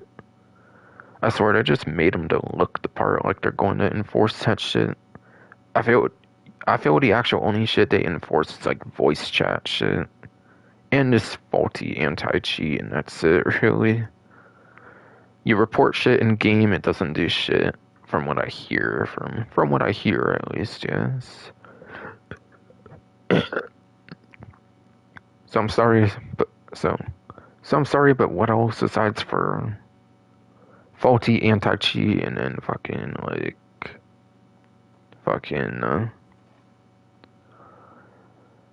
ruining fucking voice chat, fucking did you all fucking do? Did you all really fucking do in the fucking first place? Actually do, yes. If you're hungry, there's snacks in the bowl.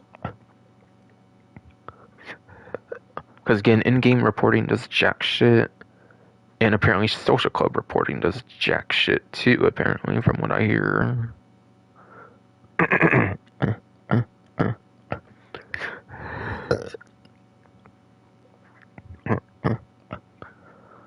And I know from experience when it comes to like game issues, like not even with other players, but like actual issues with the game, they don't respond the greatest with those. So I believe that, I would believe that 100%.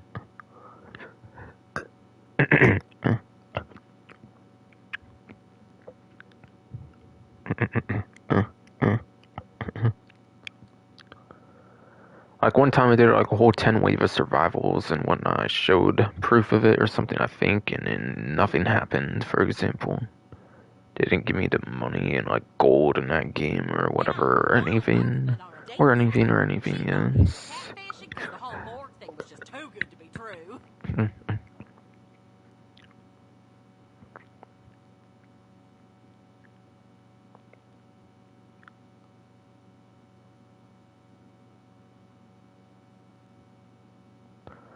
But yeah, not only all that, but the worst of the stuff.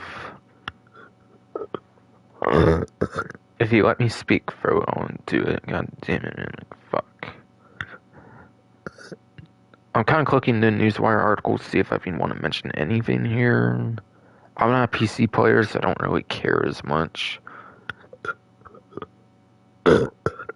I'm not a PC player, so I don't care as much about it per se, but if there's anything interesting to talk about, I'll still talk about it, I guess. Yes. You heard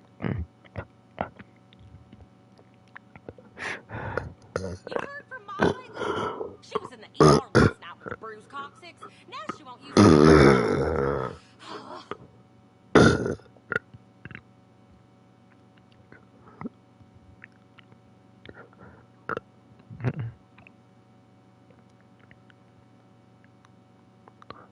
Yeah.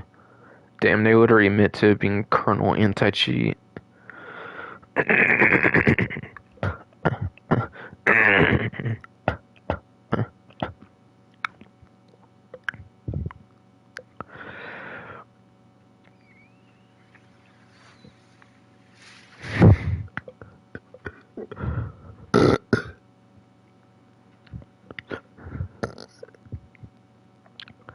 Yes. On the Newswire article, they do mention it's kernel anti-cheat. Apparently they fucking do. Yes, indeed. Fucking throat. Fuck you, damn it. Fuck.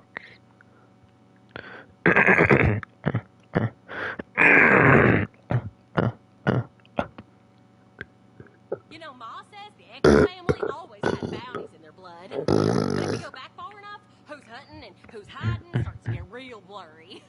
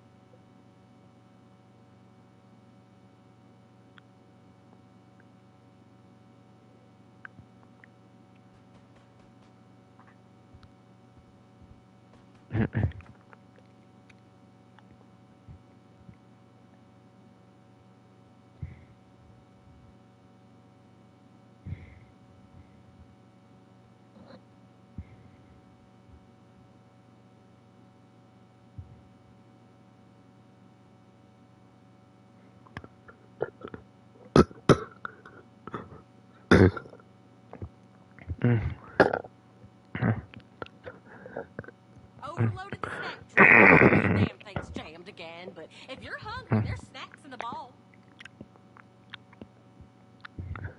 Fucking hell, man. Stupid throat. Fucking fuck you, damn it. Fuck.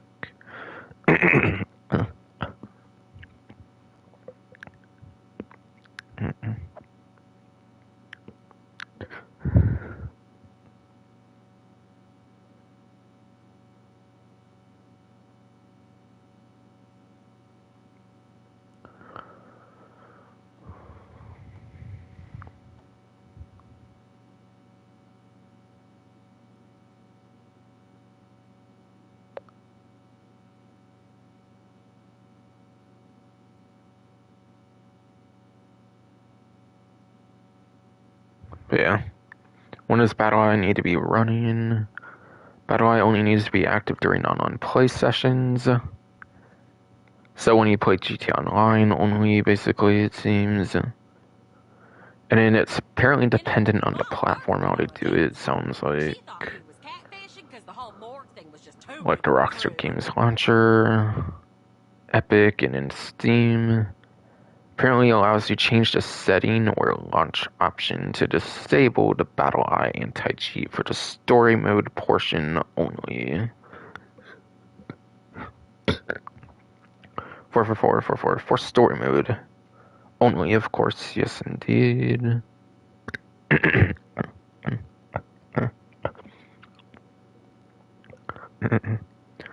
So as far as I can tell, you can still like do mods and stuff just fine on story mode only, of course. But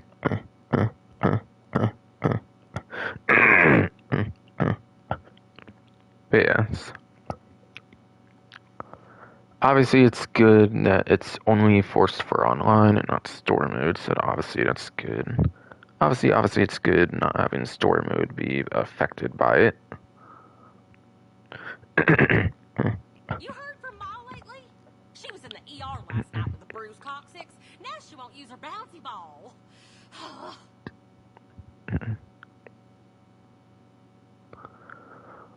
And also, community servers, apparently, yeah, community servers for the community RP servers of Rockstar's own when they bought like 5M or whatever the hell does not require BattleEye. So yeah, 5M, whatever the hell that Rockstar owns, does not require BattleEye.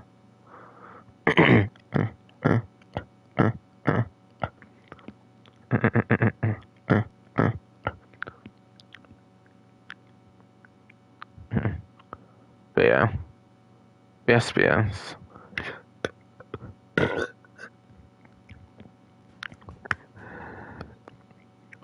Steam Deck also does not support BattleEye. Yikes.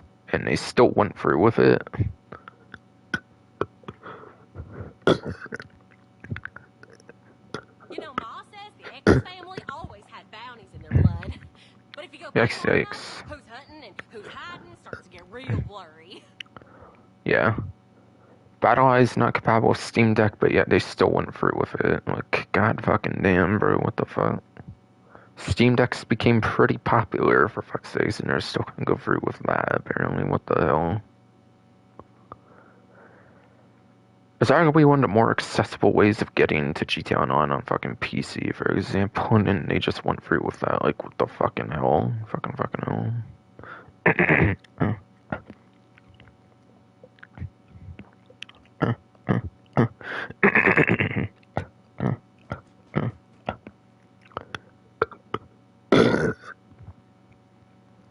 Come on already, fucking throat. Fuck. Alright, let's take another water break for do fucking nothing then.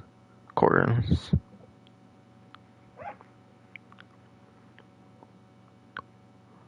Overloaded the snack drawer. Damn thing's jammed again, but if you're hungry, there's snacks in the bowl.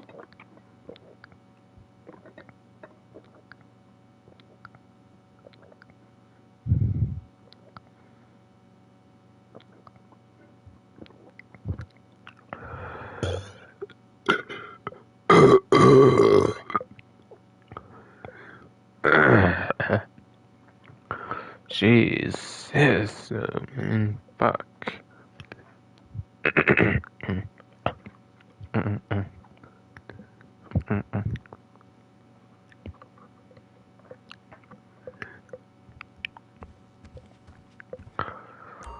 Yes, fucking.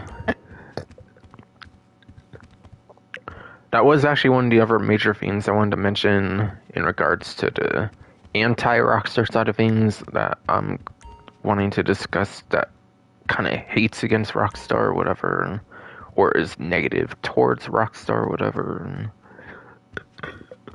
But yeah, Steam Deck is not compatible with BattleEye, so what does that mean exactly? You're just not allowed to play GTA Online, basically, if you're on a Steam Deck. Fuck you, apparently. Bruh. Don't even go through with it if it's not compatible in, like, one of the biggest, probably arguably one of the bigger platforms for the PC version.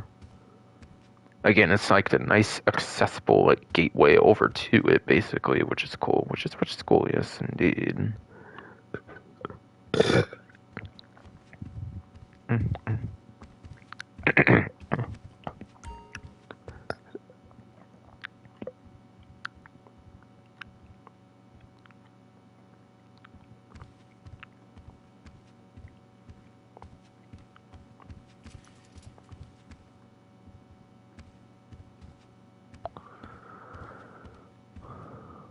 And then, why does it not work on Steam Deck? And then why does it not work on Steam Deck? Quite frankly, it might be because of a Linux operating system or something, because people say it doesn't work on Linux either, apparently, for the anti-cheat, battle eye anti-cheat.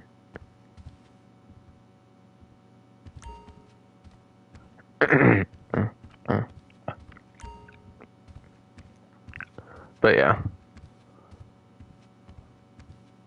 Maybe Linux just does not support kernel anti-cheat, I don't know. Or whatever the hell.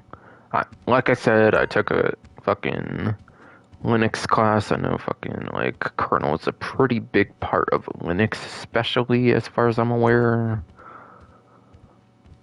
So, like, maybe something with that has to do with it then. I don't know, but yeah.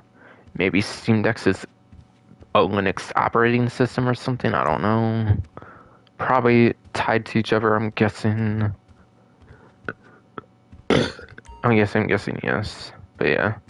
That's really bad to alienate a whole ton of players that are on a certain platform over fucking anti-cheat and not doing some kind of anti-cheat that maybe does not require that. Maybe yes. Maybe yes indeed.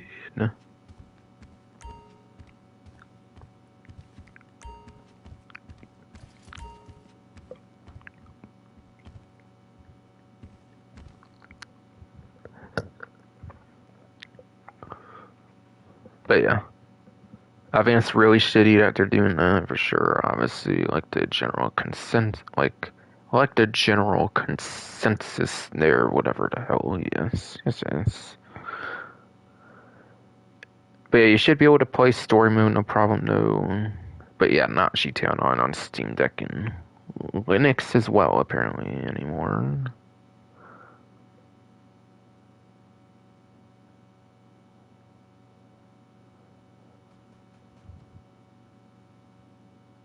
But yeah, if you need help troubleshooting a problem with that, like, fucking kernel anti-cheat, just go to that FAQ. You don't go to Rockstreet, you go to actual BattleEye, whatever.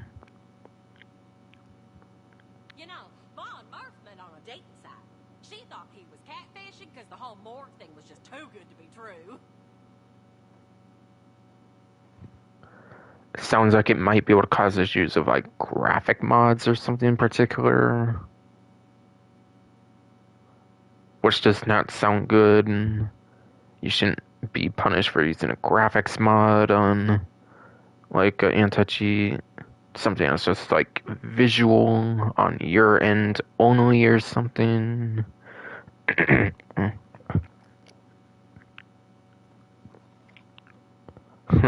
Bruh. It can even cause issues of searching the antivirus. Fucking come on, bro. I'm a big advocate for antivirus, because, yeah. Fucking all the modding, all that kind of bullshit. Fucking.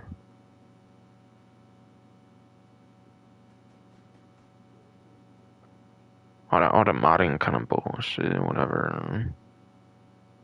Like antivirus, whatever. She was in the ER last night with a bruised Or like all the security issues on PC in like a general sense. I like my antiviruses and whatnot. I think it's important to have one, I think, for safety reasons and shit on the PC platform. Maybe Android, like phones and shit too. I don't really think it's that necessary on an iPhone though. I feel iPhone's like one of the most secure devices in my opinion, or in my experience. Could be wrong there, but still. And yeah, all this, by the way, is only PC talk for the most part, by the way. If it wasn't too clear. But yeah. I think it was clear, obviously. But yeah. I think they mentioned something like AVG trend micro apparently may prevent launch of the game or not work with BattleEye, apparently.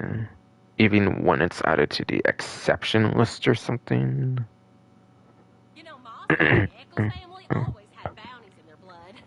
But if you go back far enough, who's hunting and who's And then hiding? to launch the game, you can either just disable the antivirus or use another one, apparently. That's totally a great fucking solution if somebody's paying for a certain goddamn antivirus.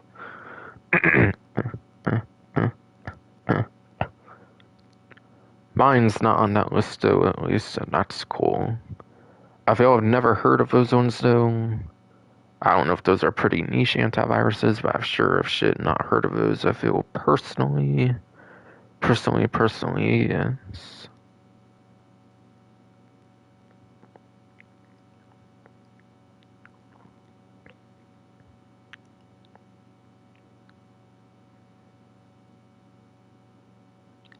But yeah.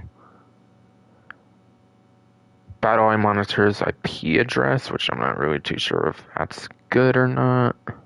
As far as I've heard, it doesn't even ban the IP, it bans like the actual computer or something, so like no worry there regarding like bans.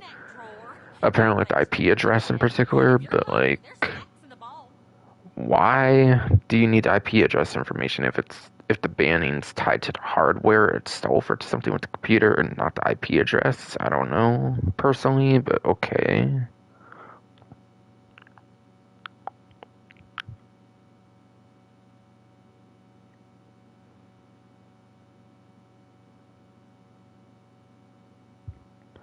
Yeah, game identifiers like in-game name, account ID, everything. I think that would probably make sense. Something to do with the game, of course. But yeah, serial numbers on the hardware, which is why you get like hardware banned and not like IP banned, possibly, since it mentions like serial number. But yeah, information about the operating system, because again, I think the kernel is a huge part of the operating systems as far as I understand. And it's like a software and whatnot, so maybe that would go there too. Whatever, yes. You know, Vaughn Murph met on a dating site. She thought he was catfishing because the whole morgue thing was just too good to be true.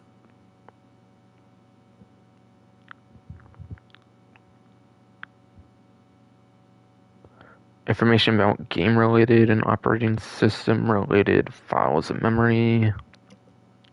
Again, the OS part feels a little fishy, but the game-related makes sense, of course.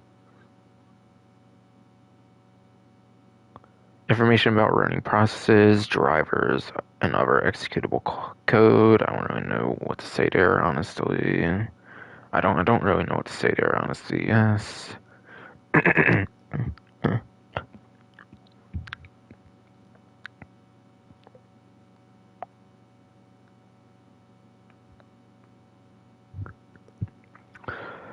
File names including other information listed here, which might also contain your operating system username. Why do they need that? What? Username on operating system, does that even connect to the game at all? I'm not even sure, but whatever. This invasive ass kernel anti-cheat though totally already didn't sound amazing even at the top of the fucking support page. In that kind of sense, but okay.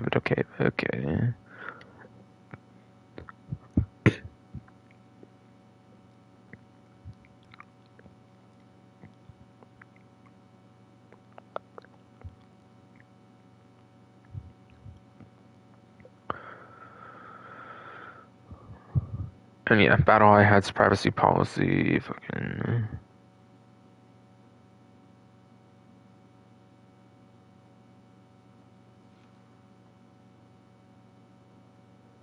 And yeah, obviously the Battle Eye can do like bans and stuff. That's kind of the whole point of it and whatnot. To stop, as an attempt to stop the modding, cheating, all that kind of stuff.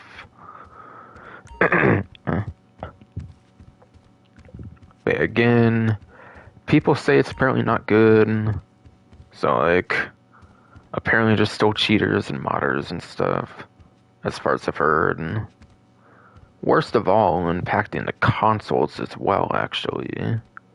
In protests, there's been like groups and stuff doing like DDoS attacks, I think, on the servers, which has resulted in GTA Online and Reddit Online as well, servers being down as well.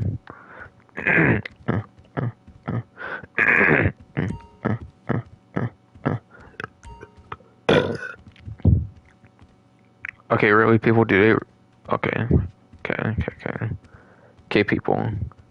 Unless it's about the kernel, like invasive, like invasion of privacy shit, I cannot really understand the attacks on the DDoSing or whatever. or like a DDoS attacks, whatever the fuck. Do you want to get slapped? Wah, wah, wah! I'm just listening! You know, you know. Honestly, if it's privacy related, I get it though.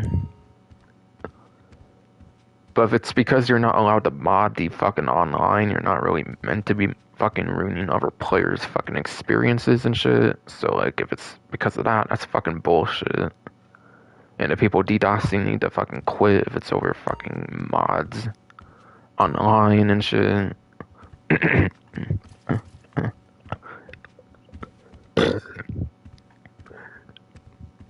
But honestly, if it's over privacy's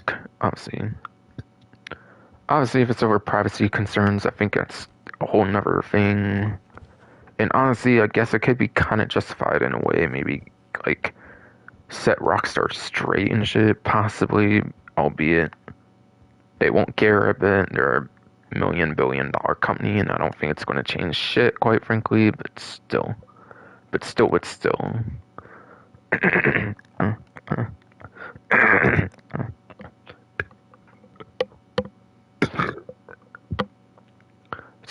Still, yes, indeed. Fuck.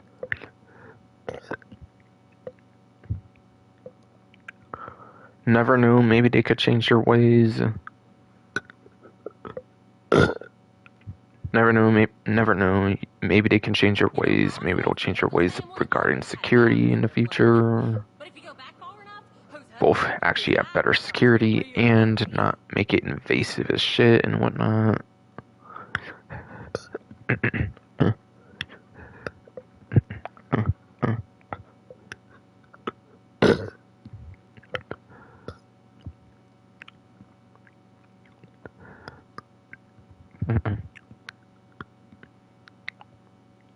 But yeah, if you had server issues with the game saving your character progress and stuff, that would be wise because of the DDoS attacks, by the way. And if the game is just like outright down or something for the onlines. Even on console, it would have been because of the PC kind of epidemic situation right now.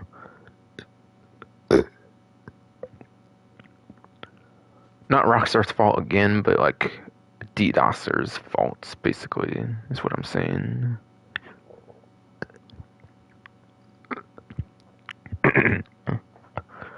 And yeah, the only way I'd justify some DDoS attack shit would be because of security, like privacy reasons. If it's because of not being able to mod the fucking online, that's fucking retarded. Just don't go ruining other players' fucking online experiences and shit.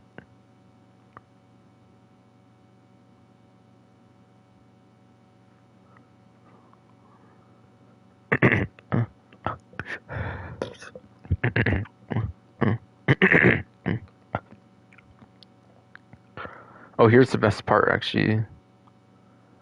Was this article helpful? 43 of 192 thought so.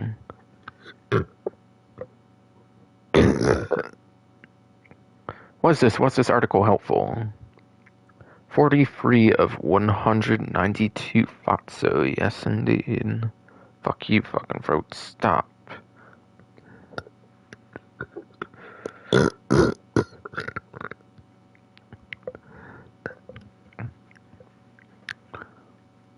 know, Vaughn Murph met on a dating site. She thought he was catfishing because the whole morgue thing was just too good to be true.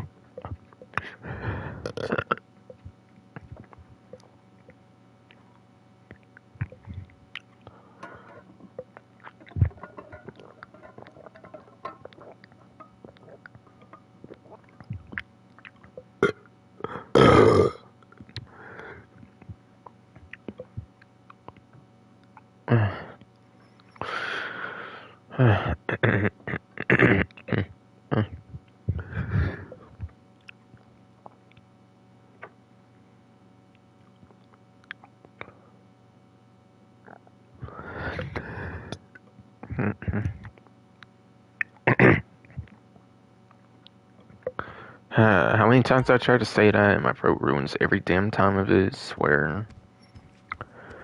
Once again, fucking. The only way I justify fucking DDoSing is if it's for security, like privacy reasons, like invasion privacy. To protest that, basically. Again, if it's for online modding, don't be that kind of dick and ruining other players' online experiences and shit. When they ain't doing shit to you, most likely.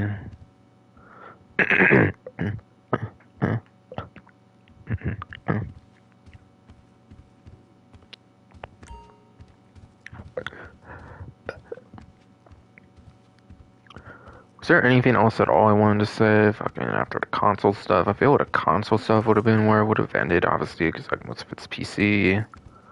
So I don't feel that's the case anymore, really. I might be done talking about that finally.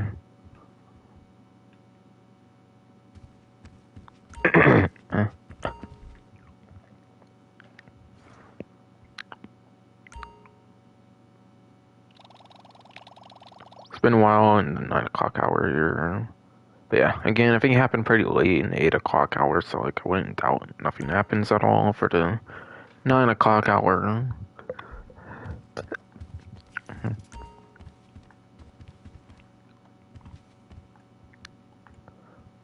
yeah, overall, it's a pretty messy situation with the battle eye, as far as I've heard. Not good, not good, not good.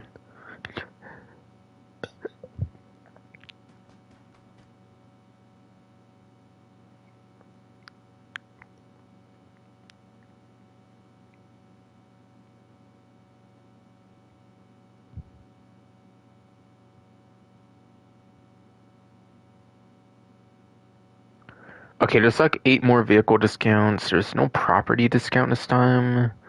Probably because it's the main event week focus, obviously, is the bail offices, and are obviously not going to put those on discount already. In the current DLC that just added the property in the first place. So only vehicle and weapon discounts this time, no property discount. You heard from Ma lately? She was in the ER last night with a bruised coccyx. Now she won't Vehicle discounts, I guess I'll talk about now. In the property, why not? Ooh, I think this will get me 23 million here. Yes, 23 million. 32,341 bucks, apparently. Apparently, yes. apparently, yes, indeed.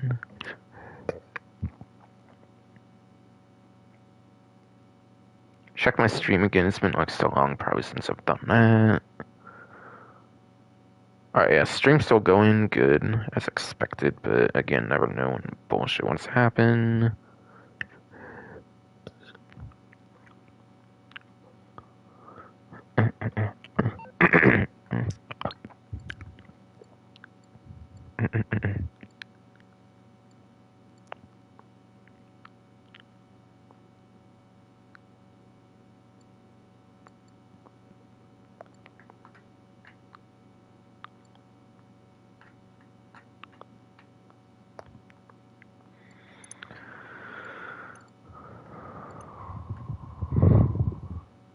Yeah, like I said, vehicle discounts for yes, indeed.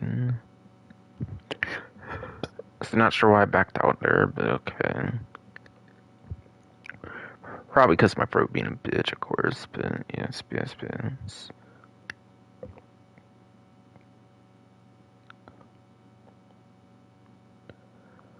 Okay, I don't think there's any severance interest discounts this time. Same with Arena, Benny's, obviously those are pretty niche sites. I think I even showed all Benny's already when I was looking at the Nero for the podium vehicle.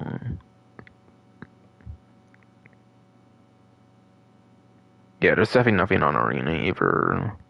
Oh, it is actually the first one, actually, that would be worth going over. Oh, it just has at least a couple, actually.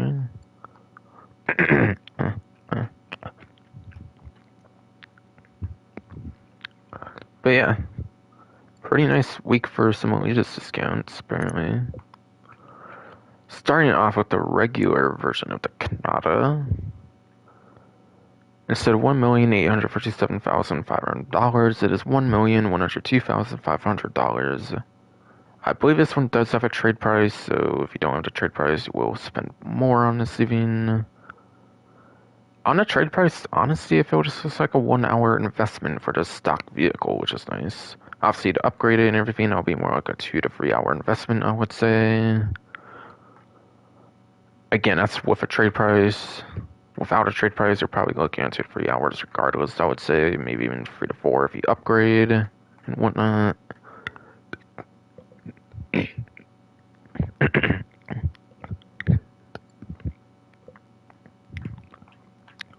We had a Kanata. Regular version of the Kanata. Quite frankly, I'm not going to really recommend this one too much.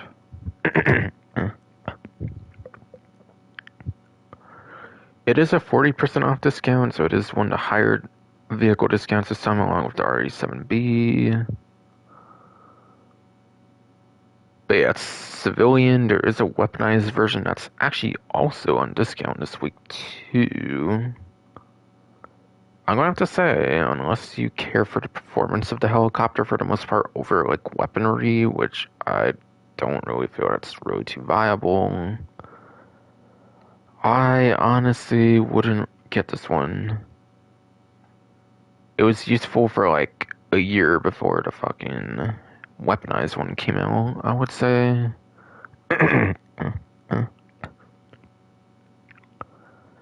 The fact you only get 20 hanger slots is pretty ridiculous in this game. I wish they would just increase the hanger storage, and this could actually be pretty worthwhile to get, I would say.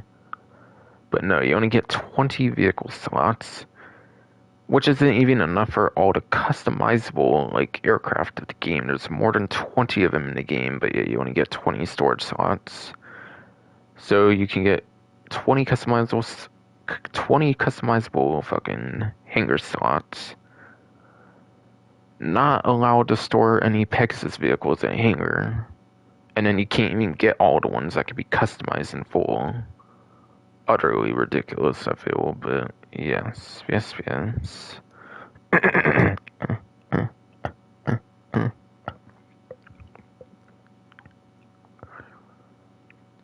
So yeah, no weaponry, it's not got combat capabilities, it's only purely for performance and personal preference reasons.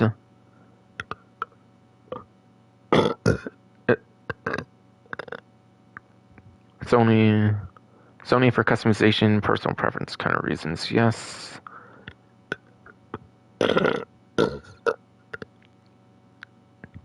Customization, performance, personal preference kind of reasons, I guess, since I added one there or something when I did not mean to. And then also the most interesting thing about it is the notar, which is like no tail rotor at all. And it's like infused into the tail or something.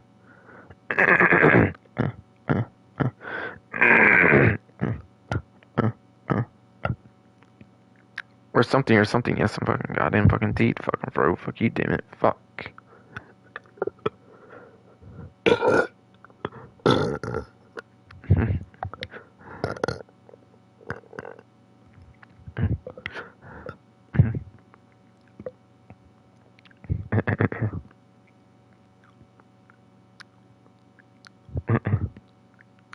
But yes. Has no tail rotor, so you can't just shoot the tail with like an explosive sniper round if on the off chance you would actually be able to do that or something. So it does have that advantage to it, at least. I assume nothing similar happens with the Notar, where it's like built into the tail, whatever. Instead,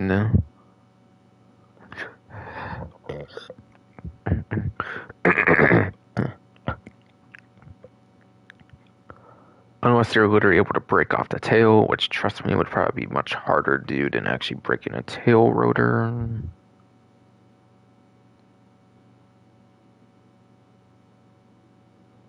But yeah, for performance of the vehicle, since it is important to go over performance of the non-weaponized one, of course, since that's the main thing it shines over compared to the weaponized one. It's going to be the one case where it's better than it.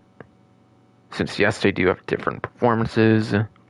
Since yes, they do at least have different performances at least to make them different enough at least yes.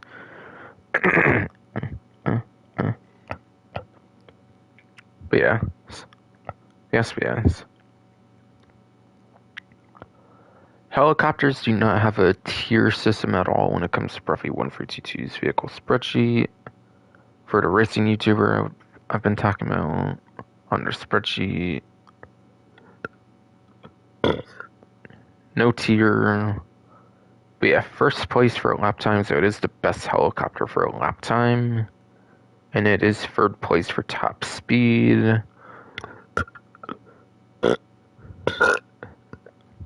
And then it is third place for top speed, apparently, yes.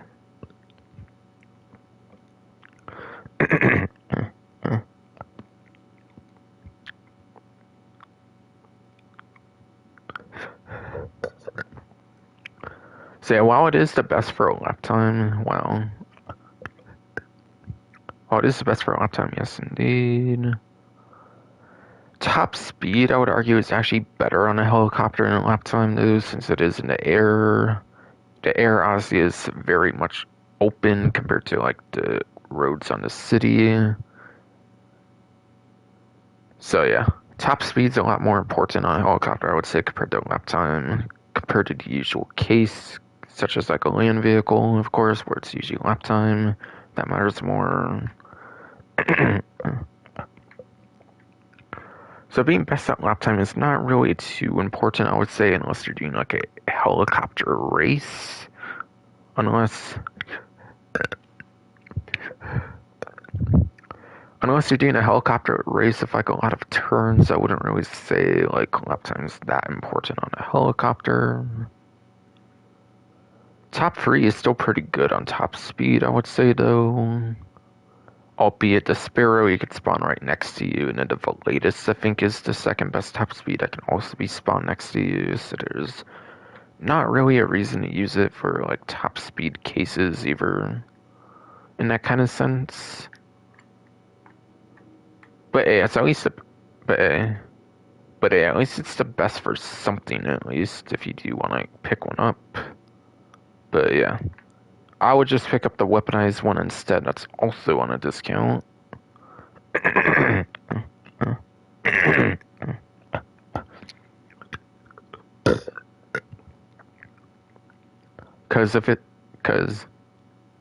Cause is it really worth the 20 hanger slots? Probably not. Cause yes, and fucking goddamn fucking D, is it really worth the 20 hanger slots? I don't really feel it is. I really don't feel it really is, yes indeed. Yeah,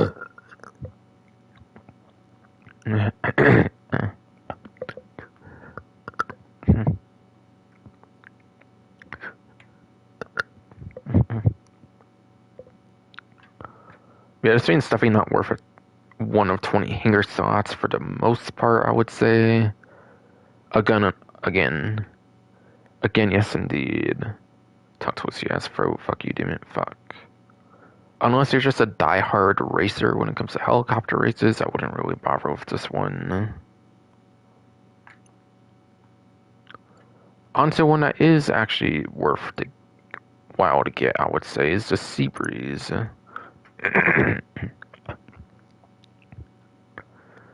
On a trade price, it is $850,000 normally, and on a discount of 30% off on the 30% off discount on the vehicle, it makes it $595,000 on a trade price.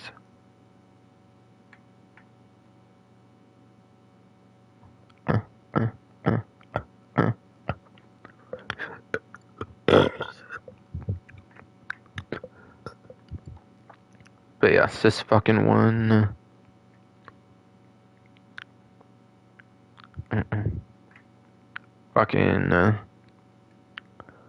It's actually a pretty good aircraft, apparently. It only does have machine guns on it, so it is weaponized.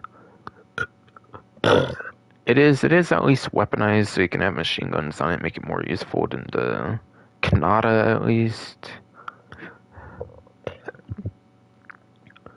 It's also amphibious as well, so it can actually land in the water, which the name Seabreeze does suggest. Yes, it is amphibious, as the name does suggest, so that's cool.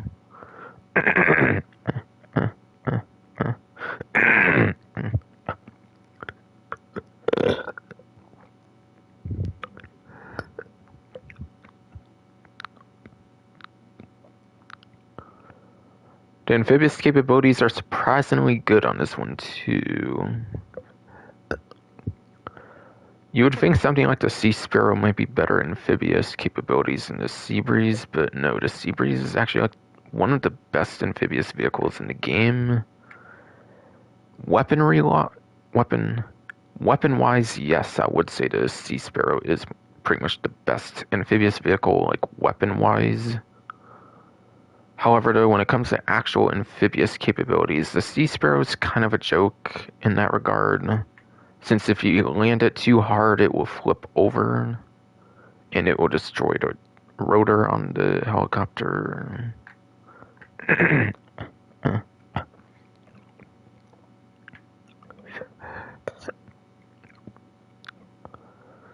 Seabreeze, on the other hand, apparently can land the shit like completely upside down, and it's still pretty amphibious, apparently. Or if not that, at least, obviously, which would be really dumb to do. Even then, he might somehow flip back up or something.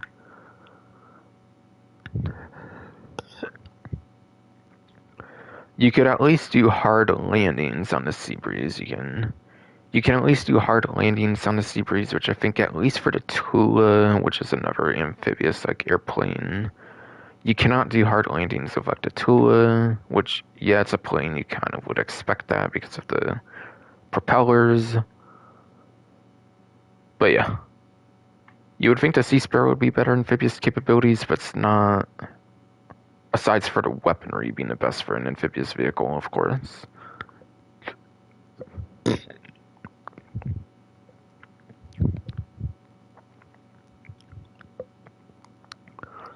Seabreeze can do really amazing hard landings, and it could still survive, which is nice. Which, honestly, I guess since the propeller's on top, you could kind of get that vibe, I guess, but yeah. Yes. If you want to go really quick and you need an amphibious landing, this is the good vehicle for you, apparently, the Seabreeze. And it even has machine guns for a little bit of firepower. You could even flip it upside down. You could even flip it upside down, yes, and fucking... It apparently becomes immune to the orbital cannon upside down as well, as far as I hear, too. You could use it as like an orbital cannon counter if that somehow ends up being an issue, as far as as far as I remember hearing, since it counts as being destroyed in the water. Very much does count as being destroyed underwater, so if you do manage to flip it over, it somehow does prevent the orbital cannon from destroying you too, as far as I recall. As far as I recall, yes indeed.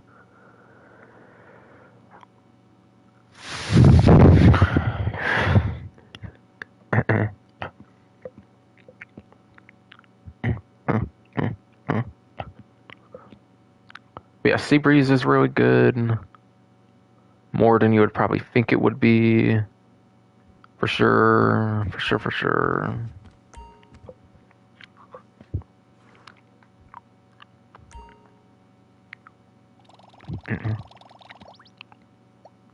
Okay, it did refresh actually. I actually have all those though. I literally just did Sabrina Gray too.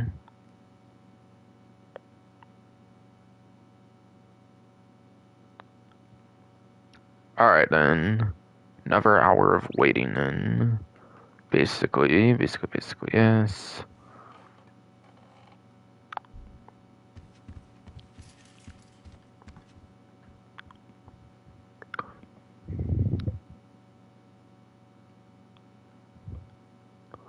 But yeah, Seabreeze actually. Seabreeze actually, yes.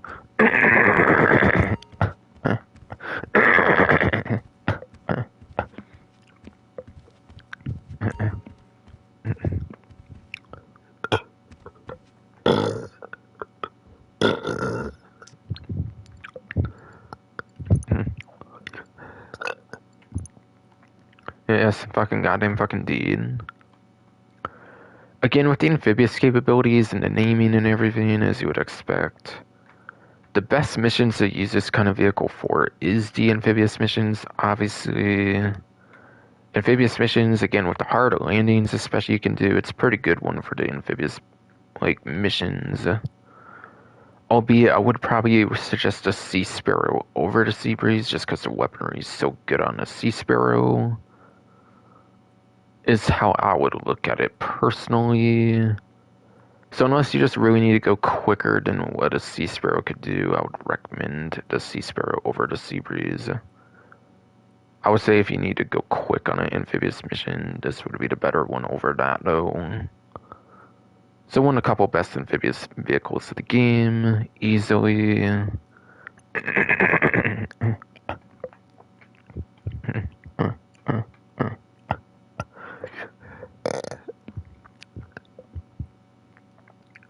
But yeah, honestly though, might not even have that many amphibious missions to do, since, yeah, Hangar has like land source missions now, so it did kind of fall off, I would say, ever since the San Andreas Mercenaries DLC and the land source missions for Hangar, but still.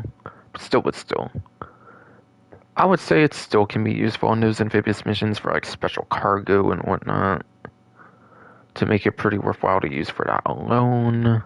For that alone, yes indeed.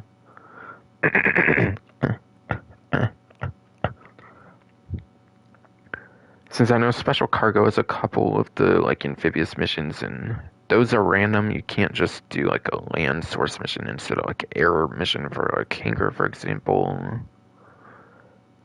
Unless you just fucking passively do the like special cargo, but like you could just do passive and you could do active at the same time, so there's no point to do that.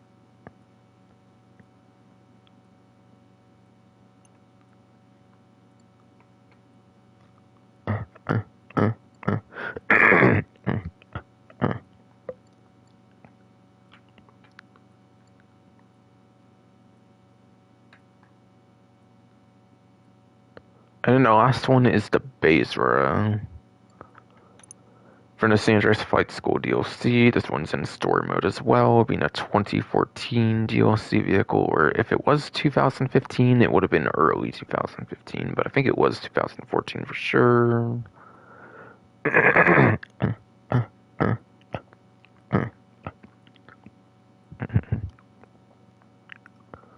Yeah, so that being 1,150,000 is 805,000, making it from 7 digits over to 6 digits. It was 2014, so there's totally no trade price on this, I'm pretty sure, too. This is a general price for everybody. But yeah, the Bezra is just a really quick fighter jet.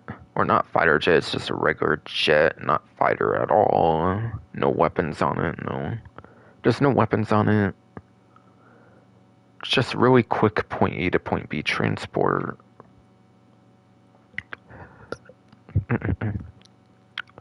It's also Pegasus, so there's no limit on the hangar for this to worry about. Other two have to be stored in the hangar, this one does not. So the fact you don't have to store it in the hangar is pretty nice. Pegasus is unlimited, so you might as well just buy one if you have the money for it. Yeah, you might as well just buy it if you have the money for it, since Pegasus is unlimited storage, basically.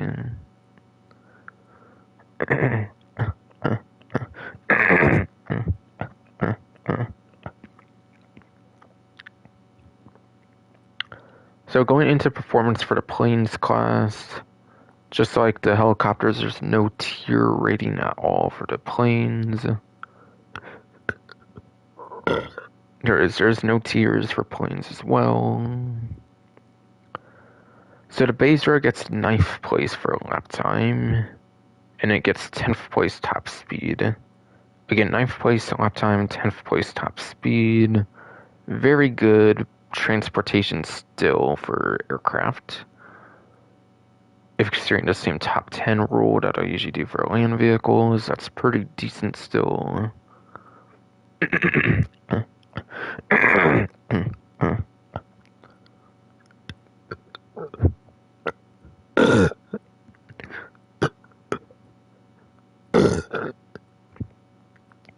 Very decent stone, goddamn fucking deed. Yes, fucking bro. Fuck you, damn it. Fuck.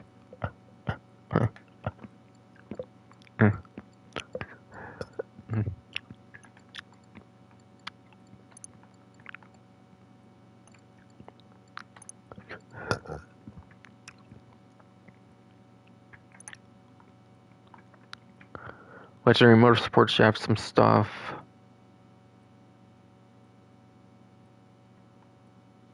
Of course, after showrooms, obviously it's all on the website, so just to clear stuff up with that, whatever. Looks like the Pegasi Reaper from Finance and Felony is a sale. Is a sale, yes indeed.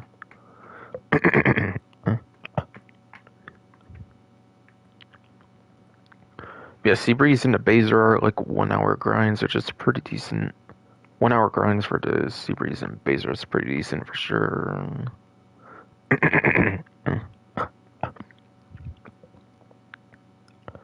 Alright, Pegasi Reaper Supercar is 30% off.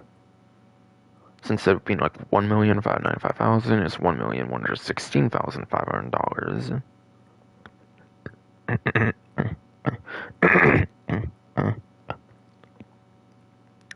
So going into the spreadsheet, since it's a civilian vehicle with no much purpose, I might as well go over performance here. Pegasi Reaper. According to the spreadsheet, it is in the G tier for the supercars, for the cars class. And that's enough for 44th place for lap time, which is terrible. 44th place for lap time is terrible between like 60 free supercars at this point. And then 46th place for top speed. So it's 44th and 46th. 44th place and 46th place is terrible. So don't get it for performance, just get it for customization, personal preference kind of reasons. So if you don't care for customization, personal preference reasons, you only want it for performance, then do not get it. I would say, since it's below average for both lap time and top speed, it's not bad. It's below average for both. For the entire 60 free supercars.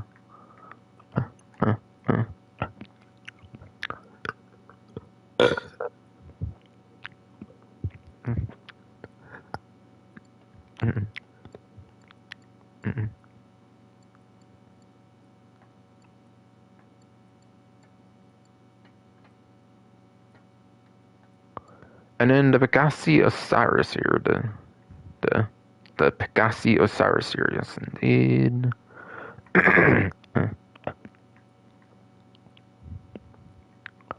Is part of the Ill-Gotten Gains Update Part 1.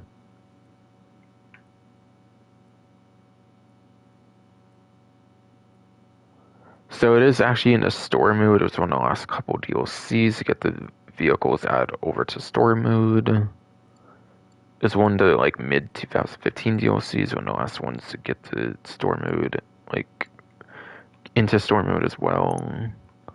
So you don't really need this one in online because of that. 40% off, I'm pretty sure, on this one being more than the Reaper and being similar price for the discount price.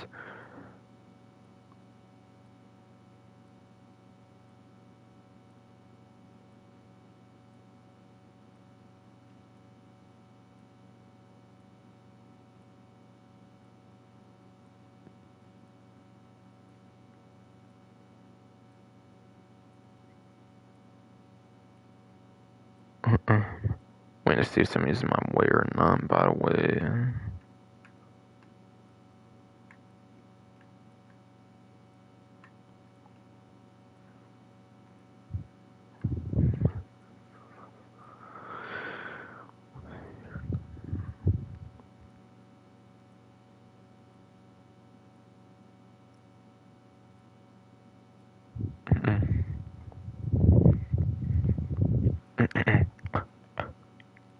Honestly, whatever, people should not be in the way in a bathroom fucking hallway unless they absolutely fucking need to.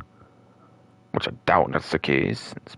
The person just spits and spits and spits and shit.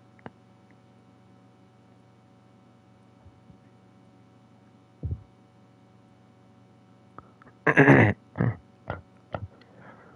yeah, just like the RE7B, it is a 40% off supercar. Another supercar discount. BSD Osiris. This one's in the E tier for the supercar class.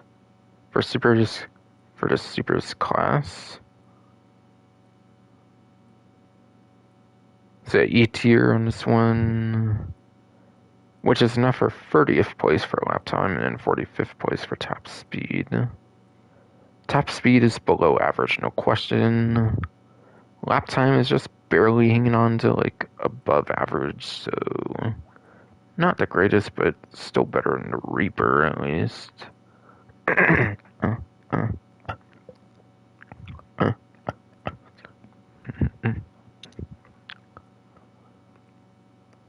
Between supercar discounts this time, definitely the RE7B would be the most useful, I would say, though. For the first one, I went over at the beginning of the stream, on the main menu.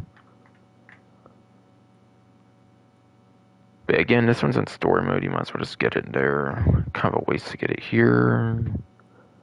But it's a 1 hour grind, so like a 2 hour grind if you want it for online, for your personal preference, customization reasons.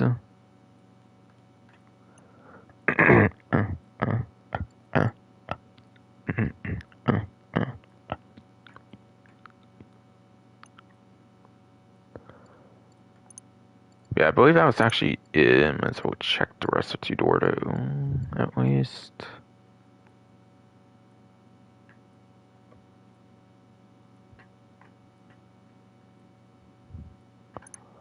So nothing at all apparently for the 4-door, nothing at all apparently for 4-door, yes indeed. Motorcycles and special as well. So yes, that's it there. I think Warstock might actually finish the discounts as well for vehicles until I get to the 2 weapon discounts and then the general gun van lineup too.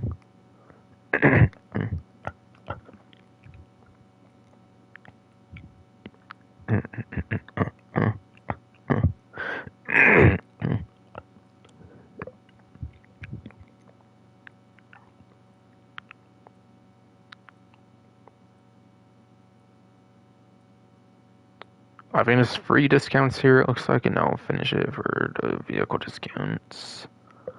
Nah,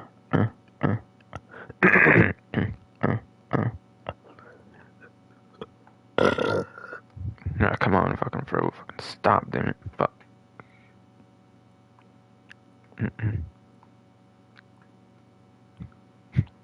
Take another little water break, I guess.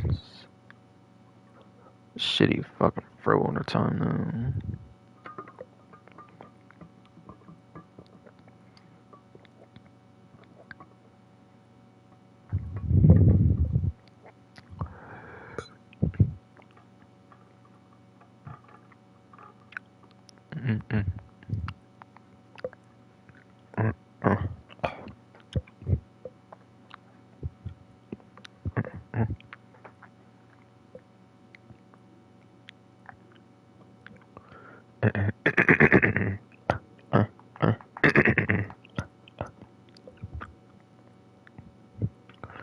Alright, so starting off with the weaponized Kanata, which I pretty much already mentioned, was on sale, so that people weren't like encouraged to get the Kanatas and why get that one when you could just get the much more useful one? If you think your aircraft storage is pretty precious for the hangar, obviously you probably wouldn't want both of them, of course.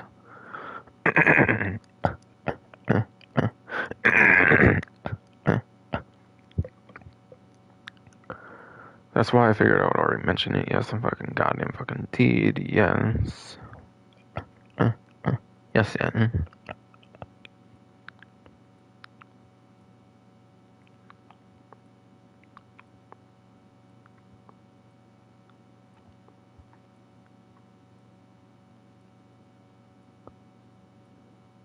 Yeah. I believe this does have a trade price. I could be wrong. I forget. Probably does, since it's in like missions and shit. But at least possibly on a trade price, if not normal price, 3,385,000 to 2,031,000. Probably a trade price. I presume, of course, since it's in some of those dangerous mercenary missions after all.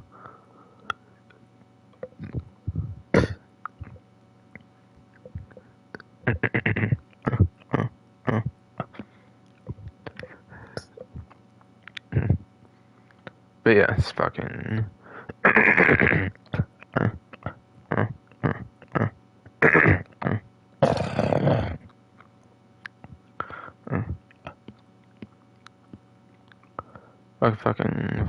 Fucking, yes, and goddamn fucking deed. Fuck, stop. Gas machine guns and missiles, as you'd pretty much expect, like your buzzard. Machine guns apparently aren't as good as like Annihilator or like Buzzard. People actually say the day one machine guns on helicopters are actually better than the like DLC helicopters for some reason, if they're non-explosive, of course. So if they're basic machine guns, usually it's day one helicopters from 2013 with better machine guns, apparently. So not good machine guns, apparently, since they're not explosive. And then missiles. It was when they went back to having like cooldown on the missiles of dangerous mercenaries, it seems. So there is cooldown on the missiles. It would have at least been a good bit better than a buzzard if there was no missile cooldown. I think it would make it much more worth using than that in a case like that, but nope. It's basically a lesser version of the buzzard when it comes to the weaponry, apparently, even according to what people say about it usually. And I very much do mostly agree with that. This one's actually two-seater. You do lose 2 seats, apparently, with the weaponized one. So that is one advantage the regular one does have, is it does have the extra 2 seats.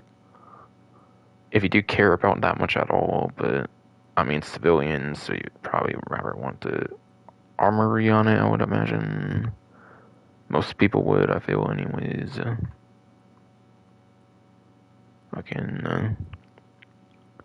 And then obviously it's the same like no tar thing of like no tail rotor like the civilian one.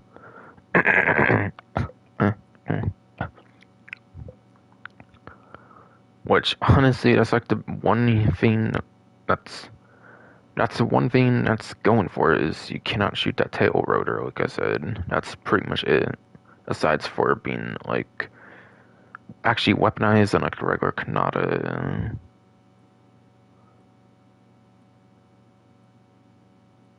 But yeah. I don't know, 2 seats, the weaponry's not much better than a buzzard.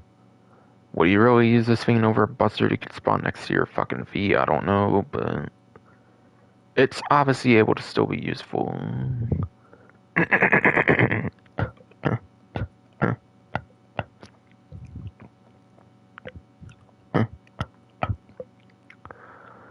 It is obviously able to be useful though, yes indeed.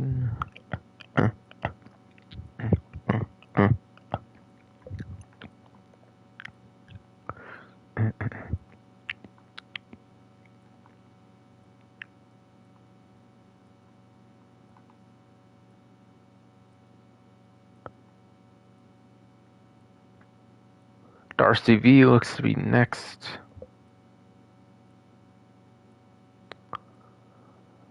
So this one's part of the Doomsday Heist DLC, has 6 seats. It was like the only emergency vehicle even before. It was, yes, I'm fucking goddamn fucking idiot fucking for what I mean to say. It was the only emergency vehicle that was for DLC for the longest time until they started doing the more recent ones. Ever since they started being introduced with Chop Shop, previous DLC.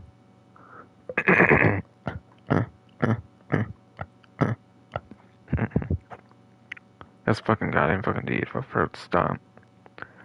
On a trade price goes from 2,350,000 over to 1,410,000.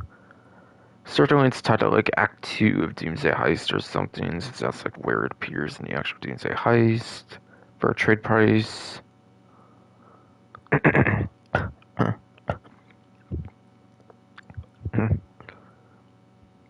Yeah, 2,350,000 over to 1,410,000, yes indeed. Like 940,000 off, I believe, on that one. So it's more of like a 1 hour grind, or like 2 to 3 hours, so like something like maybe like more towards 3 to 4 hour grind. Says something to me with like 3 to 4 hour grind or something, yes indeed.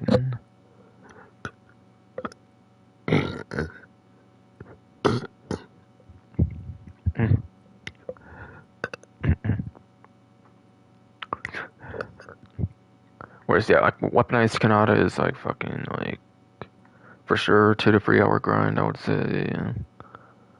Possibly 3 to 4 in that case. Maybe even more towards like 4 to 5 or something. Possibly even if you upgrade even like on the regular price, whatever I'm talking about, whatever, but yeah. On the weaponized Kanata, of course. But yes, the RCV. For its capabilities, it has like a not fire hydrant, but like has a water hose on it. You can even do a second one under too, so it sprays water like a fire truck. But RCV, you could say it stands for really crappy vehicle because nobody really tends to use it all that much. It's not too useful.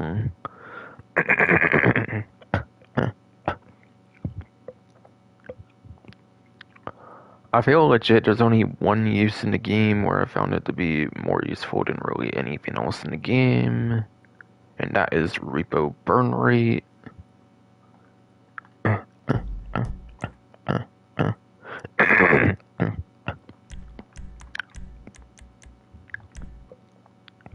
And it is repo burn rate, yes indeed.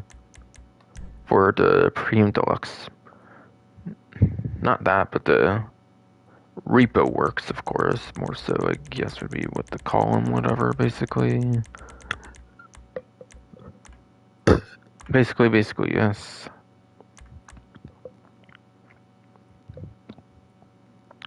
But I found this to be the best use for it, really. Just spawn an RCV right next to you, since you can't own a fire truck as a personal vehicle.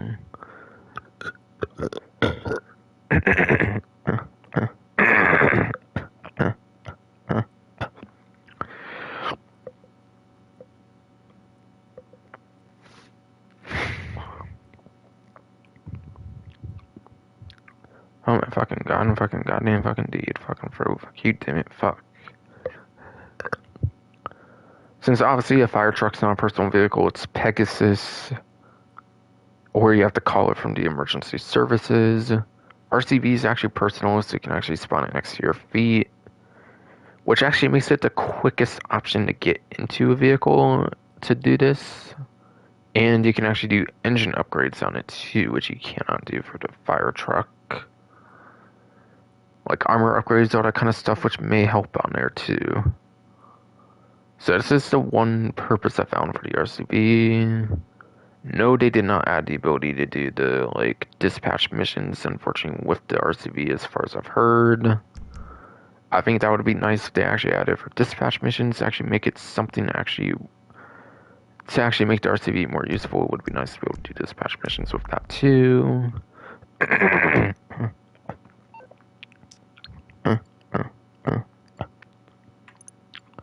I think that would help it be a more useful vehicle personally. In the very slightest, at least. In the very slightest, at least. Because, like, say you owned this before you owned any of the new police vehicles, then you could use it for that. But nope. They want people to buy into more, like, money, maybe get more shark card revenue with the more expensive police vehicles, of course. So, of course, they do not end up actually doing that.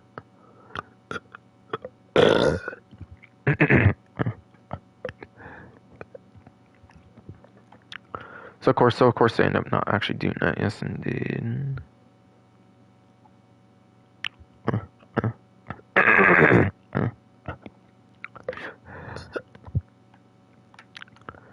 Or at least that's the realistic thing you could think of for why they didn't do that for the RCVs, because they probably want people buying the more expensive police vehicles and whatnot. But yes. Fucking.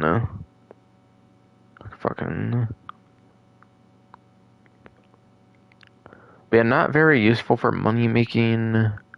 Doesn't have any actual weaponry. It's just a water cannon that you can spray things with.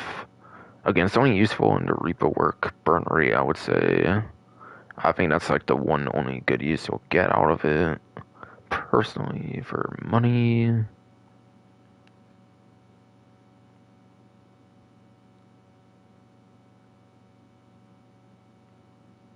Otherwise, it's just free mode stuff you would use it for, really, which is niche, of course, and it's not for money making and like usefulness in a general sense. Kind of, at least.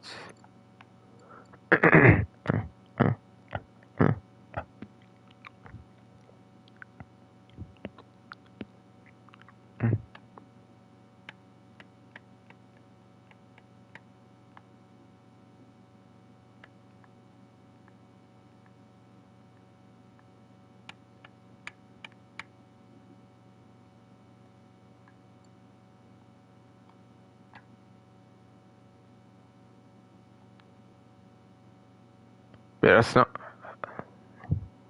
Jeez. Just heard the toilet behind me. Fucking flash the hell. How the hell? It's like all I can hear with my deaf ass fucking ears right now, I swear. Some of my ears are shit now too anymore.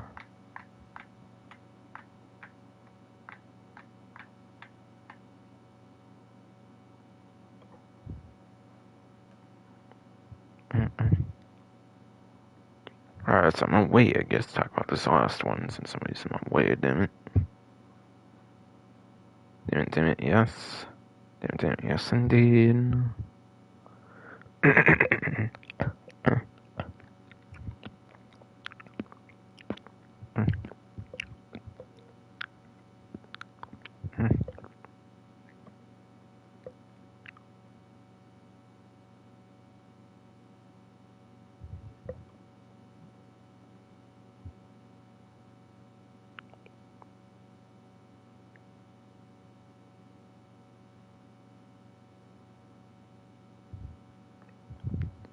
I guess while I wait, I'll check my fucking live stream here, make sure it's working fine still, of course, yes.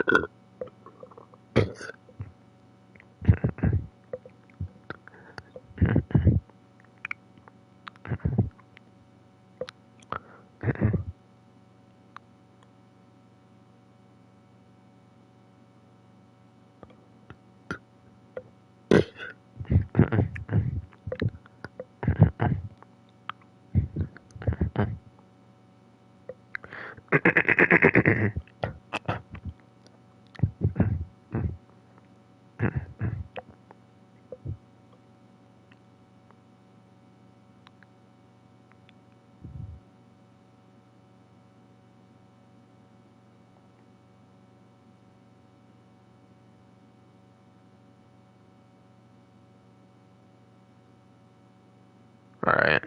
In less than a minute, I'll start going for it. I think then they best be on my way. Okay. Now, pretty much. But yeah. I was just thinking about it. I was like, where's the Savage? I see two heist update vehicles, but right. The technical and search and pickup got the custom versions with gun running, so they grouped it with all the gun running vehicles. After that, basically.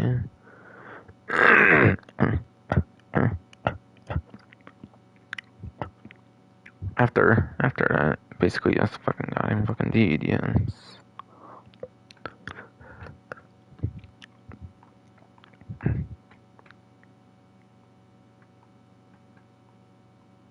But it's obviously with the other heist vehicles. Right? But it's the Savage that's on this camera. Pretty good helicopter, actually. I would say.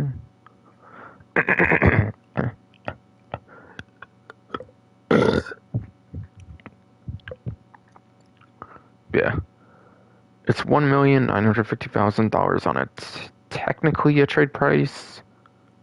When it first came out, you had to do the heist to unlock all the heist vehicles until they eventually added, like, buy it now prices at some point. To make it consistent with, like, the business kind of vehicles and whatnot, that would all get, like, those trade prices and whatnot. Fucking.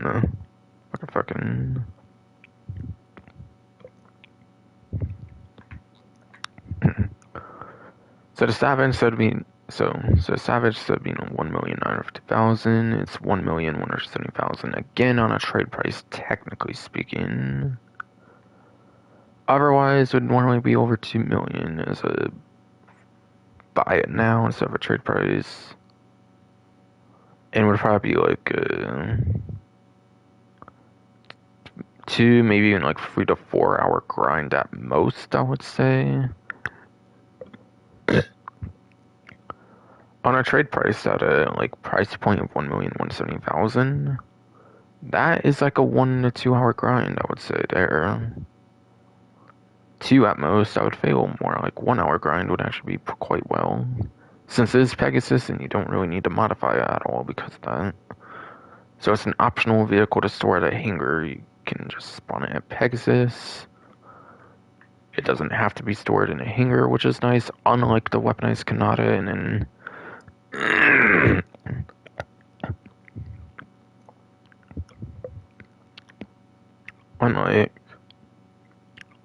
unlike the weaponized Kanata.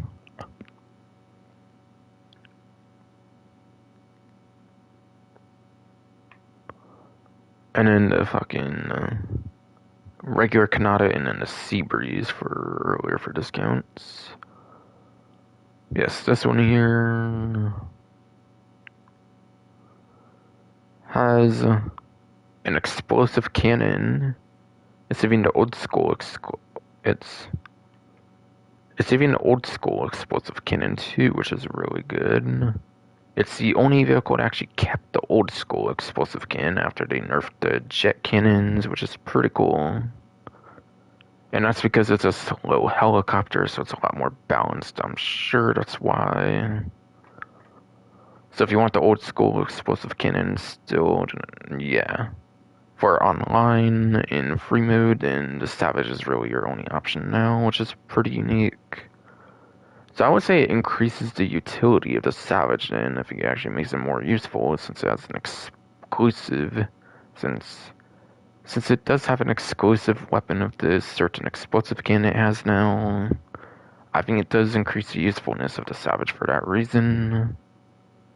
Ever since like the last year of the game.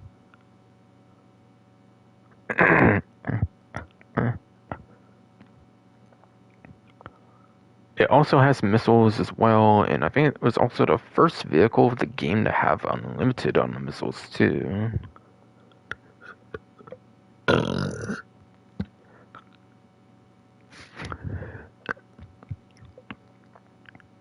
I think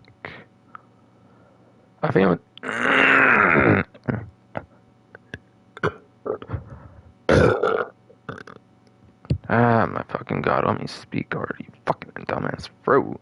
Fuck. Been doing this all fucking live stream, I swear.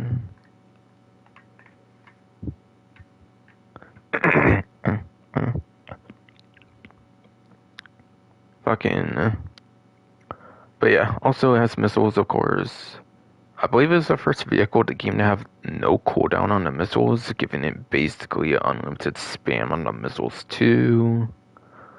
So it's the first vehicle to actually bring the ability to have no cooldown on the missiles, which is pretty crazy. And then eventually that'd become a staple mainstream for a while in the game as well. With like Smuggler's Run and whatnot, especially, I would say. Albeit there were certain ones that did not have that, obviously, even like ones that do actually have missiles, like the Rogue, not just ones that don't have missiles at all, but yeah.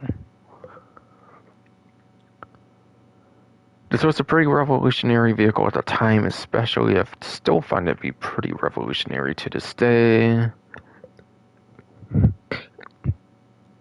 Especially nowadays, being the only vehicle to have the crazy good explosive cannon on it. When the jets got nerfed a year ago, pretty much. That's pretty good.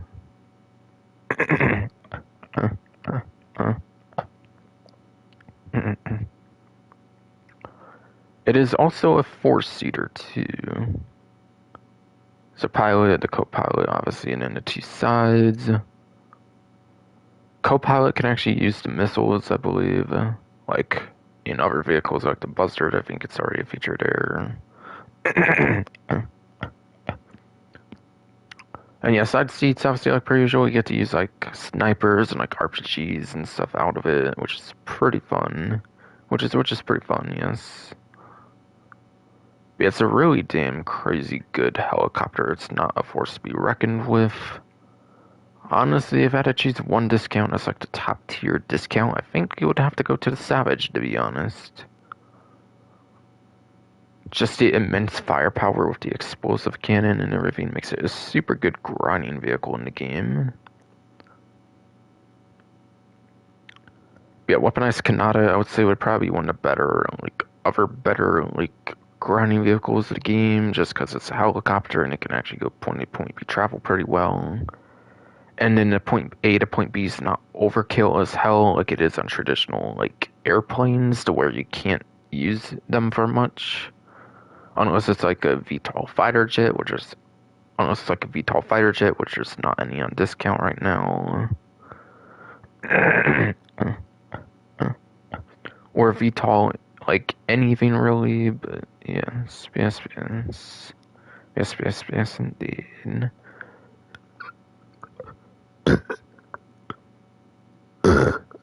Yes, and fucking goddamn fucking indeed, fuck.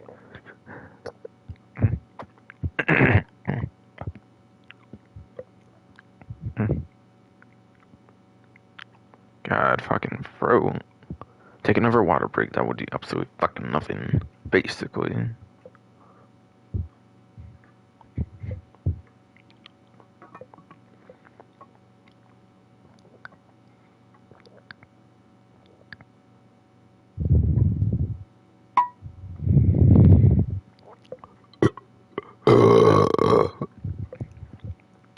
Fucking hell, man. Fuck though.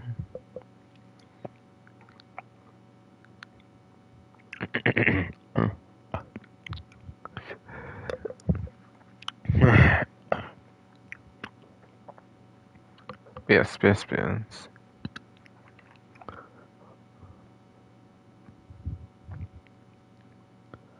if I had to recommend just one discount, and what I think would be the best discount would definitely go to the Savage. Because that's really immense firepower, and helicopters are always pretty good for grinding, as long as you have weapons on them, of course. Or at least missiles on them.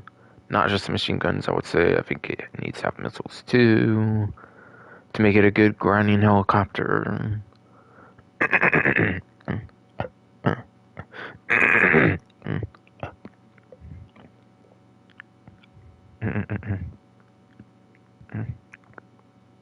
Exactly what I said from earlier. Yes, indeed. Fucking bro. Fuck you, damn it. Fuck.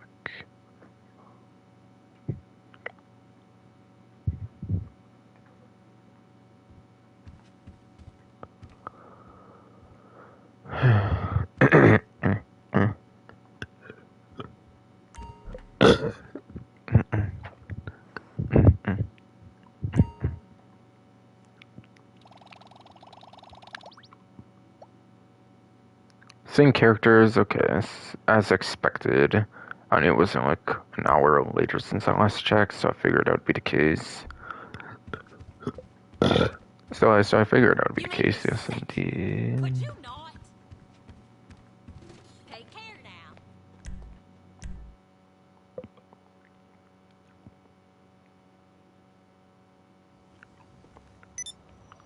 Alright, bail office went to 98,400 apparently. Okay, I'll have to collect it next time I get there then. Which might be the stream, of course, for sure. So I'm gonna check the salvage yard out here, obviously, so I can go through the vehicles for the week. In case people want to know those or anything. If for some reason being in a certain vehicle incentivizes people to play them for a certain reason, even if they're not claimable and everything. Plus, it's part of the weekly, like, changes and everything, so I figure it's worth covering it still. So I figure it is kind of still worth covering it, yes indeed.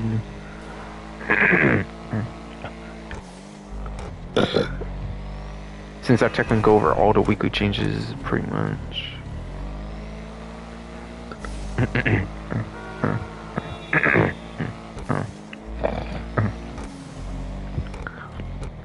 That's fucking goddamn fucking D. I do go over all the weekly changes, yes indeed. Fucking bro, fuck you, damn it, fuck.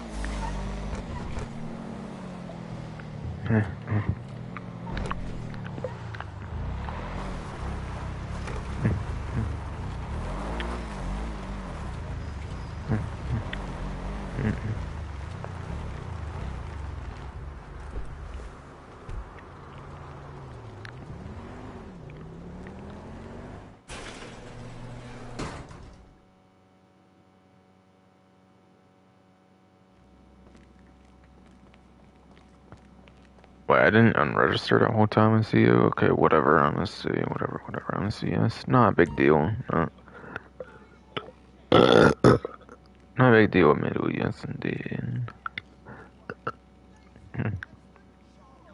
Okay, so you have the Benefactor SM72, 722, whatever.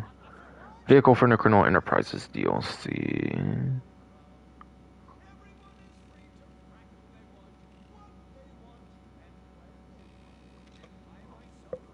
Fucking max sell value of 388,000. With a salvage value of $310,400.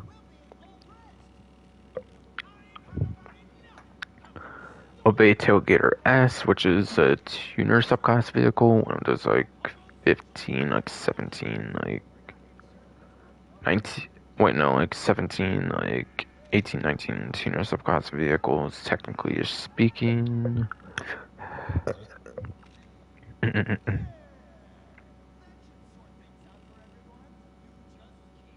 Fucking has max sell value of 341,000. Salvage value of $272,800. By the way, it's also the only four-door like tuner subclass vehicle too, which is cool. Which is cool. Yes, indeed.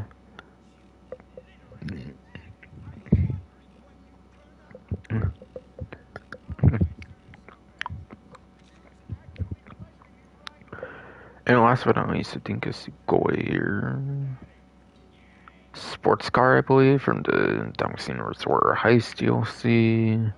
Not very good one, sadly. But yeah. Max sell value $247,000. Salvage value of $197,600. $197,600, whatever it is. To be more clear there, to be more clear there, yes.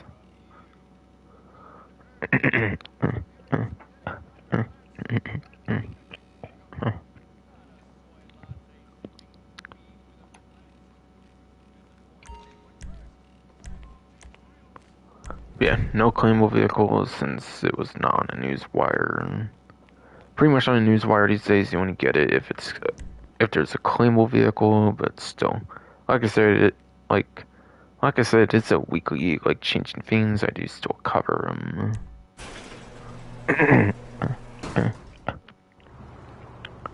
Also, a fun time to throw some facts on certain vehicles. Also a fun time to throw some facts on a vehicle if I want, as well. Goddamn, I'm not used to driving like it's on ice or some shit. I'm not used to using these drift vehicles in free mode on a drift race or something. Fucking. So yeah, the gun van I gotta do for the last of the discounts and just to go over the lineup in general. Got the stash house to do.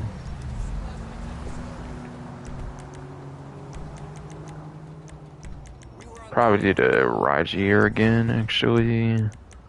Along with the Adventure Thruster, since it's all the way in the desert right now.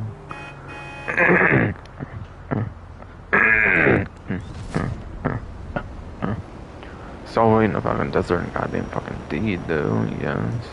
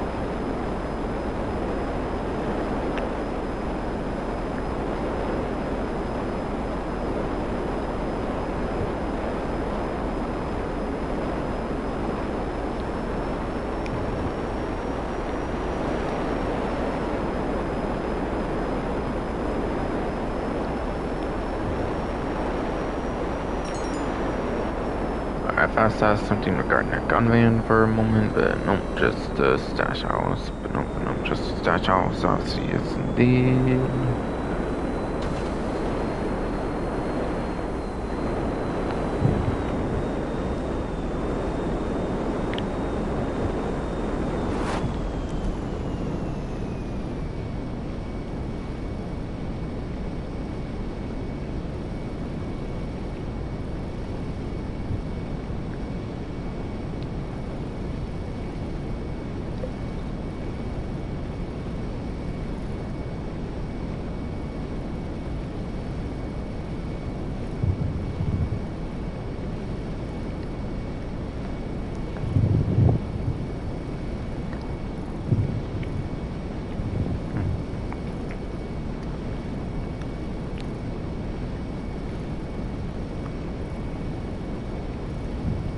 trying to see where that Madrazo thing might be.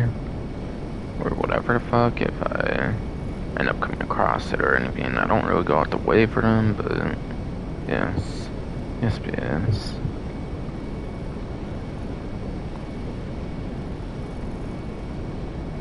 Yeah, where is that fucking thing?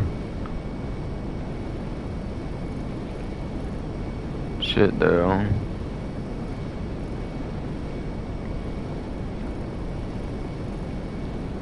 Still legit though, yes. Am I blind or am I just not seeing it? No. There's something. Something, yes.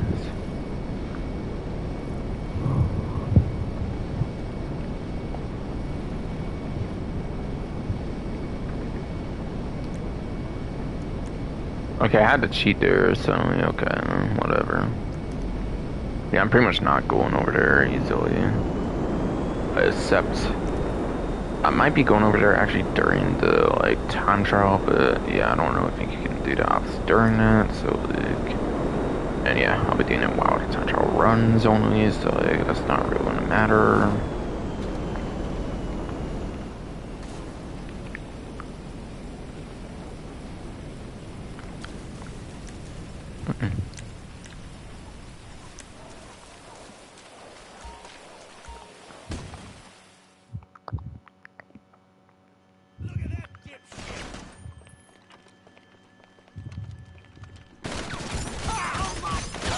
Oh, come on.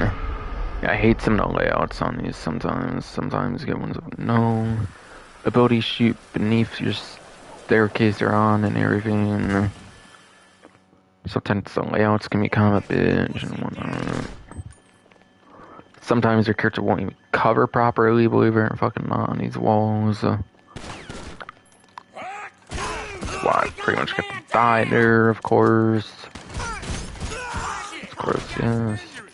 And yeah, I should have been much more careful too, I guess, but still. Pretty fucking bullshit, dude. Pretty fucking bullshit, dude. Yes, indeed. 72, 68, 83, it seems. Seems, yes.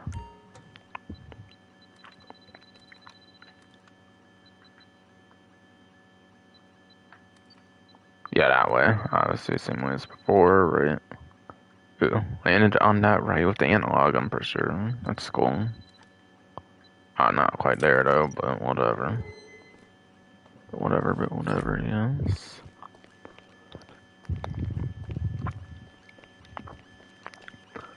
But whatever, yes, indeed.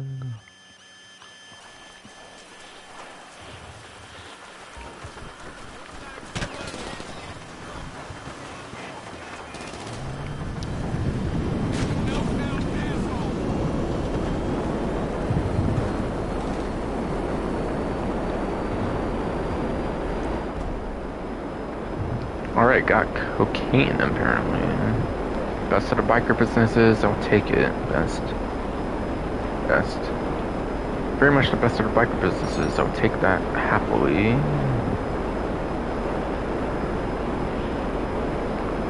So yes, over to the docks I shall now.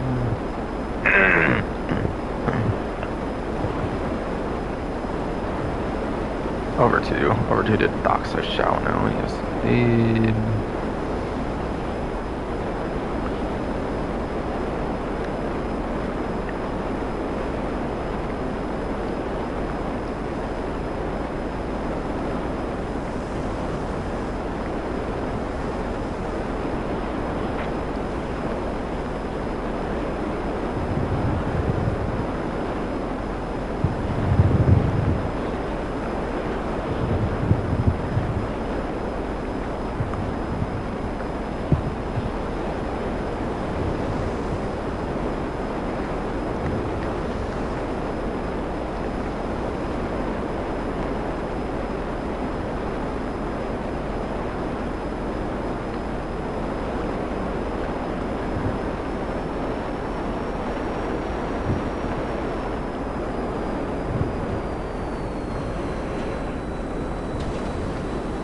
It's not the dock spawn. I don't think I found the gunman at all at any point in the stream, of course.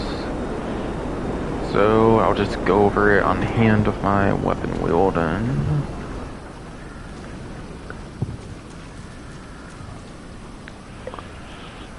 After I check the stream one last time, at the current moment at least, make sure it's still going, of course. Of course, yes. Alright, cool, still working correctly, yes, yes, yes, indeed. Okay, so obviously you have your standard baseball bat and knife for the month, since you kind of need to have it there for the plus subscription, pretty much, yes. Pretty much, yes, indeed. My baseball bat, I finally got the one livery on recently-ish that I had unlocked for a while. I just claimed it super recently, though. For, like, the Volgan one and, like, the Drug Wars, like, tier 1 or 2 or whatever the fuck. And the knife. My Flames delivery from the Survival Challenge being whatever.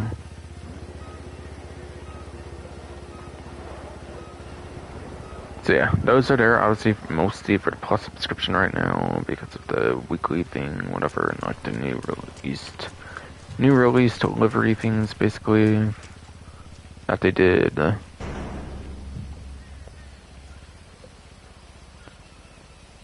So it's cool on the 9th-gen consoles, since you can actually get them to look a little nicer. And then knife you can use underwater, and the baseball bat might definitely be usable as like a biker melee attack to make them a little more interesting for melee weapons as well. For 8th-gen PC as well.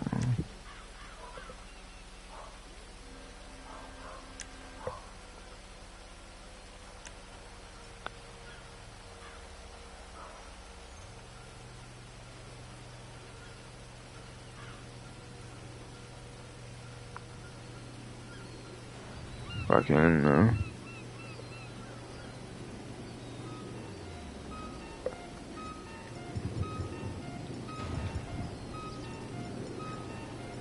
the Widowmaker.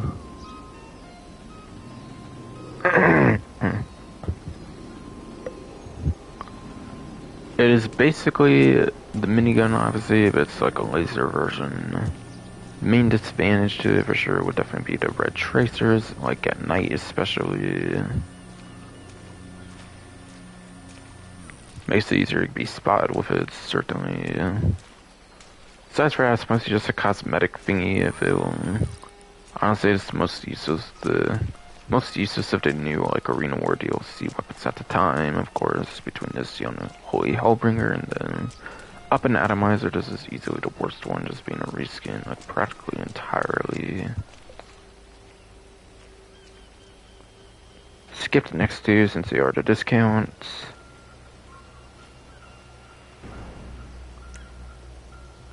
Next one is actually one I have in the gun locker, I believe, right now. And that is the Gusenberg Sweeper.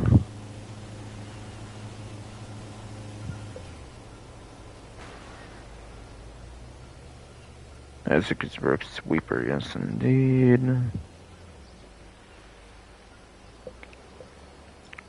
So, basically,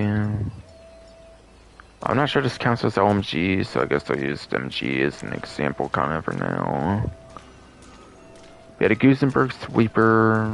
I think it gets like 100 up to, or maybe it just gets 50 at all, with like the drum magazine thing as, whatever, with like the drum magazine thing as, whatever, yes.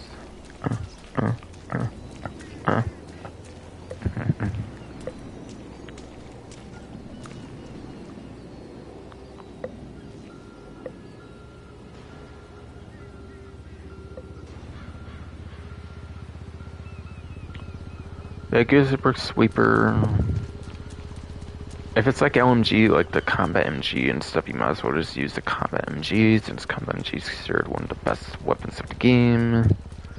Like probably like top couple or so at least, I would imagine. Since it has like the recoil, like no recoil first person thing for that one. So if you're looking for an LMG, it's probably just better to use like a combat MG if it is in fact the LMG, not like SMG or whatever.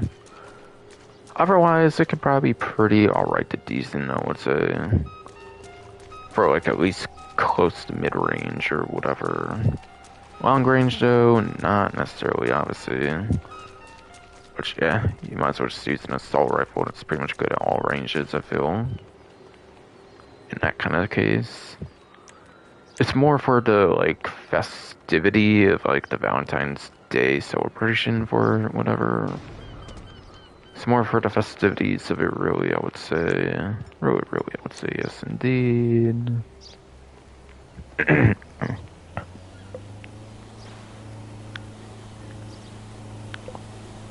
And then from there you have your throwables. Tear gas is good for room clearing, of course. For at throwable. Pipe bombs is the Lost and Damned themed throwable from that Grand Theft Auto 4 DLC. One main like advantage I've heard of, like on like a YouTube video, a comment or something, I think. From somewhere, fucking, might have been that fucking, it might not be able to blow up in your hand like a sticky bomb, which actually makes it a really good choice for a drop-by throwable, possibly, compared to even like a sticky bomb in some cases. So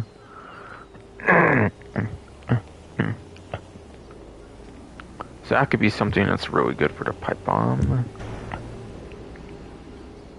Besides for the nostalgicness.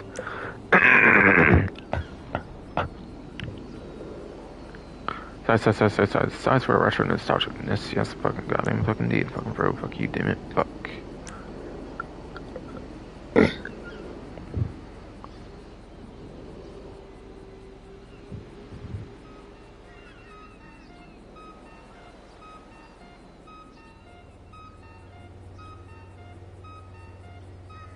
And then sticky bombs. Those, obviously, you can blow up, like, whenever you want, which is obviously really good, and then it's also usable for the armored truck, like, free roam events, free mode events, whatever, which is really good. Or not really good, like, back in, like, 2013 days and whatnot, where they were glitchy and could be farmed and whatnot. Whatever, before their eventual removal in, like, 2015, I think. When they did, like, newer free mode events and whatnot.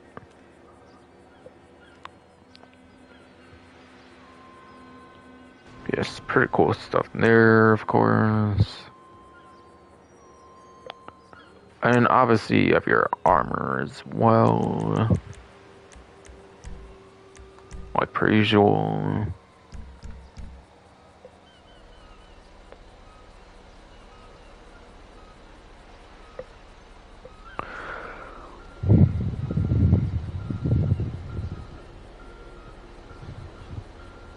And then for the 2 discount weapons here. Starting off with the one that's a general discount of 40%. Oh, and that reminds me, I actually still never went over all the percents for the vehicles. So actually, let me do that first. But yes, this one, it will be your... for the thing. But yeah, hold on, let me go over those percentages though. Again, the NSRE7B, 40% off, as I showed in the main menu at the beginning of my stream. Pegasi Osiris, 40% off. Reaper, 30% off for the Pegasi Reaper. Doswat Swingers, 30% off. Pretty sure I already mentioned. Might have remembered to mention those ones. But yeah, Buckingham Weaponized Kanata is 40% off. Buckingham Kanata, regular one, 40% off. Savage is 40% off. Western Company Seabreeze is, or not Seabreeze yet, at least, but yeah, the Western Company Basra is 30% off. The Basra, yes. Western Company Seabreeze, 30% off, and then the RCV is, the Brute RCV is 40% off. Okay, yes, Machine Pistol here is 40% off discount. So, Yeah, it's basically like a pistol, but it's like a SMG as well. It's more cost as a SMG, in fact, versus a machine gun class, apparently. But yeah, being pistol size, you could probably use this in a lot of different vehicles for drive-bys, which is nice. Oh yeah, okay.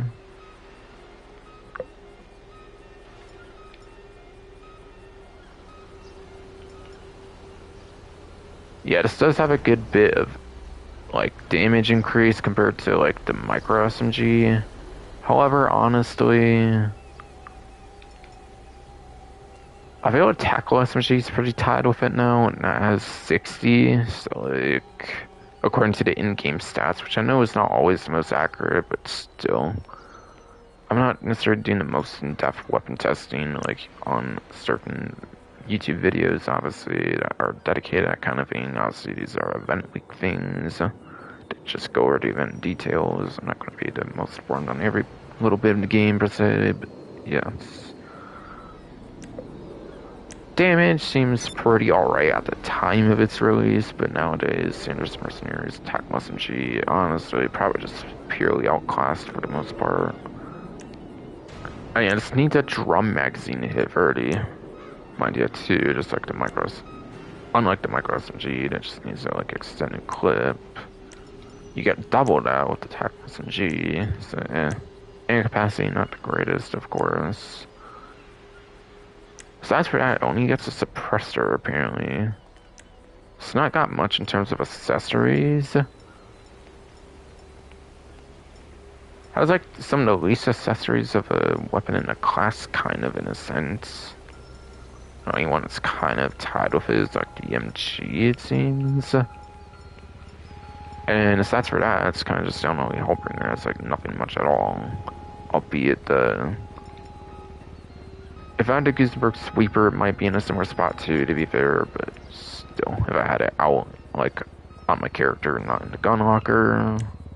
The reason I have it in the gun locker, by the way, for the Gutenberg Sweeper is so that my LMG ammo refills for, like, my MG and my Unholy Hellbringer. Not Combat MG Mark II, because I'm using special ammo on it right now, I believe, but if I used regular ammo, I think that would refill that too, I think.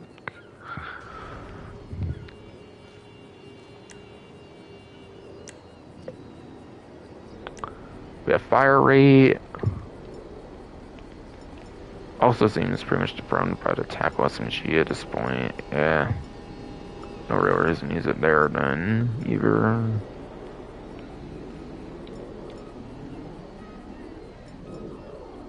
Looks like this one might somehow have an accuracy improvement over the tackle SMG somehow though. According to the in-game stats. But you have like assault SMG and combat PW, like the two-handed ones pretty much does seem to have better accuracy, it seems. But for one-handed, it seems pretty good. One-handed for accuracy in the class. Yeah, for one-handed accuracy for the class seems pretty decent actually. There is something I guess I could maybe seem to say according to those in-game stats.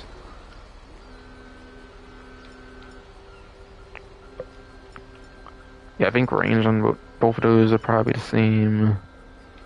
Micro SMG seems to be a little less though. Again, there seems to be a lot of other like ones that are like more ranged, but those are like more the two-handed ones, it seems. Comparing the competition with the other one-handed ones, so yeah. Sadly, this tackle SMG is just so good, it's just not really something worth using in any cases, it seems, these days much anymore, I feel. Unless you just really want to use something that seems more pistol-like than, like, SMG-like, if that makes sense, I guess. Then I guess it could work out, but... bad.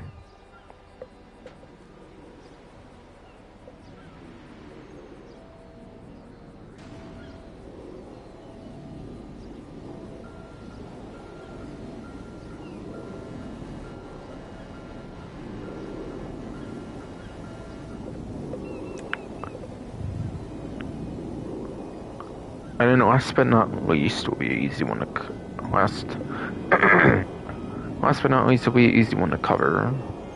This one will also be 40% off, but it's exclusive to the 9th gen version for PlayStation 5, Xbox Series XS, and it's tied to the subscription, of course. It's the Assault Rifle Mark II.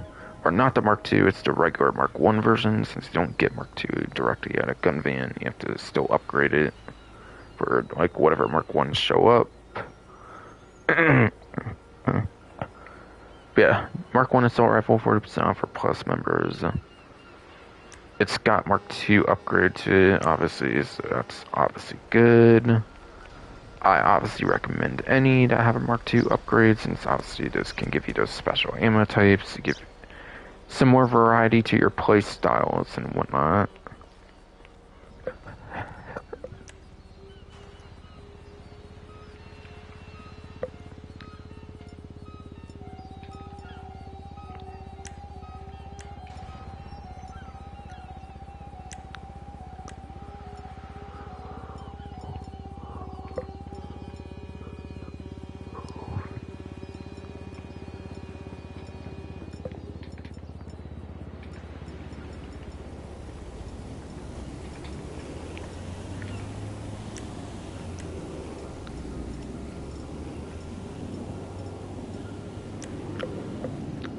Okay, so damn it, sadly this ended up being a 6-hour stream, but whatever. Yes.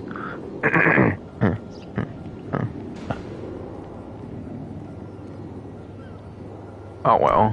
Almost done here. Almost probably done here, I presume.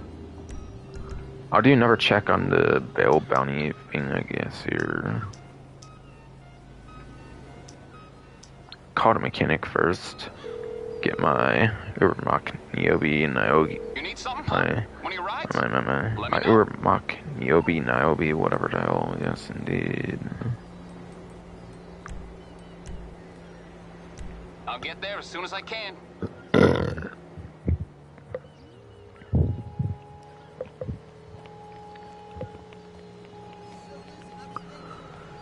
But I might go bail office first, actually, before I even do that.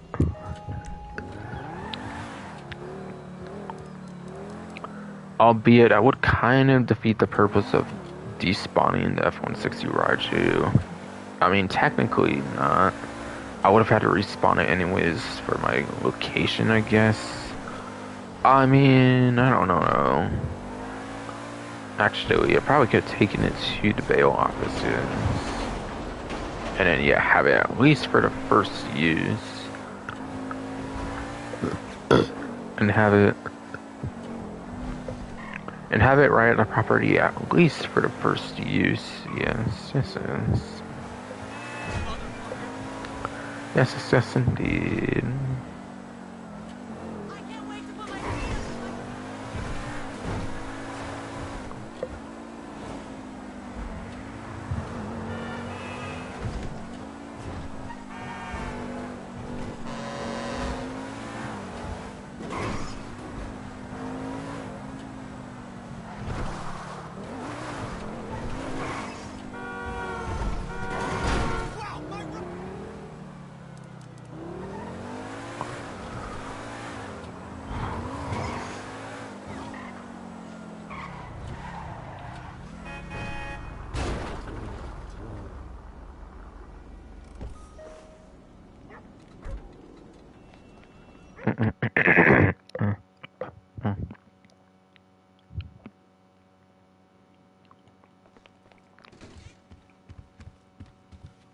Hey there. Sure.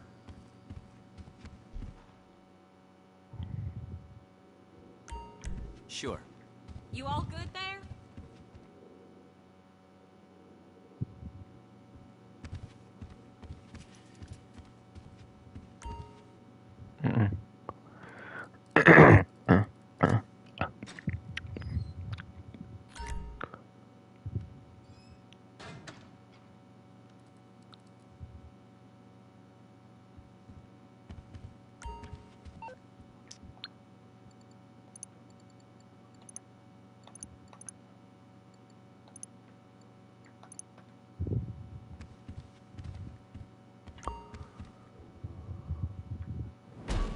Alright, so I'll check this again, of course, for now. At least. I think it might have changed. I forget, actually. These were all free. The ones from before on the standards. But yeah, those are not any of the two I need here. I'll still check, of course, after HSW Town Trial. For like one more time. Hi there. For like one more time, yes indeed. Alright, yes, I did empty that, right. 23,114,671 bucks, okay. Okay.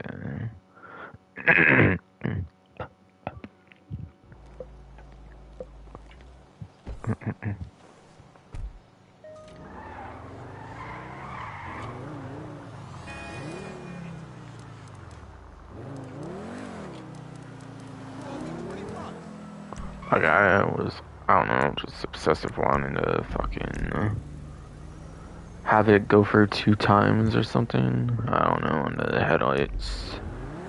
With some OCD-ness. With some OCD-ness or some shit. I do not fucking know. But yes, but yes, but yes. Yes, yes, yes, indeed.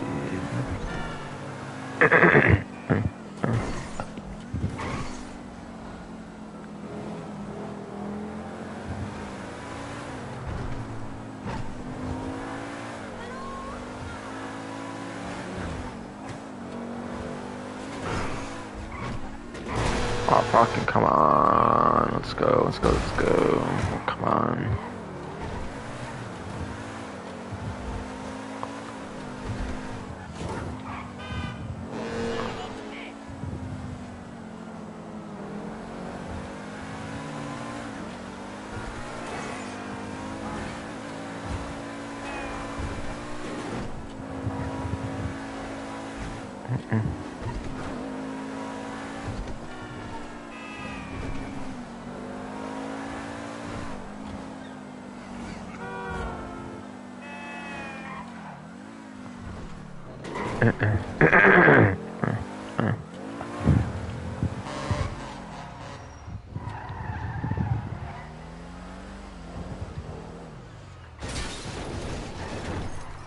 How the hell? Come on. That's...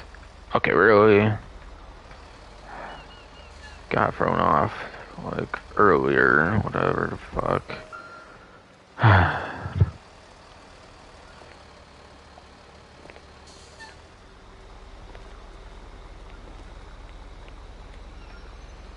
Definitely respawning that. That was bullshit.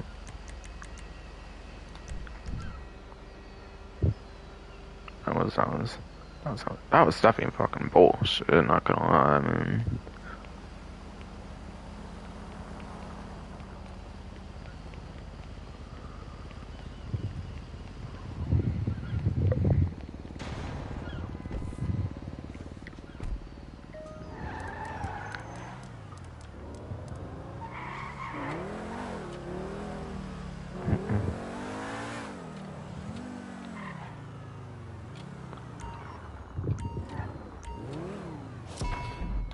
So again, do not mark the yellow, like I said much earlier on in the live stream. That's a bad route, I would say. Pretty much the only time, or one of the only times, where that's the case on HSW Town Trial in particular, at least.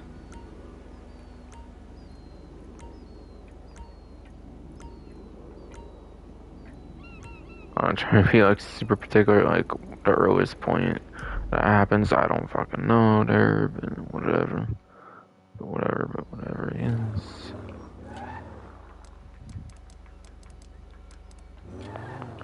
Alright, make sure on the spreadsheet, it's not spreadsheet, but on my not notepad, but notes on my iPhone. Notepad's more of a desktop thing. Alright, yes, I am under Rock Niobe and Iobe, of course, as I know. Just figure out, make sure. Alright, so time to go. If it's nighttime, sadly, so it might be a little difficult to do it, unfortunately. Unfortunately, yes. Fortunately, yes indeed.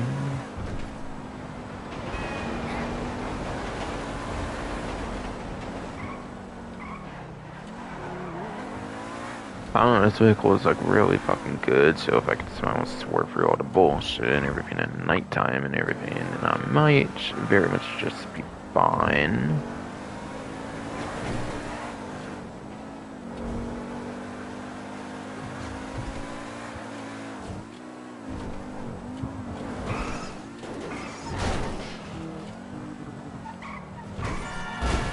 Go, damn it. Go.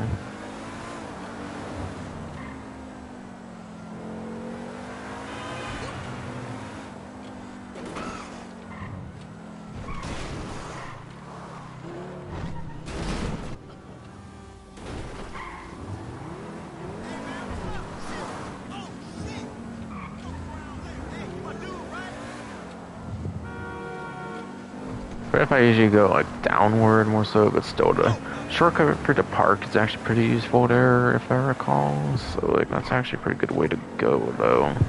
Regardless of if I do it more the other way or whatever. Possibly, yes.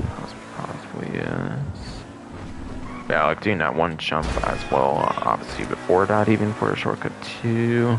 Or like honestly I don't even know if that's a shortcut, but still, it's just cool doing it that way. Honestly though. Okay, I'm gonna try here, obviously, to jump onto here, get more into the straight instantaneously. Or it feels like would be more instant. I'm not really sure if it's impactful much or not. But I mean, you can still do it and still get within par time, so hell yeah, I'll do that. Tight as hell shit. Oh shit. Shit.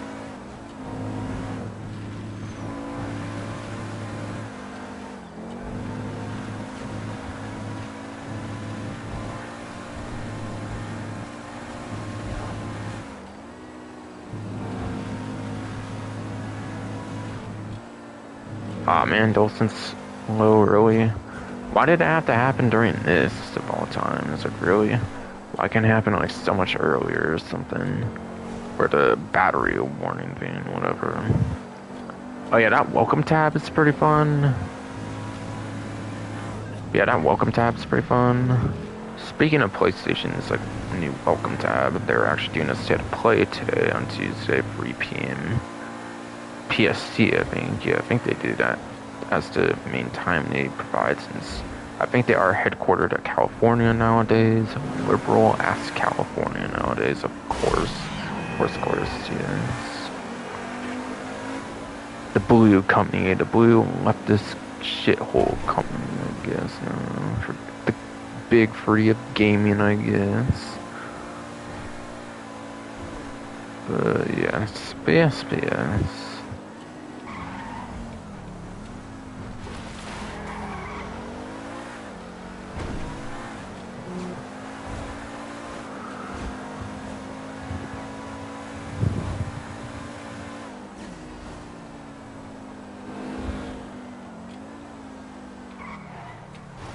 Alright, cool. Can I make it even before it turns red? That might actually be possible. I don't know. Yo, wait, I did. Noise. Barely, though, but I did. Before it could even turn to red timer. But easy first try. Niobe Nobby's pretty good. Oh yeah, and more PlayStation talk, I guess. That 30th anniversary collection looking pretty cool, not gonna lie, but goddamn, you have to be a lucky ass motherfucker to get the fucking, what's it called, fucking, oh yeah, PS5 Pro if you want the fucking, like, 30th anniversary one, because they're only making 12,300 of them, apparently. Which I think is a nod to the December 3rd, like, 1993, 1994 release, or whatever the hell, for the 30-year anniversary, whatever. Like, them shits look sick as fuck, the digital, like, PlayStation, like, the, like, digital Slim now is much more available, I think. Honestly, fuck the newer models, since you have to attach a disk drive and you need an internet connection for that shit, bro. Like, What kind of world are you living in where you need a fucking internet connection for this drive to actually be activated? If that server ever goes away, for whatever fucking reason, fucking that shit gonna be useless. So, if you haven't connected before, at least, I don't know about like after. If it needs to still, if it still needs to authenticate it like randomly at times or something. Happy with the base model, but yeah, base model is obviously not getting one. The base model, the fat model, of course, is not made anymore. And for sure, that's what they usually do with the like fat models. When they do the slim one, they just get rid of him basically or something. I kind of dig the 2 USB-Cs y'all get though. I'm not gonna lie, and the like adaptive charging possibly. I don't care for it too much though. I don't know. Probably wouldn't be too useful for me. I use like a charging stand instead of that shit. I barely actually use the actual charging ports on the system. Not gonna lie. Since I do have a like charging stand thing, the official one, of course. I wish they would actually sell the fucking individual like charging thing for the 30th anniversary one. I probably wouldn't get it, of course, but it would just be cool to have the option to get it at least, aside for like the console bundles at least. I think is the only way to get that. The DualSense Edge looks sick as fuck, especially though. But man, those PS5s with the gray in the middle, the fucking color logo is cool. I can always just try to make my own or something. In a sense, but it wouldn't just wouldn't be the same, damn it. Actually though. Actually though, yes. Especially because I would have to buy some third-party gray plates unless they make their own, which they do, but you have to buy a console for those ones, it seems, not individualized. And even then, there's no option for the original one, like I said, which is the one I have, of course. Which, again, I do like that model. I do feel I have one of the better models for all the cost cutting with, like, the heat. Like, the cooling changes constantly, I feel, or whatever the fuck they do on those smaller revisions.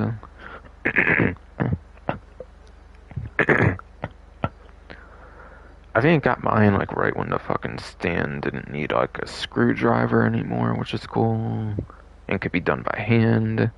Back when they actually came with a fucking stand and a disk drive and everything. Fucking Jesus, man, this fucking generation's been wild as shit now. With all the bullshit they getting away with and stuff. Greedy ass motherfuckers nowadays.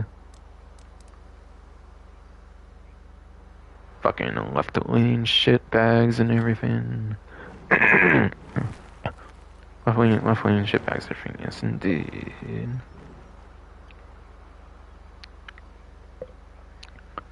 Is it even worth going back to the bail office at this rate?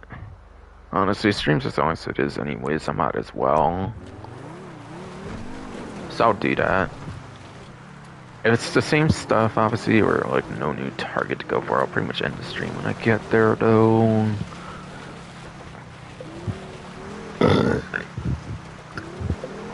Pretty much, I would say. Pretty much, I would say at least, yes, indeed. I at least got half of the bounties I still needed for the on-stream and not like tier 4, since I already have tier 4. Since I want to show off the Castigator and not pay anything for it, of course, for the stock vehicle. For the stock vehicle, yes indeed. Fuck. You hiccuping now or whatever the fuck now, you shit fucking throat or whatever the hell or what. God fucking damn, man. Fuck.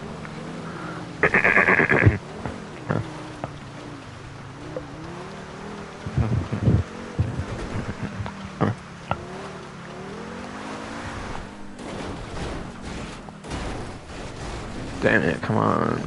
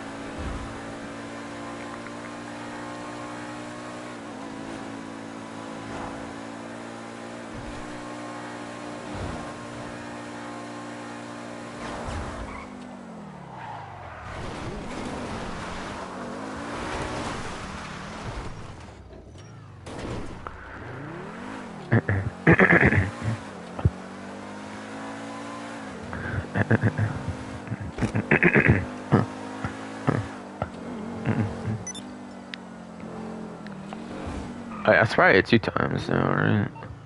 I kind of forgot to mention that actually, but still, it's pretty much the same vein, anyways. So like, I didn't feel it was worth mentioning, and plus, I did mention it in the stream. It would be 2 times probably. Yeah, 2 times to 3 times in the week after. Just because they did repeat maps doesn't mean it stays 3 times a whole like month or whatever. As expected. As expected, yes. And I think I kind of remember that last time when they did like last September, I think, when they did like repeat maps. Celebrate 1 year community series. This time they obviously did 2 years of like some of their favorite ones.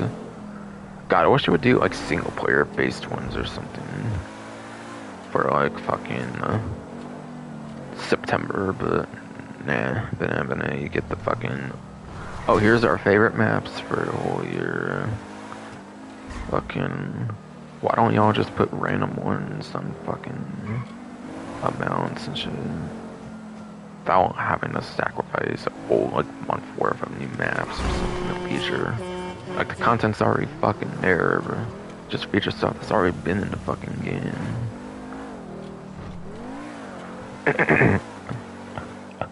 And then y'all even vault stuff that's already been in the game when it comes to user created stuff that y'all feature in the community series for some reason. Like a bunch of the damn survival maps. It's only like one survival out of like however many were fucking featured before.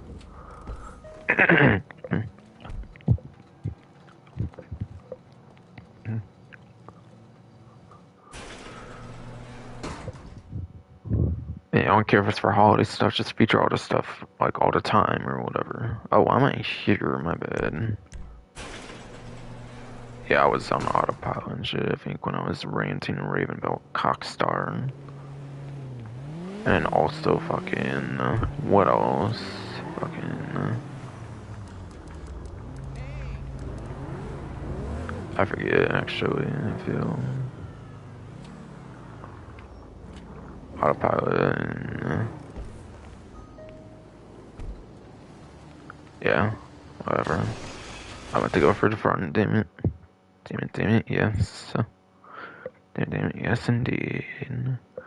Hey!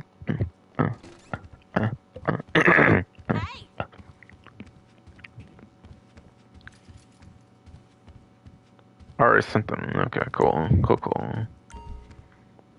I thought someone didn't know to do it still. Or like I might have just forgot I sent them or something. Alright, yeah. Same ones. Like I said, if I wasn't gonna change, but with the stream being as long as it is anyways, I figured it's worth the check, I guess. But yes. Got 2 of the ones I needed, of the 4 still, for on-stream only. So, speaking of that, I think it was Kenzie I forgot to, like, listen to the phone call. I guess Okay. I'll do that. This is seriously fresh. I guess I'll do that, I was yes in prison awaiting indeed. trial when he jumped the freaking bus. And he stole a regular bus, and let's not get into what happened to that, but if we're gonna get him, I do think we this need was to the get one, on it now. at least the one I remember, where, like, I don't think I did for any other ones by accident, but for hanging up on the phone call for the lore. Okay, I got the alert this morning. A goddamn real-life Supermax prison break. Okay, I've sent you Kenzie's last location where he jumped the prison bus. We have to grab him before anyone else does. I don't know, I forget though. Could have been something else, I forget. Still, yes indeed.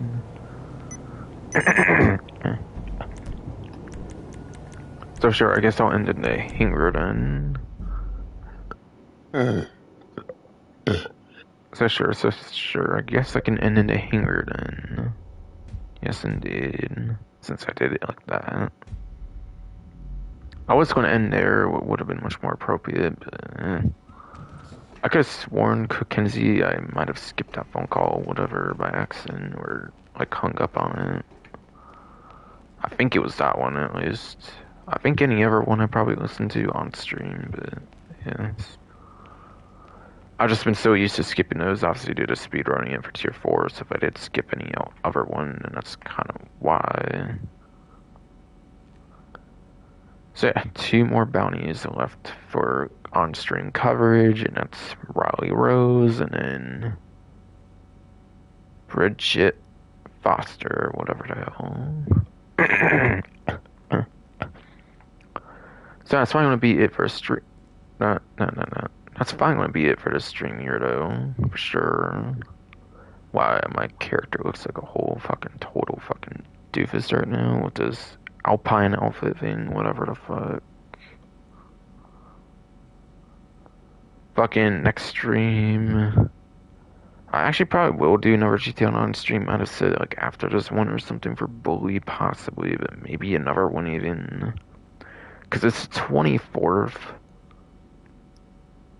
25th, 26th I think comes out with the new event week. That's Thursday. Friday, Saturday, Sunday would be the 29th. I don't know. I kind of wanted to get it done by like the 20s sometime. Maybe I will actually then try to do Bully Scholarship Edition, hopefully. God, I still not researched at all like how I want to go about that walkthrough though. Because I'm not really used to doing PC magic shit and everything quite yet. Besides for the kinds of videos I've already released on PC. But yes, that's finally going to be it for the stream here. Next stream, I don't even know, to be honest. I thought for sure maybe GTA, but the more I think about it, if I stream on my usual Sunday, it would already be like the 29th. Sometime before that stream I end up doing, I might definitely be doing a Bully stream of some kind, whether it's PS5, Anniversary Edition even, fuck it. Though, my phone only has 64 gigs. Though my phone only does. Though, yes, my phone only does have 64 gigs. Yes, I fucking goddamn fucking did. And most of it's already used anyways.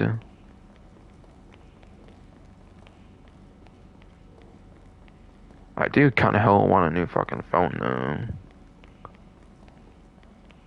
Yeah. I don't know.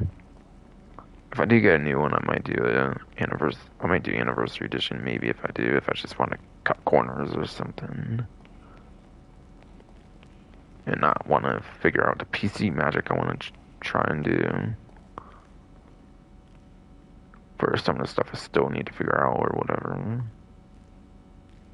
So savor that all somehow or another GTA Online stream possibly next. Yeah, that's finally gonna be it for the stream though. Hope you enjoyed.